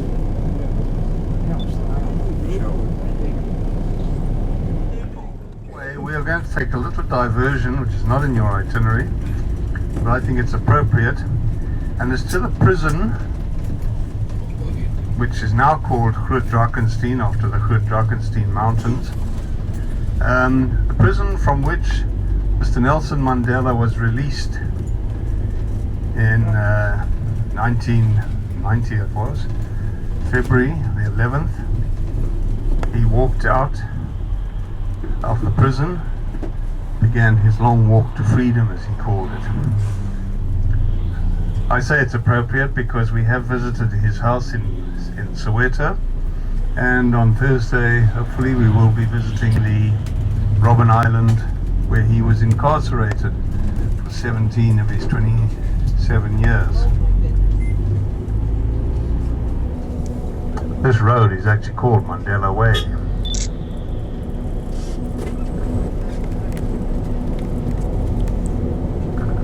Right, we're going to get out here and we'll walk over and have a look at the statue. I'll explain some of the symbolism there. How many years was he here? He was he was only about a year and a half. But he was Okay, let's start with the symbolism. It's on black marble, symbolizing the black people, obviously. The black marble represents the black people. And you can see the barbed wire inscribed into the marble, but you'll notice it's broken every now and again, symbolizing the release or freedom from oppression. The slate is because of the slate quarry that they worked on Robben Island. They actually had to dig the slate out of the rock, and that's why they used the slate here. Again, the white marble there, showing the white people of South Africa, and the bent bars, again symbolizing the breakout, the freedom from the oppression. This monument was commissioned by one of his colleagues, Mr. Tokyo Sishwali, the Family Foundation, and it's in recognition of his leadership along with the people who worked with him. These stones all around here, the big stones represent the adults of South Africa, but you can see there are hundreds and hundreds of small stones. that represents the children of South Africa. And it was included because the children are very, very important to Nelson Mandela. The man was incarcerated for 27 years, then 28 years, during which time he never saw or heard the laughter of a child. And as a result, he feels very strongly about children. Help for children of all races, of all colors, creeds, so that they don't suffer like his generation was made. Anyway, back to the winelands. As you can see, vineyards to the left of us, vineyards to the right of us. This is wine country. Beautiful mountains in the background. Yep.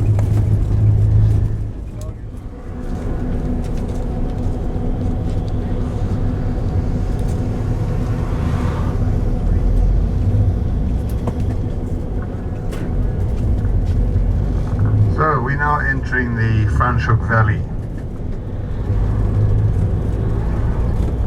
Very beautiful valley nestling in between all these mountains around us. You will notice that a lot of the farms, the wine farms, have French names. La Provence, Domarins, Dieudonné, etc. Showing the French influence here. Franschhoek itself, the little town, has become very popular as a area to retire to. There are a lot of enclosed villages, estates, where you can buy houses. A small cottage here in Franschhoek would probably cost in the region of about $500,000.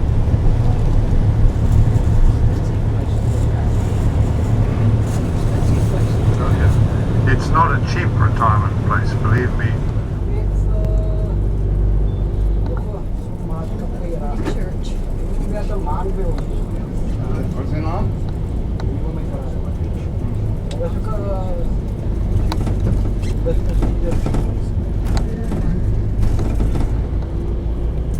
This is a lovely little town.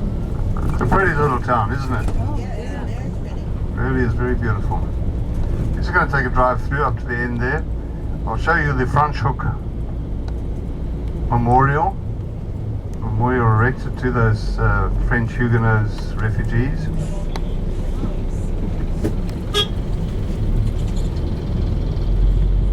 And then we'll come back to the town, and we've just passed by the Dutch Reformed Church. We'll park in the church grounds and give you about 20 minutes or so just to wander around the town. Right, straight ahead of us is the Franschhoek Memorial to the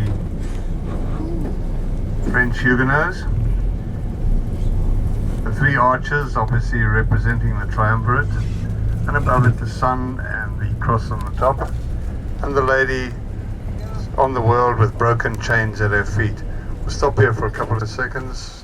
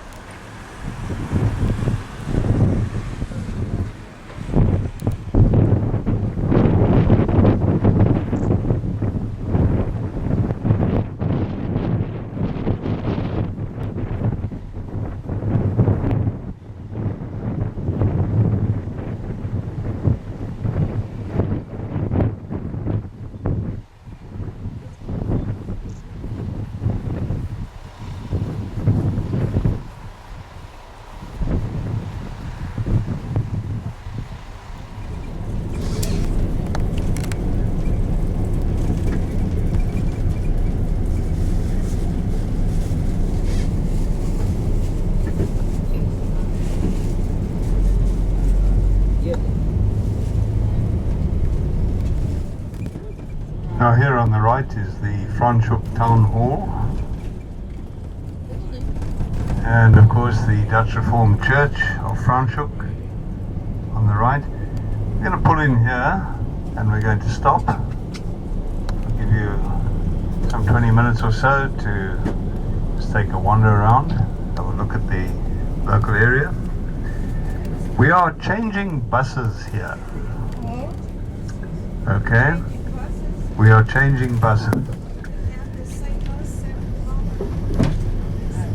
We had a little bit of a problem in Stellenbosch with starting the bus, and we don't want to take the chance of that happening again.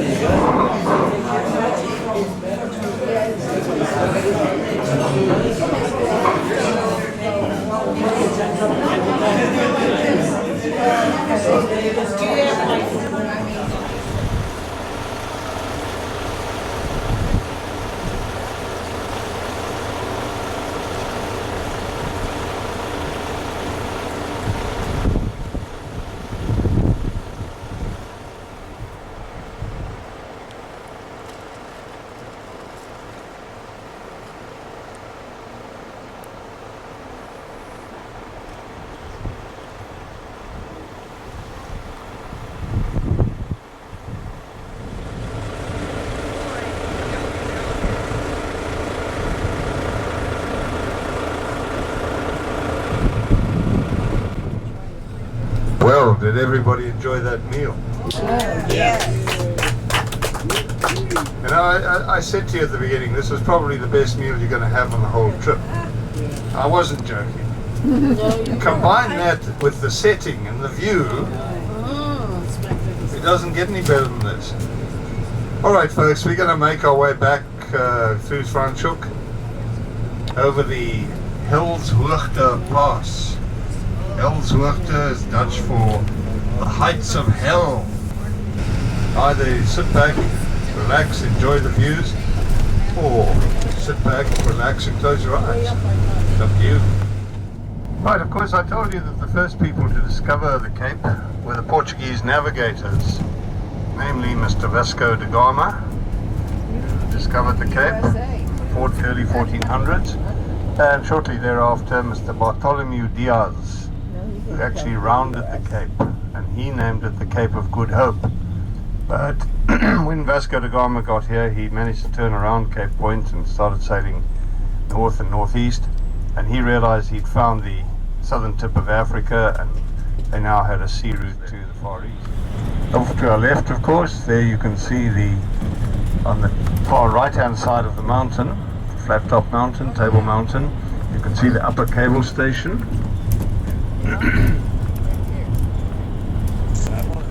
Incidentally, all this land that we're traveling on here to our right and even some of it to the left is all reclaimed land. This was sea before. And slowly over many years, decades, they have filled in the land and now have what we call the foreshore area where all these big office buildings are, etc.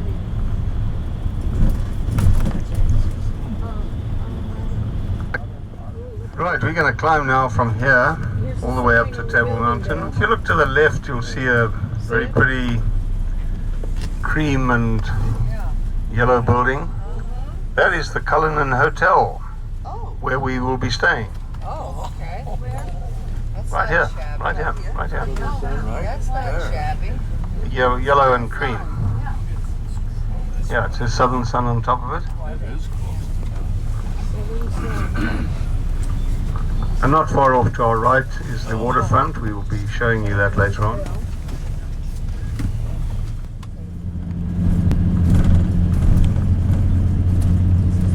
On our right, the peak of Lion's Head, and then back to our right, further along towards the sea, is Lion's Rump or Signal Hill.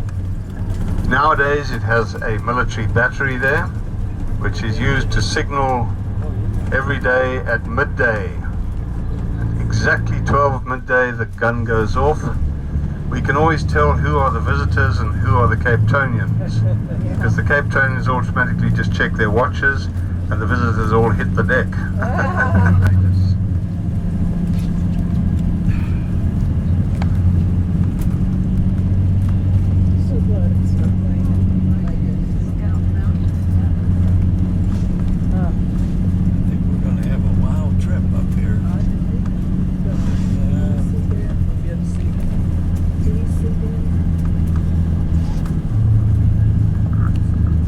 I'm going to come and hand out the tickets. You can leave whatever you want on the bus, yes.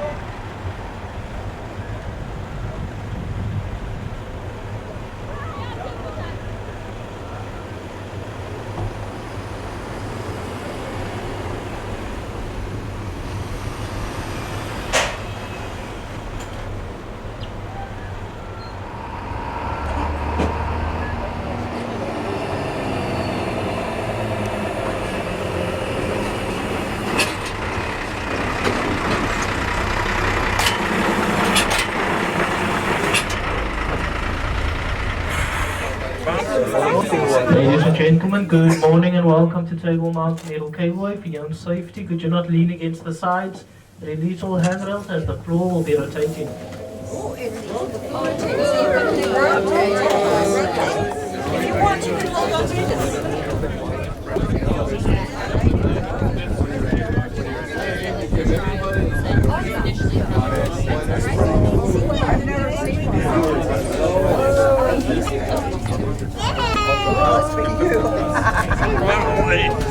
She started looking around for something.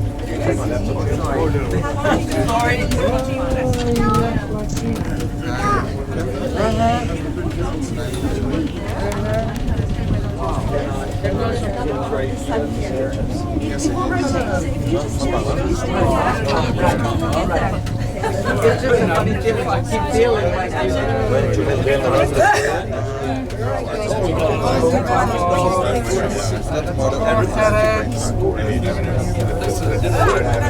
What happened?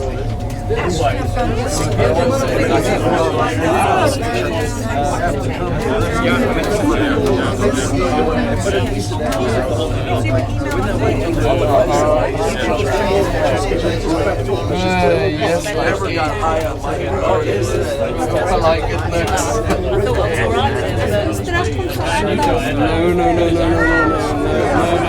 No. I did not see that. Ladies and gentlemen, your attention once again. Just to inform you that Table Mountain is a national park, a World Heritage Site, and now also one of the new 7 wonders of nature. So we ask that you please respect the environment by not picking any flowers, chipping up any rocks or stones, or feeding the wild animals. Stick to the demarcated paths for your own safety, and place all litter in bins provided. For those who smoke, smoking is only allowed at the 12 Apostle Terrace situated below the cafe. Not on any pathways, as smoking is a major fire hazard and also a source of litter. We are now also 1,067 meters above sea level, so friendly reminder that your tickets, there are return tickets. If you lose them, it's going to be a long walk down. Okay, just give you a bit of orientation. Going that way is south, along the Cape Peninsula, all the way down to the southern point. This peak, the one over here, Devil's Peak, that's Lion's Head that we pointed out, and that's Signal Hill. So where's the farthest south point? You say down there? Way past there, yeah. Are we ever going to get there? We go there on Friday. You go there on Friday? Yeah. Okay. But this is Cape Town City here, and it goes around here to the northern suburbs. How's that? That's Lion's Head, Lion's Head. Signal Hill, and Devil's Peak. And this is Table Mountain here. And that's where we are. At the upper cable station, there's the lower cable station. Was it Simon's?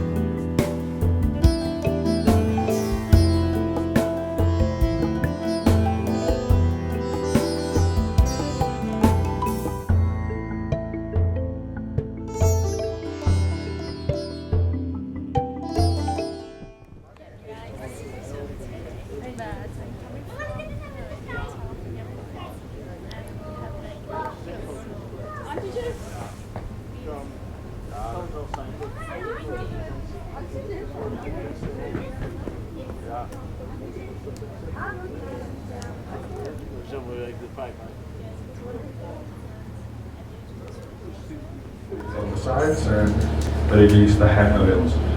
Those of you that had your photos taken on earlier at the bottom, you can view them when exiting the cable car. Thank you and enjoy.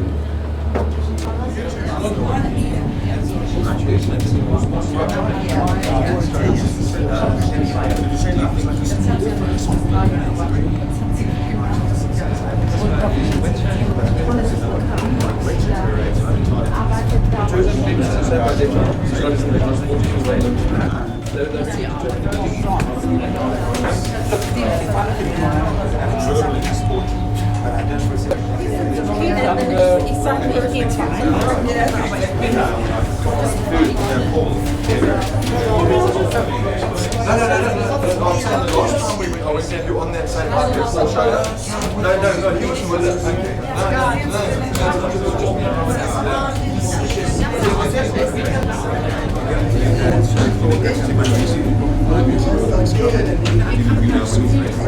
had a reading village, several months there.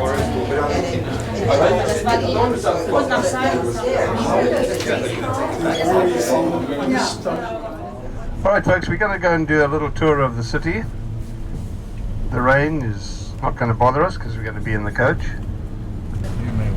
So we'll do the tour of the city, then we will go and visit the Afro Gem factory, and from there on we take you down to the waterfront, where we will let you go and have a bite of lunch, and then after lunch we will take you to the hotel when we'll be able to check in. A little tour of Wharf, Upper Cape, and this is the area which was known as the Malay Quarter.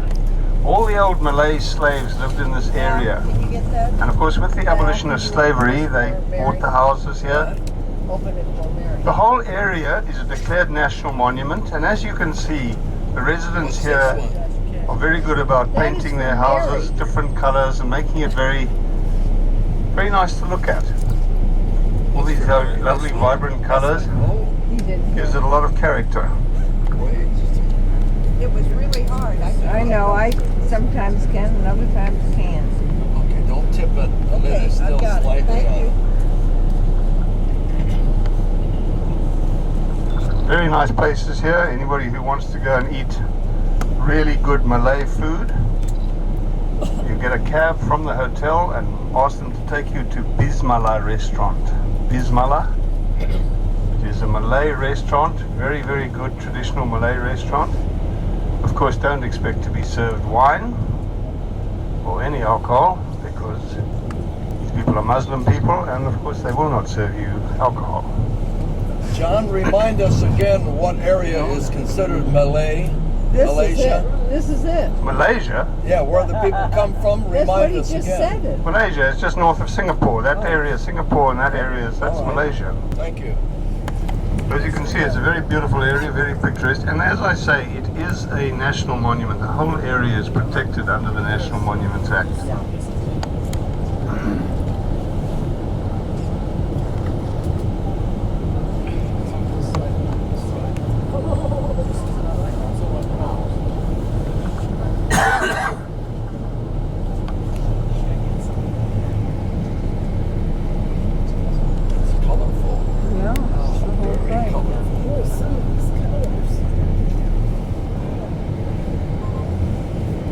I personally love this. I think this is brilliant. I'd like to paint my house colours like this. I don't think my wife would go for it, but ahead of us is the statue of Bartholomew Diaz, that first Portuguese navigator to round the Cape. He actually sailed up as far as the port of Durban, where Durban is now located, in 1437, I think it was. He reached that point around about Christmas Day of that year, so he named the area Natal after the Nativity. This is his statue on our right. As I mentioned before, the first Dutch people to come to the Cape, to settle in the Cape, was a garrison led by Mr. Jan van Riebeck. He was a doctor, medical doctor, and he was put in charge of the group to come here and settle the Cape. Instructions were to, first of all, to build a fort, which they did, a four-sided fort made of mud, and then to plant a vegetable and fruit garden. He was married to a French woman, Maria de Kellery, and he came with her and with her son to their son, should I say, to settle in the Cape, which they duly did. And as we go forward now, on our right you will see the two statues, one of Maria on closest to us, and just beyond there, Jan van Riebeck.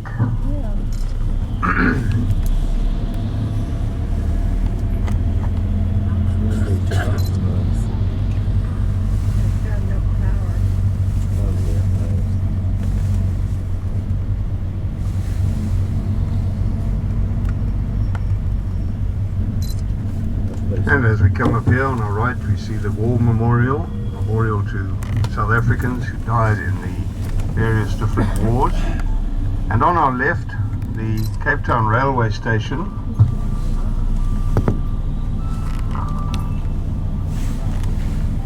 Korean War, the Great War, World War II, everything. I got 3 statues. Yeah, I didn't get the railway station, but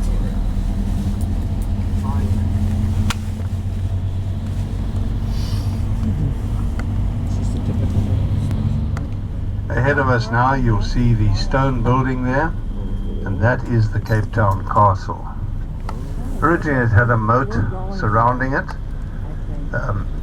Now there's just a section of the moat that is still preserved, but the rest is all roads and development. The castle itself is a national monument, being the oldest building in South Africa. As I said, Jan van Riebeck originally built a castle out of mud, but then a few years later they rebuilt the castle out of stone, and they made it in the shape of a 5-pointed star. So as we look to the left there, you'll see the moat, and then the actual little bridge over the moat.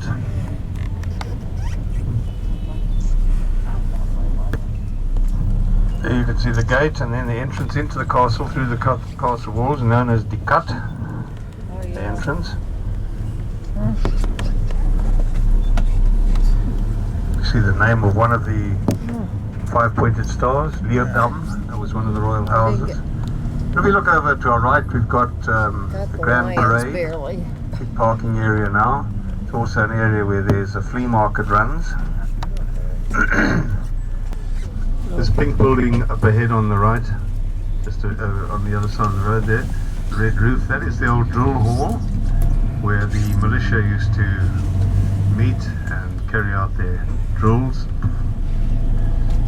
And then we have the Grand Parade, and this great big building on our left with a big clock tower on top of it is the Cape Town City Hall. Cape Town City Hall. And it's from this City Hall, from the balcony on the first floor. Nelson Mandela, on his release from prison, appeared on the balcony, and there was a massive crowd down below here in the street and on the Grand Parade, and he addressed the crowd, the first time in 27 years that he could speak in public. Where's the balcony? On our left, on our left up the top there. I'll be motionless. KFC. Bobbing around like if I didn't get over and get that. Well, take a drive. Yeah, that's one of mine. Tim, are you getting old? Yes. I saw the KFC and I had to leave. He's gonna run in and get that back again. Hey, Tim, go get some chicken. Tell him who you are, Tim. That's because Tim's a good guy. The big grey building on our right is the main Cape Town post office. I don't need that dark. Main Cape Town post office. What do you think? And the building after that, a cream coloured building, that is the Standard Bank of South Africa, one of the oldest banks in South Africa.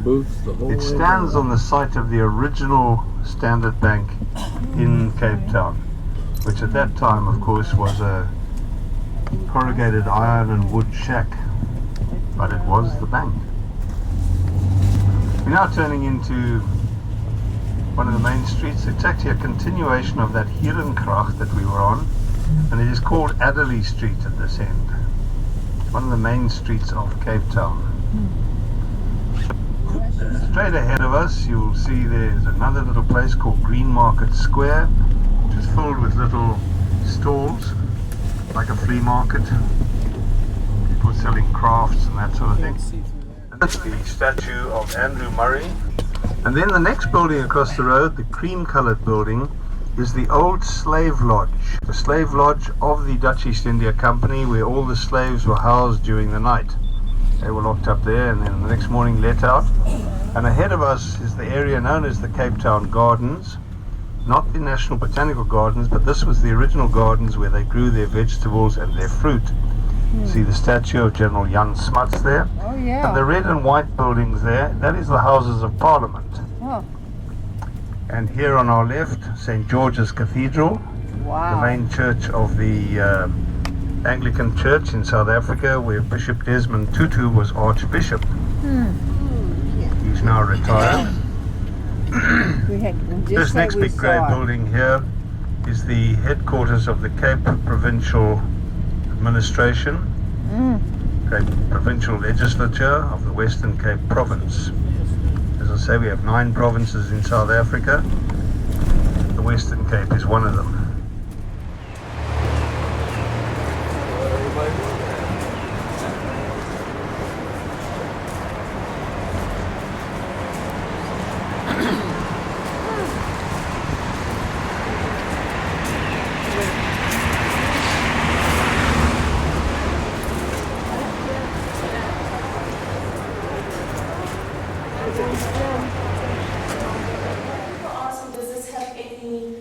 Religious meaning behind it.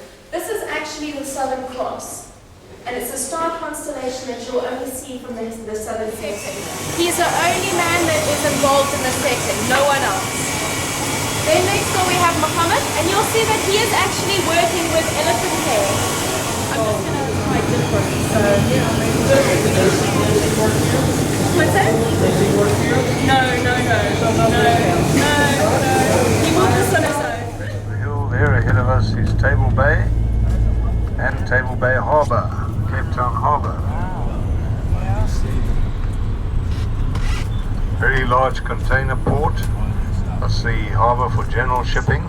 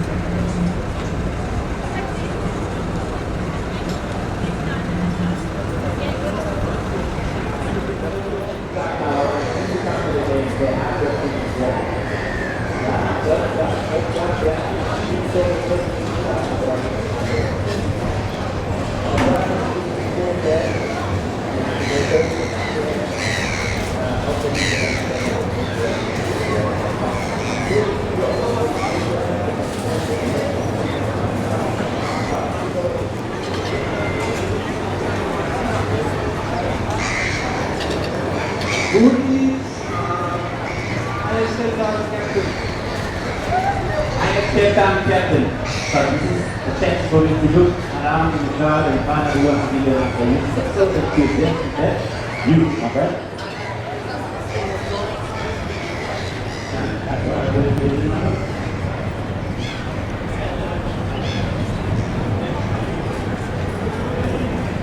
Congratulations. You're the most people in Nigeria and proud of there you are, man.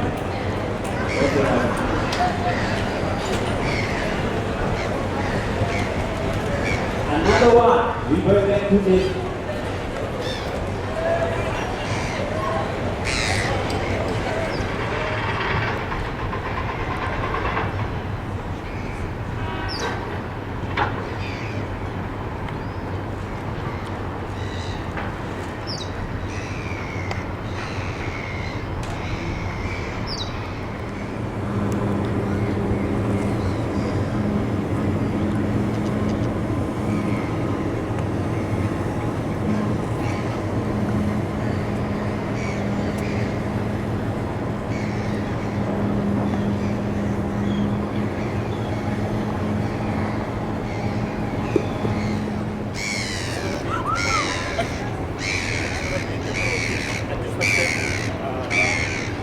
when that sentence will be.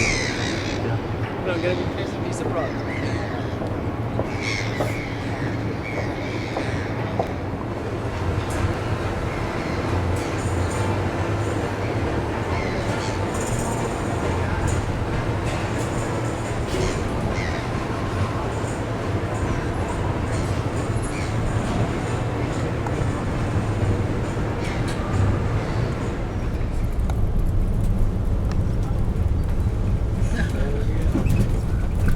And here we are, back at the Cullinan Hotel.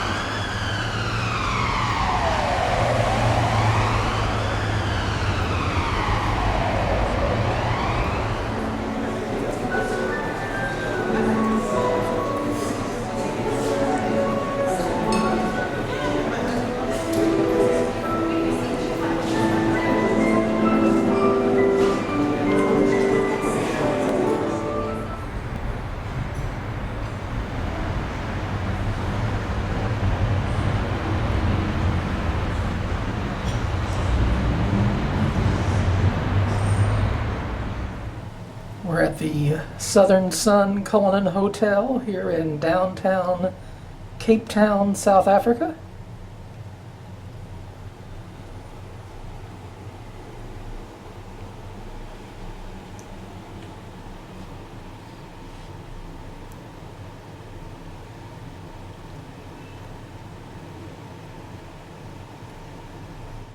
We go waterfront now. We go into an offloading area, and there's a little bit of a walk to the Nelson Mandela Gateway, the place where the boat launches.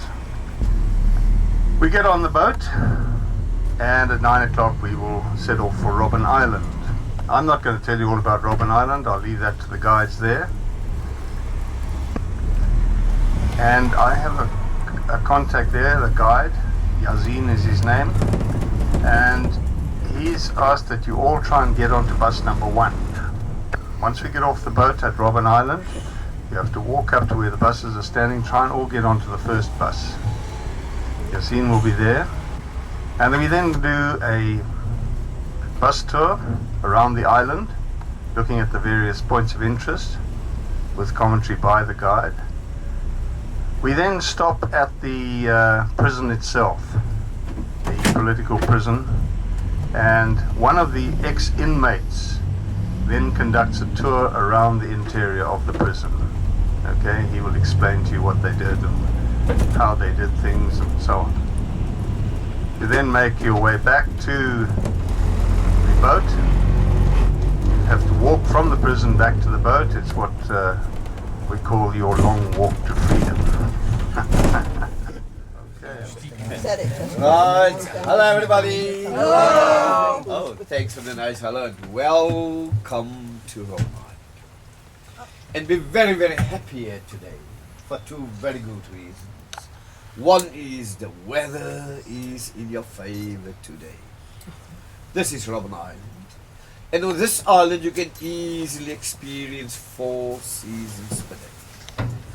1 minute it's very nice and next minute the wind. Now these were the houses of the guards. Today those who work on the island occupy these houses. The population on the island today is only 200. The cleaning staff, the maintenance.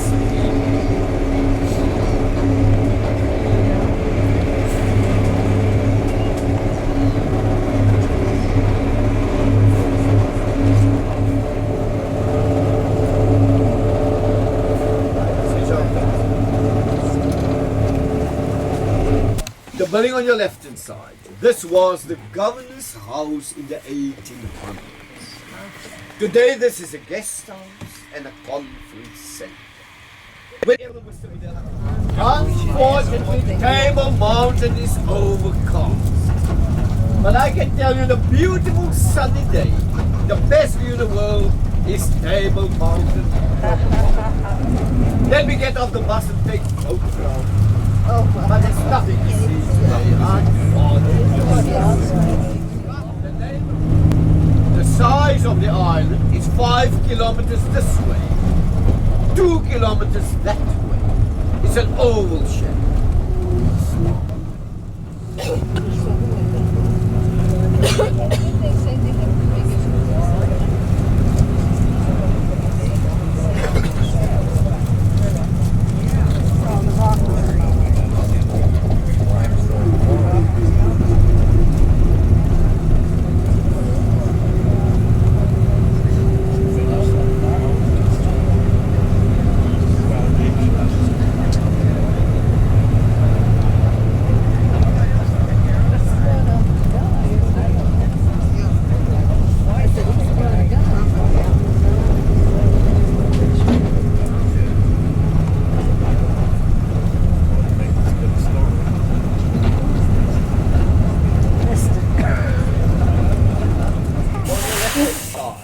The cannon over there. Yes.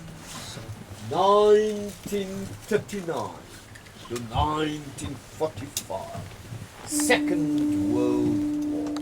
When we came to this spot here, I said, Mr. Baum, I'm going to ask you a very, very big favor here today. I want you to have a second look at that 1947 cannon. And the favor I'm going to ask you, when you go back to the USA, please don't tell Bush we have weapons of mass destruction. Doctor, I want you to have a look on your right side.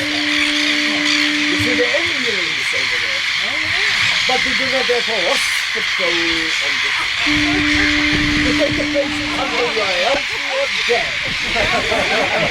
Africa at his best.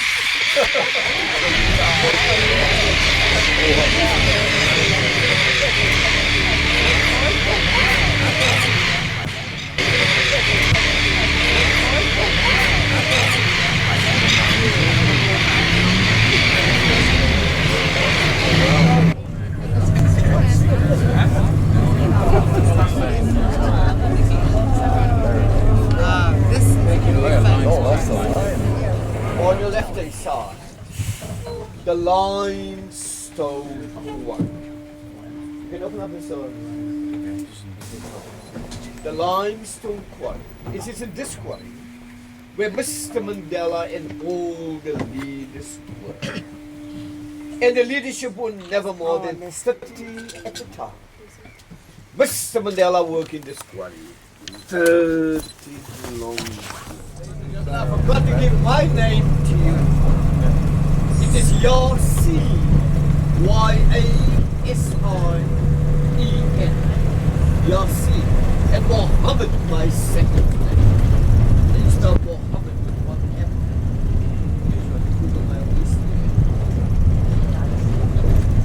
Only one more stop that we at the prison.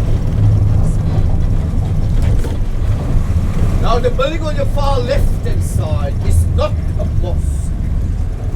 There's a grave in that building. For that we say to you, thank you very, very much for visiting Robben Island. I say thank you very, very much. Thank you. Thank you.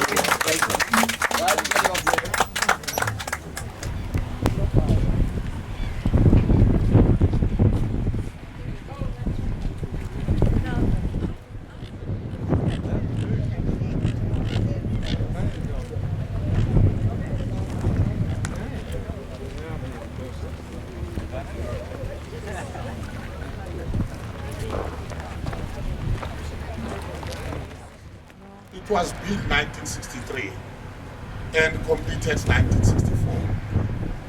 It was built by prisoners themselves, that is political prisoners and common law prisoners.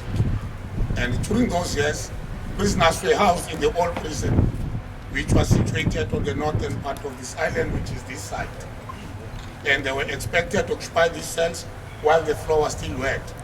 And during those years, black prisoners were given only short pants, no underwears, no socks, no shoes. But we'll talk about that later on. We are now here in the main entrance of this prison. As the newcomer, the first office to visit is that one on your right.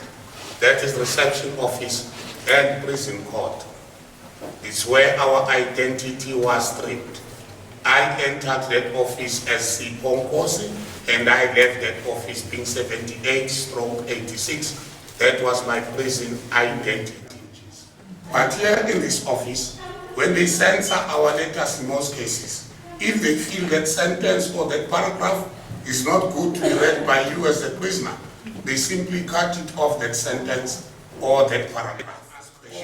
That is why some of our family members never visited us at all when we were here in this prison because they were afraid of being harassed by security police. Others, their family.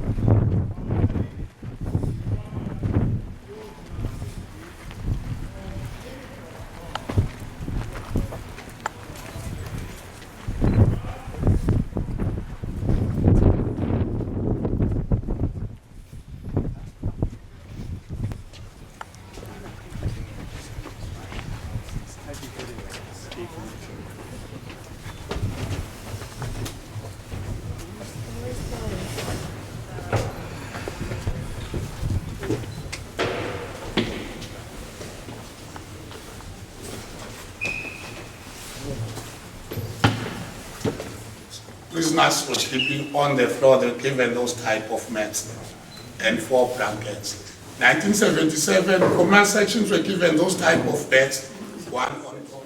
And here, before 1977, prisoners were not treated the same. As I said, breaks were given only short. When it's breakfast, it will be meal for all. That is soft porridge. Lunch, it will be bread for coloureds and Asiatis. Uzamandla for blacks. Uzamandla is a powder, you mix it with cold water, it tastes sour. And Mandela was arrested in 1962 because he was serving 5 years before he was sentenced to life. That is from 1962 to early 1977, he was never given bread.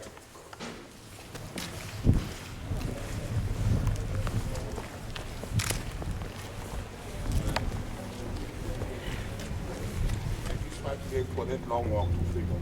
After this side wall was built, then this became B section, known as leadership section. That one A section.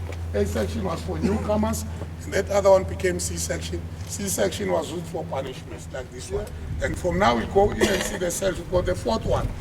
They don't have numbers now, but it was number 7 because this side it was odd numbers, the opposite even numbers. It is where our former president, Dr. Nelson Mandela, spent his 18 years while he was here in this prison. That is from 1964 to 1982. Because 1982, he was transferred to Polsmo prison and later to Victor Fester prison, where he was released 1990, February. Let's go. It's the 4th one on the right with the items in.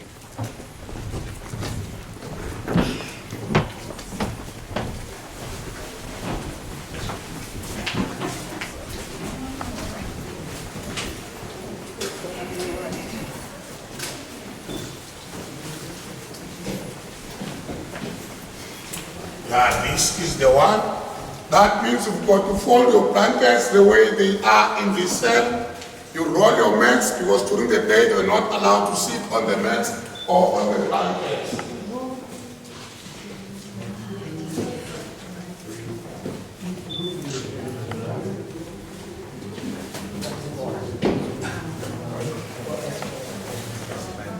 In this section, toilets were used only during the day. That is from 7 o'clock in the morning to 3:30 in the afternoon. From 3:30, when they lock you in, you've got to use a bucket as a toilet. And when the warden opens up your cell at 7 o'clock in the morning, the first thing you do is you take your bucket to run to the toilet, you clean your bucket to take your bucket outside. And in closing, I'd like to say on behalf of Robben Island, thank you for visiting us. And to those who are from outside South Africa, please be our ambassadors stateside. And to South Africans, let us work for peace, friendship and reconciliation, and heal the scars left by the past conflicts. And let us build common destiny together. And please pass this message to your family, to your friends, so that this must not be a one-sided issue. And lastly, have a safe journey and enjoy your stay in Cape Town. Thank you.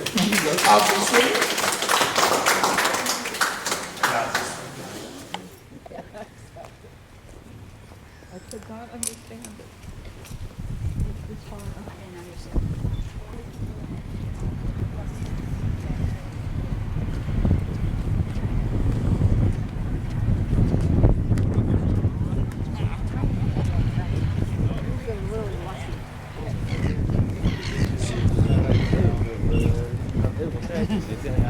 En energie.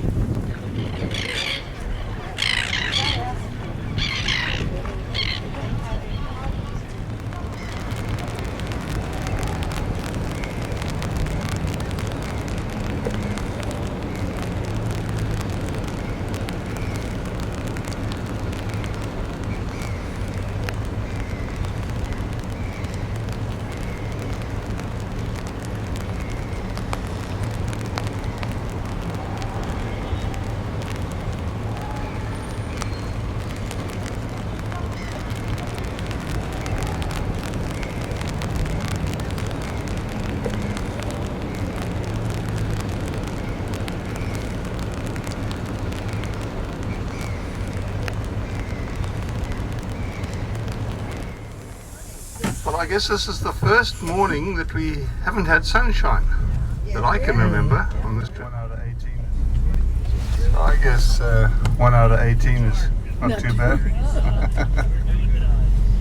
Right, today we're doing our full day tour of the Cape Peninsula.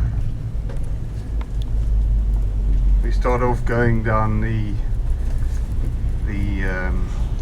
western side of Cape Town, going along the western side, and then turn south and we go down the Atlantic coast all the way down till we finally reach the Cape of Good Hope and Cape Point. Now those of you who got those maps, you will see that there are actually 2 points. One is the Cape of Good Hope and one is the Cape Point. For those of you who think we're going to the southernmost tip of Africa, I'm sorry. What we will go to is Cape of Good Hope, which is the most southeasterly point in Africa. Southwesterly point in Africa. And we move across to Cape Point. And Cape Point is on the western side of False Bay, a very big bay, which between the two bottom portions of the bay is about 14 miles. When we see Cape Point and we start to see False Bay, which is on the eastern side of the peninsula, that is where the two oceans meet, the Atlantic and the Indian. Now Sea Point is a very popular residential area, a large number of condos, flats and apartments.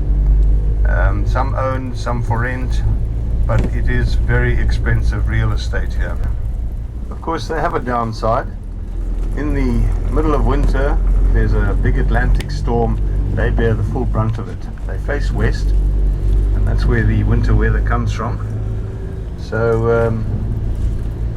it can be quite an unpleasant place to live. But of course, in the summer, it's absolutely beautiful. We're now coming to the area known as Clifton.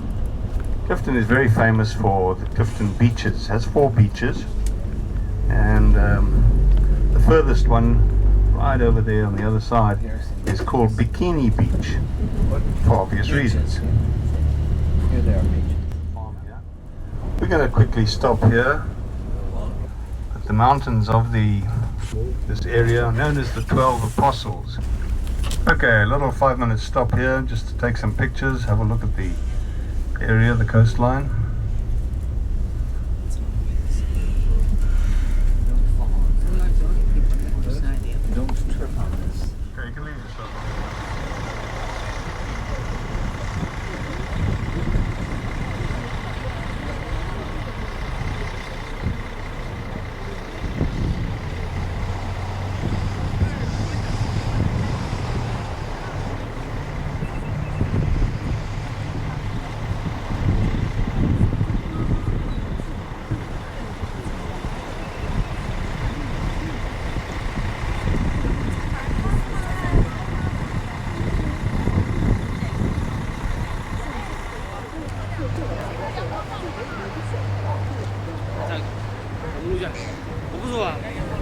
不录下来的，看到吗？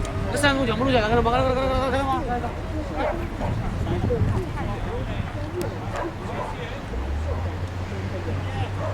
好。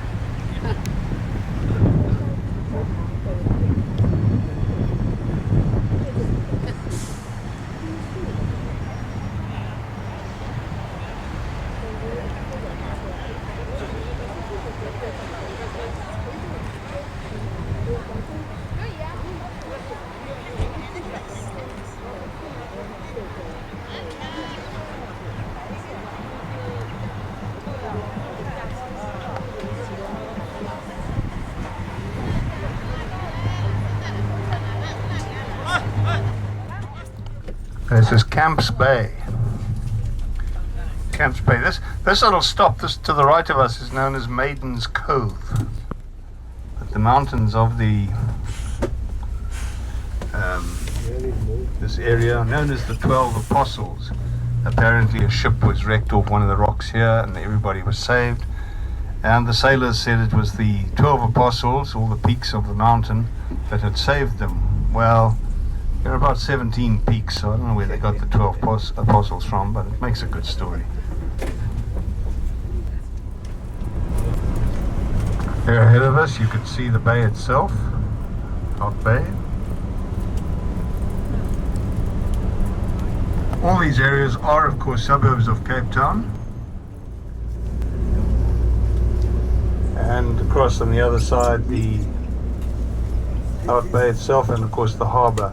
There it is with all the sailboats and of course the commercial fishing boats.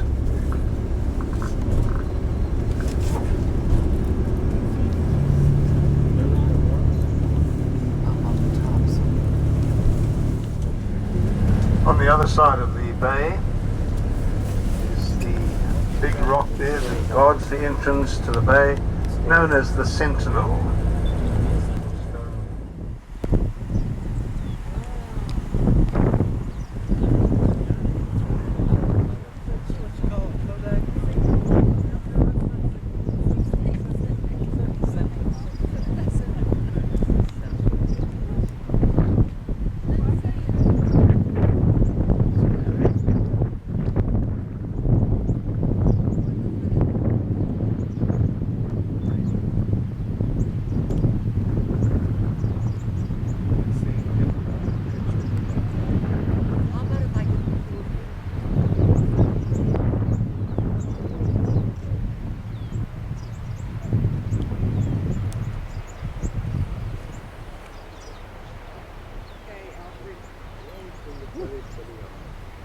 I want to have the mountain right between us. I've got it. Now, have you? Get a little closer together. Yeah, I'll you stay there. Okay, here we go. 1, 2. I think this is about as good as we can get. What do you think? Oh, that's okay. I was going to take you, but you moved. Oh.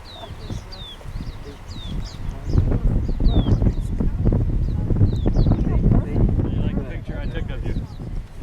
Oh, that's a great picture. I'm going to the bathroom. You're Okay, we'll give you another chance. Stand there, I'll give you Go.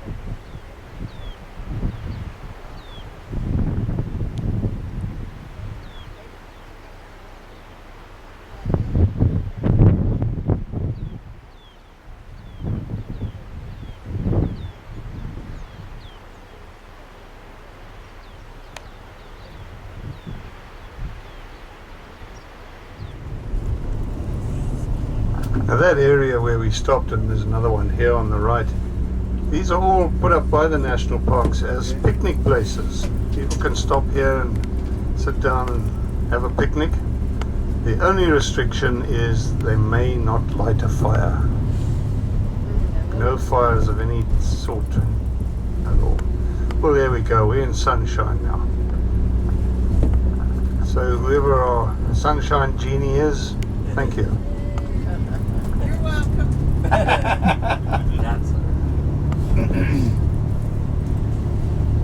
And also, you don't see any litter.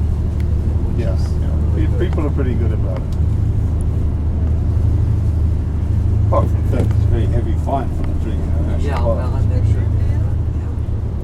Yeah, but you know, there's a lot of poverty there, isn't there? Yeah, but we went to visit the school, and they served us ice cream. I don't know the story before, but it was wrapped up in paper. And the principal of the school, when he was done with his ice cream wrapper, he threw it out the window. The principal of the school thing.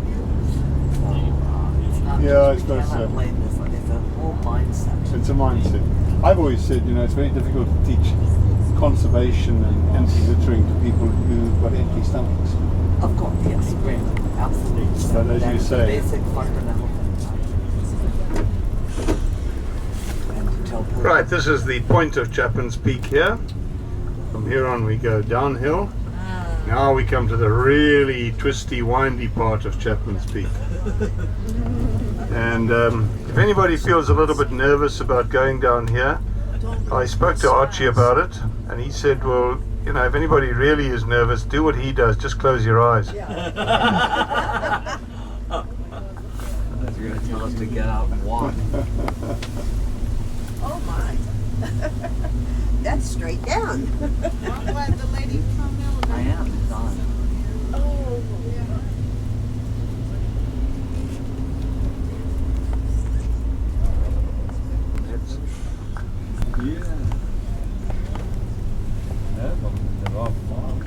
And here you can also see the layering of the different layers of sandstone over the millions of years.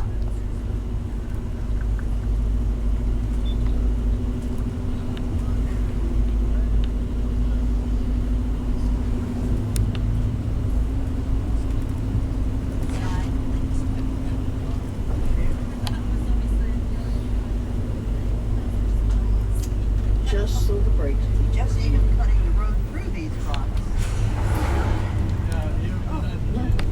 Yes, sir. The old. Yeah.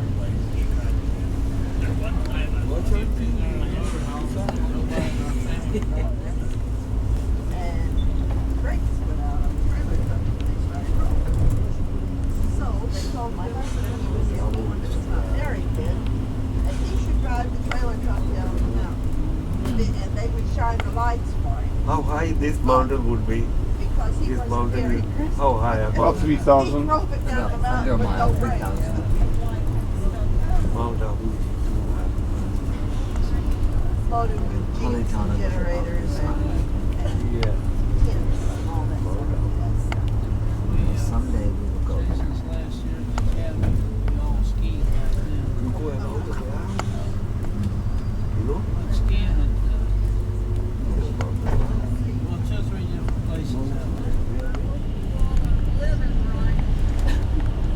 But you just get back in the back so you wouldn't.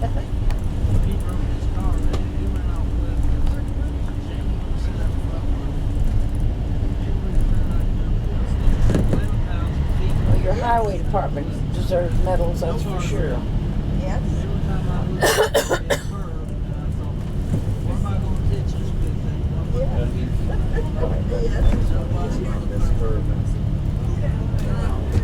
We have pictures of them hunting with the snow there at Montrose with the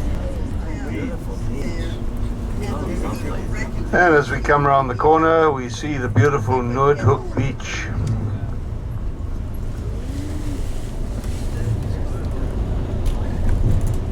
Very wide, very tidal beach. In actual fact, it's so wide that some of the areas further away from the sea are lower, so they flood at high tide.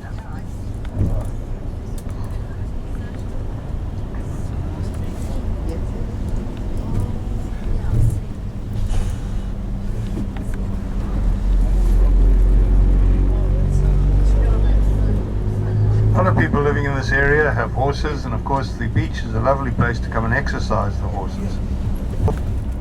This is still the western side, this is still the Atlantic Ocean here.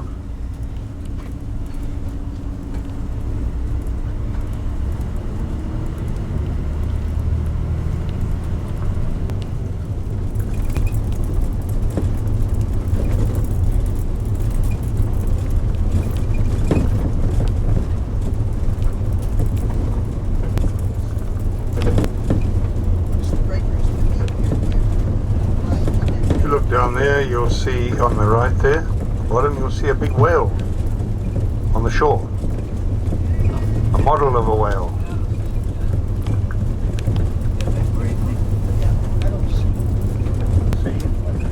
That is a crayfish processing plant. Crayfish, we call it crayfish, otherwise known as South African rock lobster. Very similar to the lobsters you get in the United States, but these have almost no claws at all, tiny little claws, but the rest of the crayfish is very good eating. I must please reiterate, do not buy ostrich eggs because you will not be allowed to take them back. US Customs will confiscate them. I don't know why. We have had several incidents of avian flu, but it's no longer in force. The flu has been cleaned up, but US Customs make their own rules.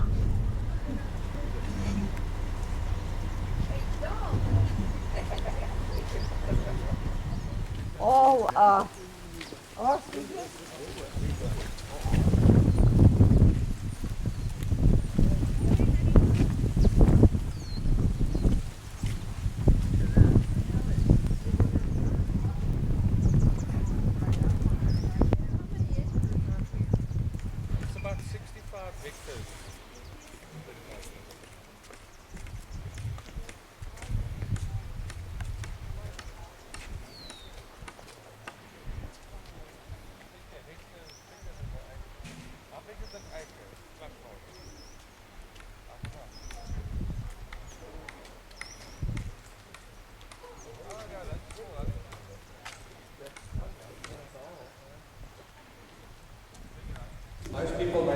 Ostriches hatching.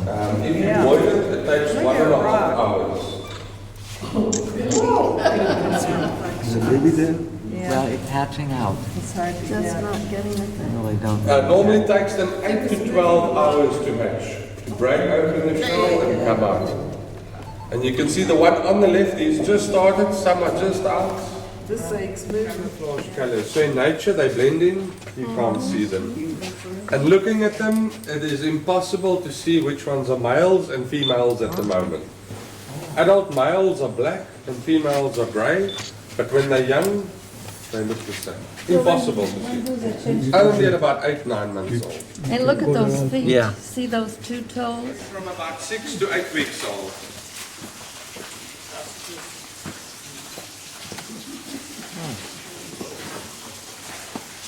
You'll see the little ones, their food was very fine. Yeah. Now it's into pellet form. These are a bit bigger, so they get pellets. They also still have their stones to eat. And ostriches love shiny things. When they're out walking in nature, if there's pieces of glass and metal, they will eat it. Look at that. A lot of people that get close to the birds, the adults, they lose their earrings. They'll grab your earrings, anything shiny. They'll eat your glasses. Small cameras they'll swallow. Yeah, they've even found a 300 milliliter Coke bottle in the stomach of an ostrich once. So it's important. Don't eat that straw. Always have food. He don't listen, And does they he? pick it. Down some Otherwise long. they get bored and they pick it as well.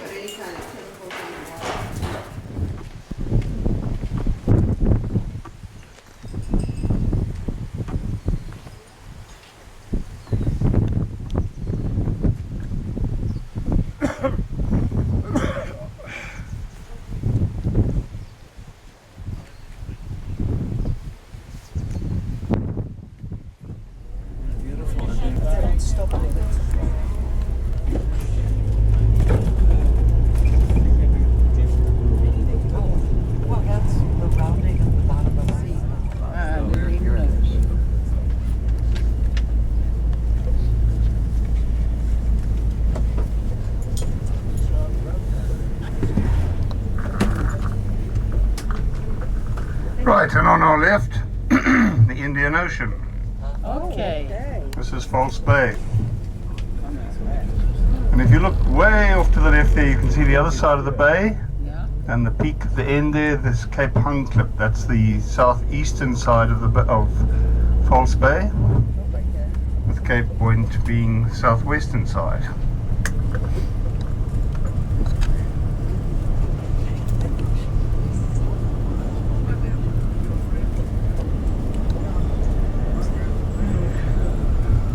Are we going to end up on the road over there? Which road where? Indian Ocean. We're on the Indian Ocean. There's the Indian Ocean behind us. There's the Atlantic Ocean ahead of us.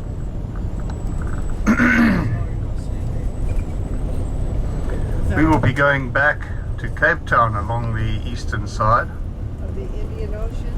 The Indian Ocean side, yes. Now these, as I say, are not the zebra we've seen before. These are mountain zebra. See him wagging his tail? No, he's feeding. They aren't as distinctive in their coloring. Right over by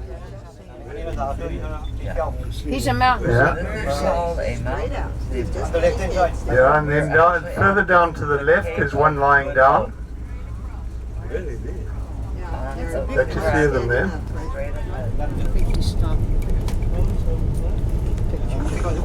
What is it? Eland, okay. Yeah, it's in. Over to our right there are some eland. Eland, the largest antelope in Africa. I can't find him. You okay, Sharon? Yeah, I'm fine. See, they're all moving up the hill See, there. there's big clump of bushes. Move to your right. There's another. I mean, to your left. There's another clump. I got him. I got Oh, him. there. road there, those little white things that the sun is shining on their backs. Up there, they move all up there. Up that way, that way. Can they? No, they find enough water here. They find enough other. A lot of antelope, especially antelope like these, get their moisture requirements from what they eat. That's a pretty one out there to the left.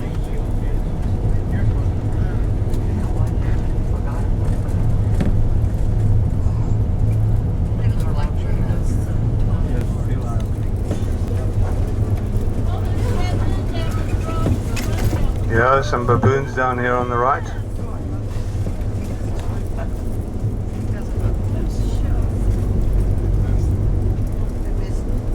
Do they eat fish? Which? Baboon. Not that I know of.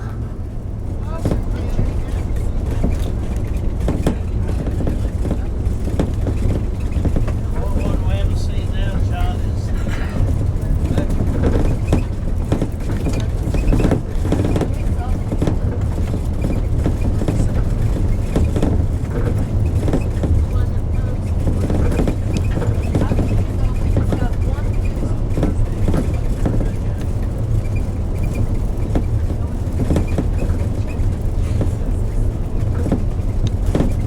Oh, here's some on the highway. Oh, yeah.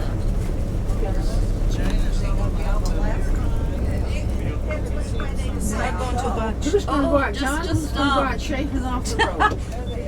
They won't move. Mexican standoff?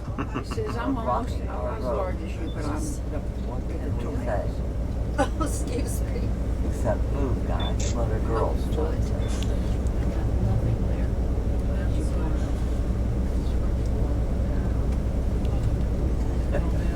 You're in charge of Oh, Gene. the move of the right. That's my better side.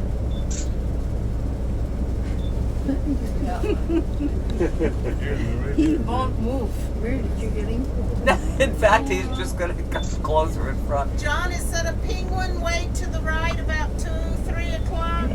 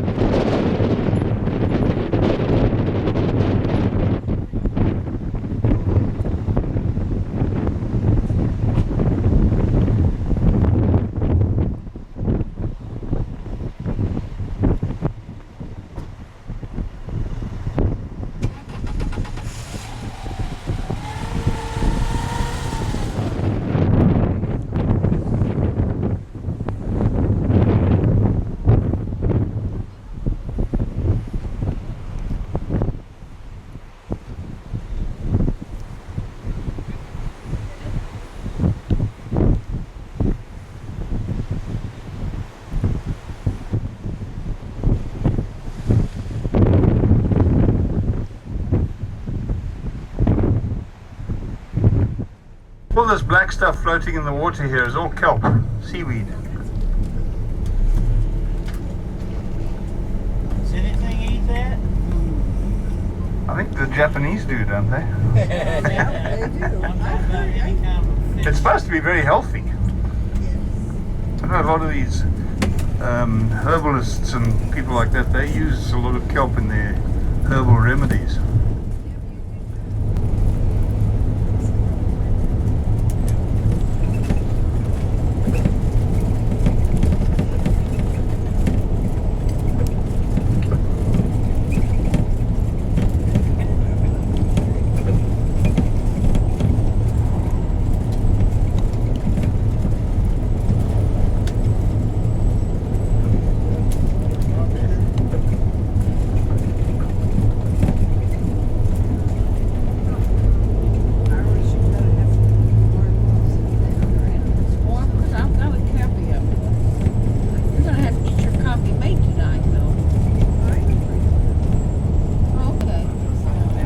South America, yeah. South America, John. Yeah, it's South America.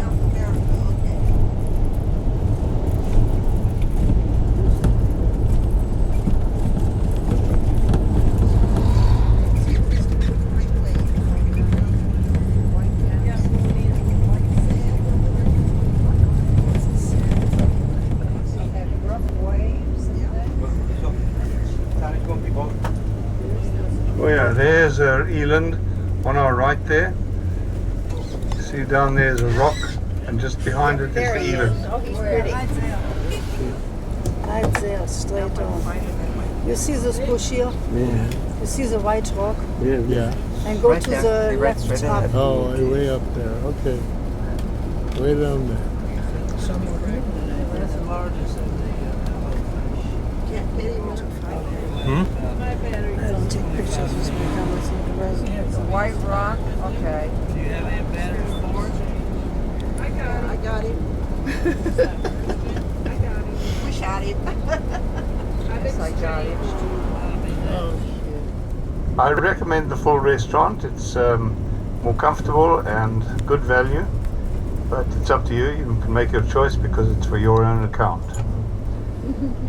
In the meantime, I will get the tickets for the funicular. You can actually see the funicular going up the hill there, straight ahead of us. Goes up on that next to that road.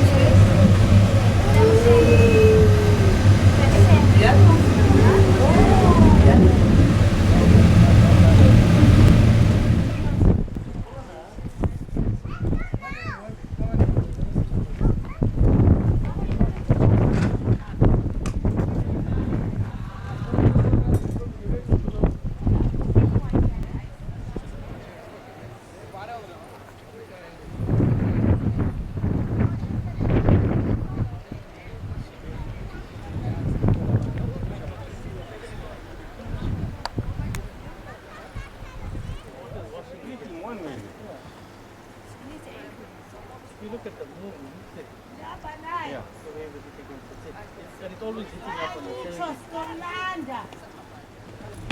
Oh, sorry. Shame.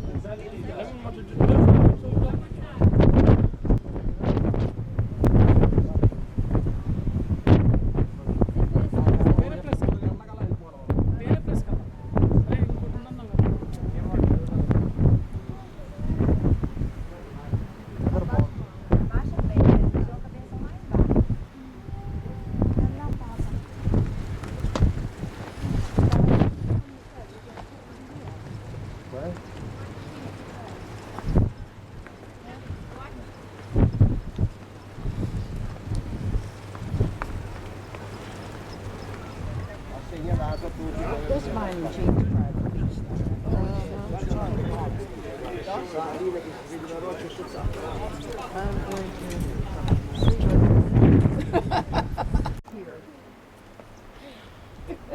Yeah, don't you see it? Go about halfway up and down that cliff and you'll see the building sticking out white. Which end? Here or down there? Down there.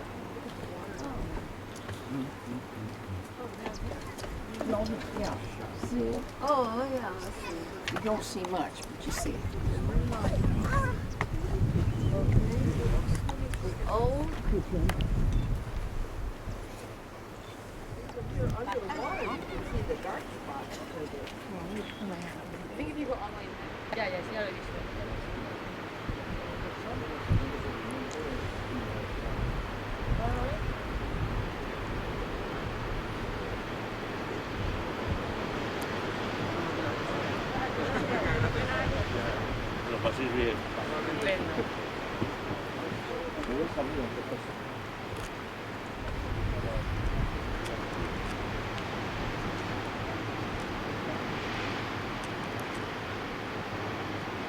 Tim, can you see the new lighthouse there?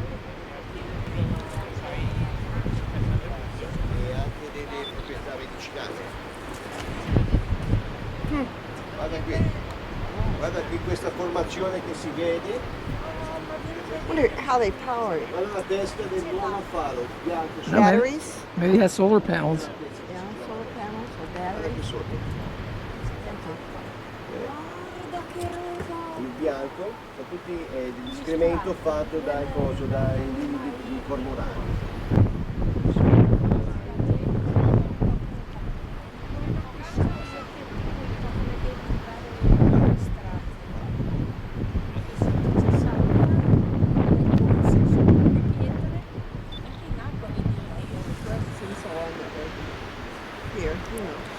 You can imagine what that would be like when it was foggy. Yes, and the sailing ships. Mm.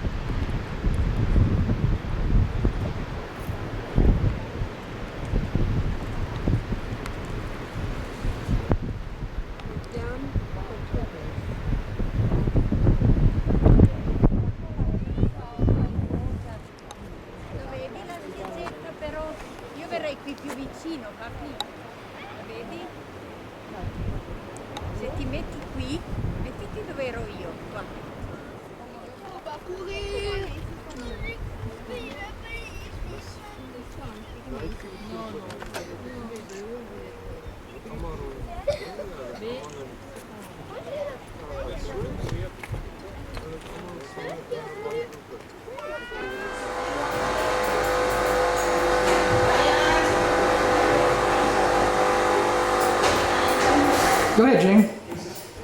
Oh, we're going down. Jane. You want to sit, Jane? That one that's below right there. Jane, you want to sit? No, thank you.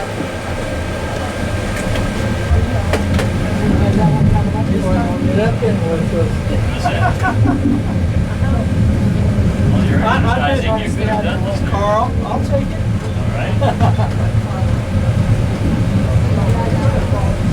All right. That Carl will say age before beauty.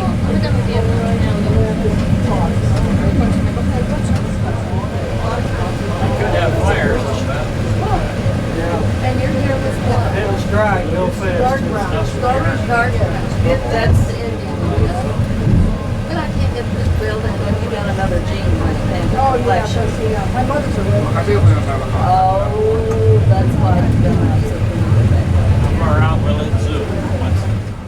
to We make our way back northwards up towards Cape Town. We'll get to the little town of Simonstown, more about that later, and there we will do a stop to go down to the Boulders Reserve where the penguin colony is located, penguin breeding colony.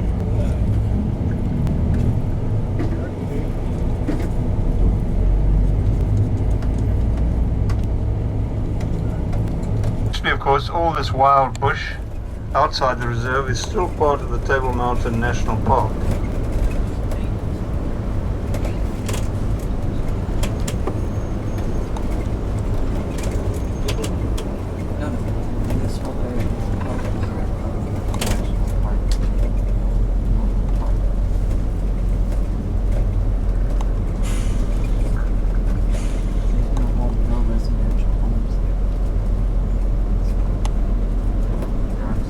This is the Indian Ocean on our right now.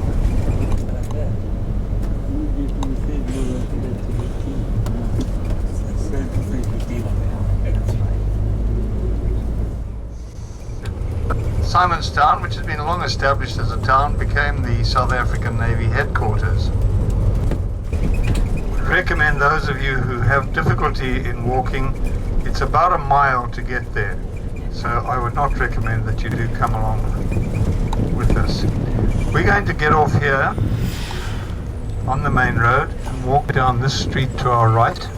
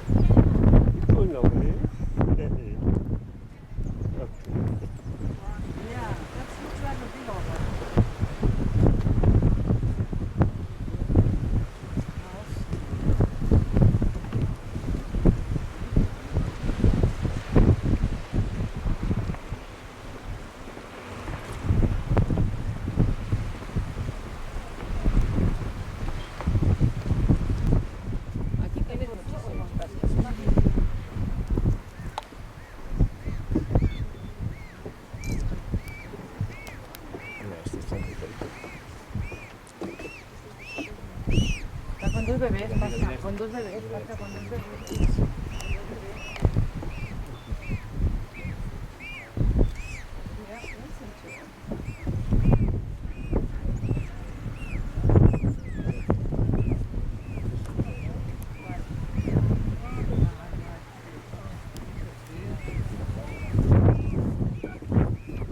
Dale, here's the mother with two babies right here.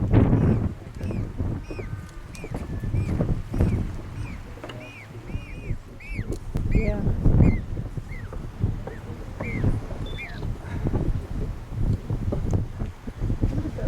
I didn't know that too. I always see them just the one in between their legs. Through the camera. These may be unusual time. They say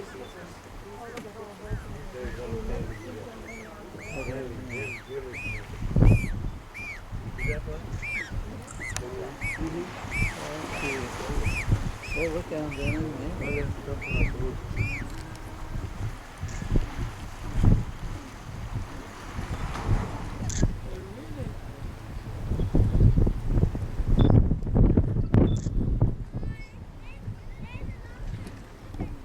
Very good. Very good. Oh, that one looks like he's, no, I guess he's not limping. He's playing with water. Who's crying?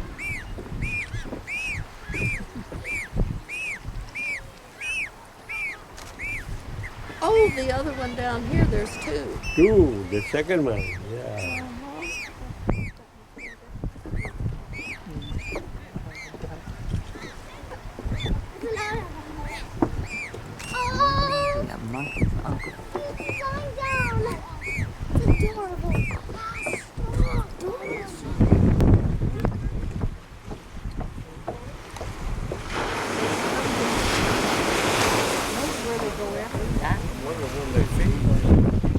In the water.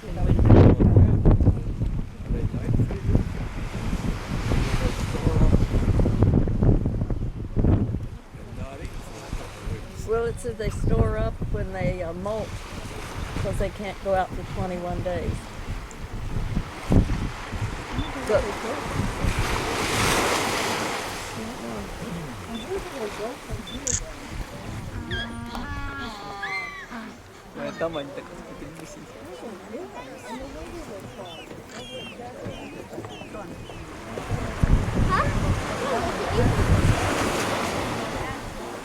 Oh, Nelly, the water nearly came on them.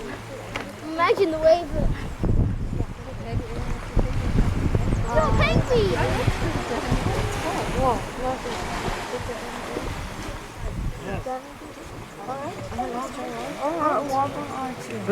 I'm going to show him.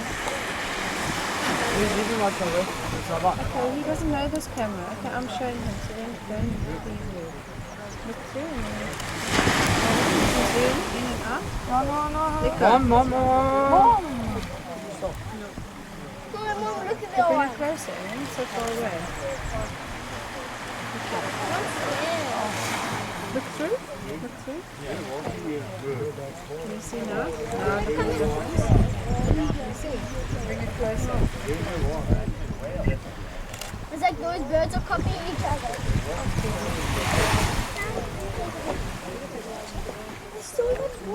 Just be careful, don't bump it around. Mom, don't drop that camera down. What are you going to do to it? Okay, let me take you guys. Stand there. If Aaron drops that camera down here, what will you do? Babies.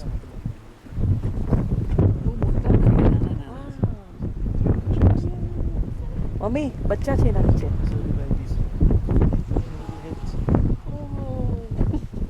Okay, there you are. They're about 2 weeks.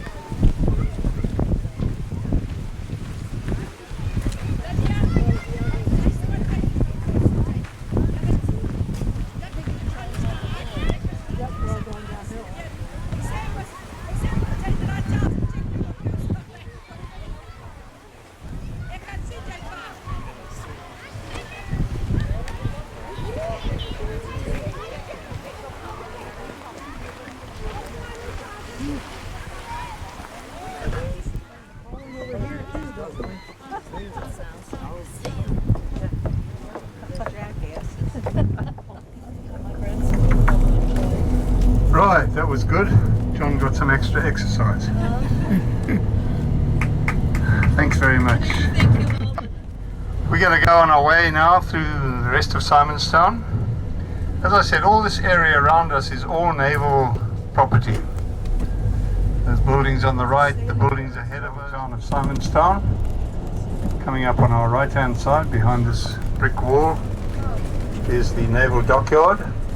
See over there on the right. Don't see too many warships. There's one warship there. Big grey job.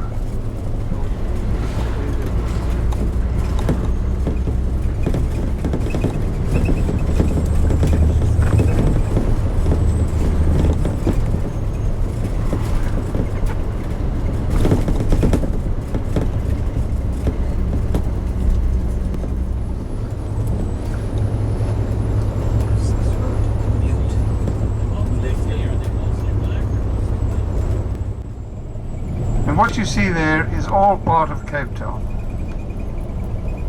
Cape Town's a big place. The largest city in South Africa. No, the largest city is Johannesburg.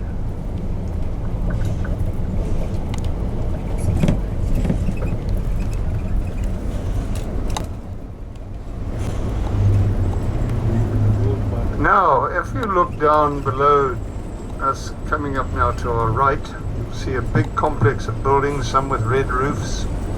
See it now on the right? That is Pollsmoor Maximum Security Prison, where the political prisoners were placed before being released. They were taken off Robben Island and they were eventually released from that prison, with the exception of Mr. Mandela, who was transferred to the other prison we saw, Drakenstein. He was released from there. Keep them here in a maximum security prison. They were also worried that attempts would be made to try and free them. Hence the move to Pollsmoor.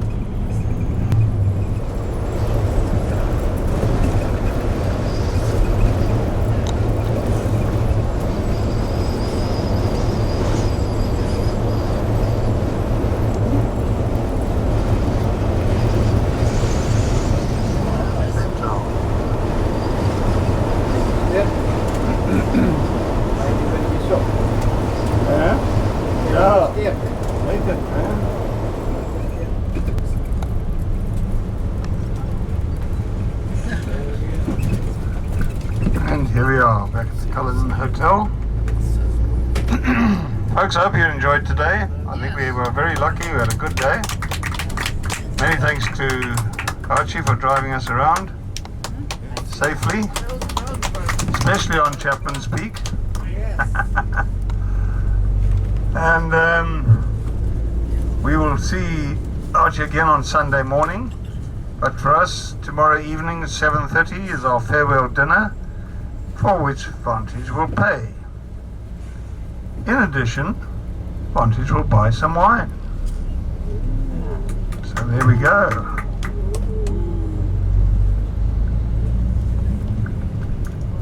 We must have made Vantage happy. I hope that Vantage has made you happy. Yes. That's more to the point. Very much. It's like the sun on the side, I think.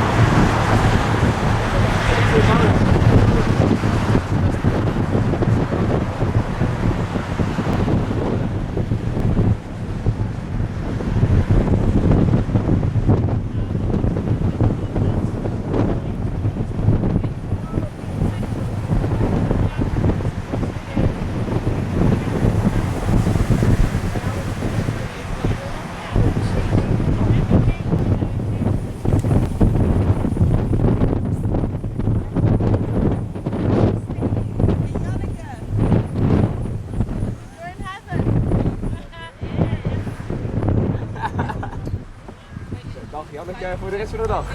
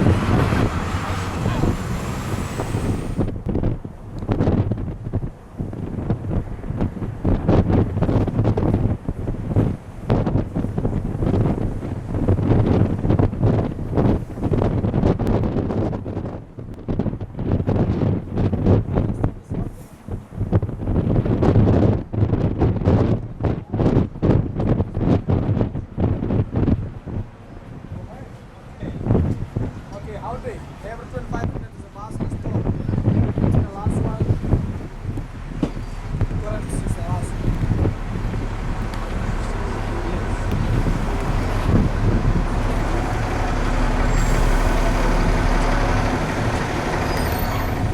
Coastline. Wheels. If you live there. Landslide? Of raining. Huh? Landslides really too.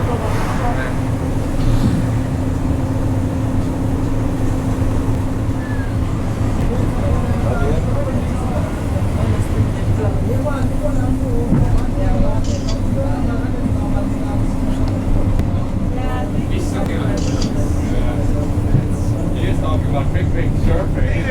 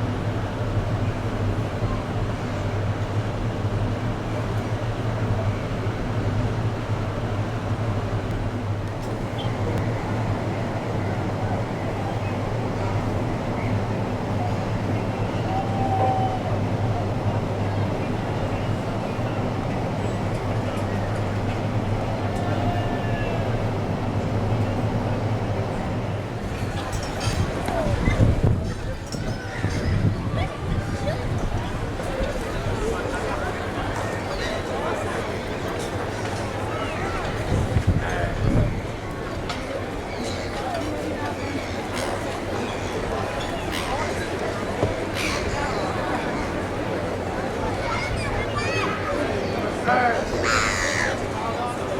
more, yeah, one more.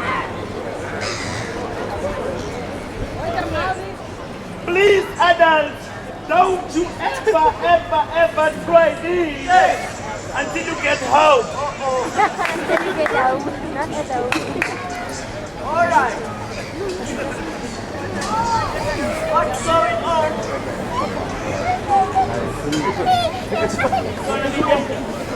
I love you. Yes. What?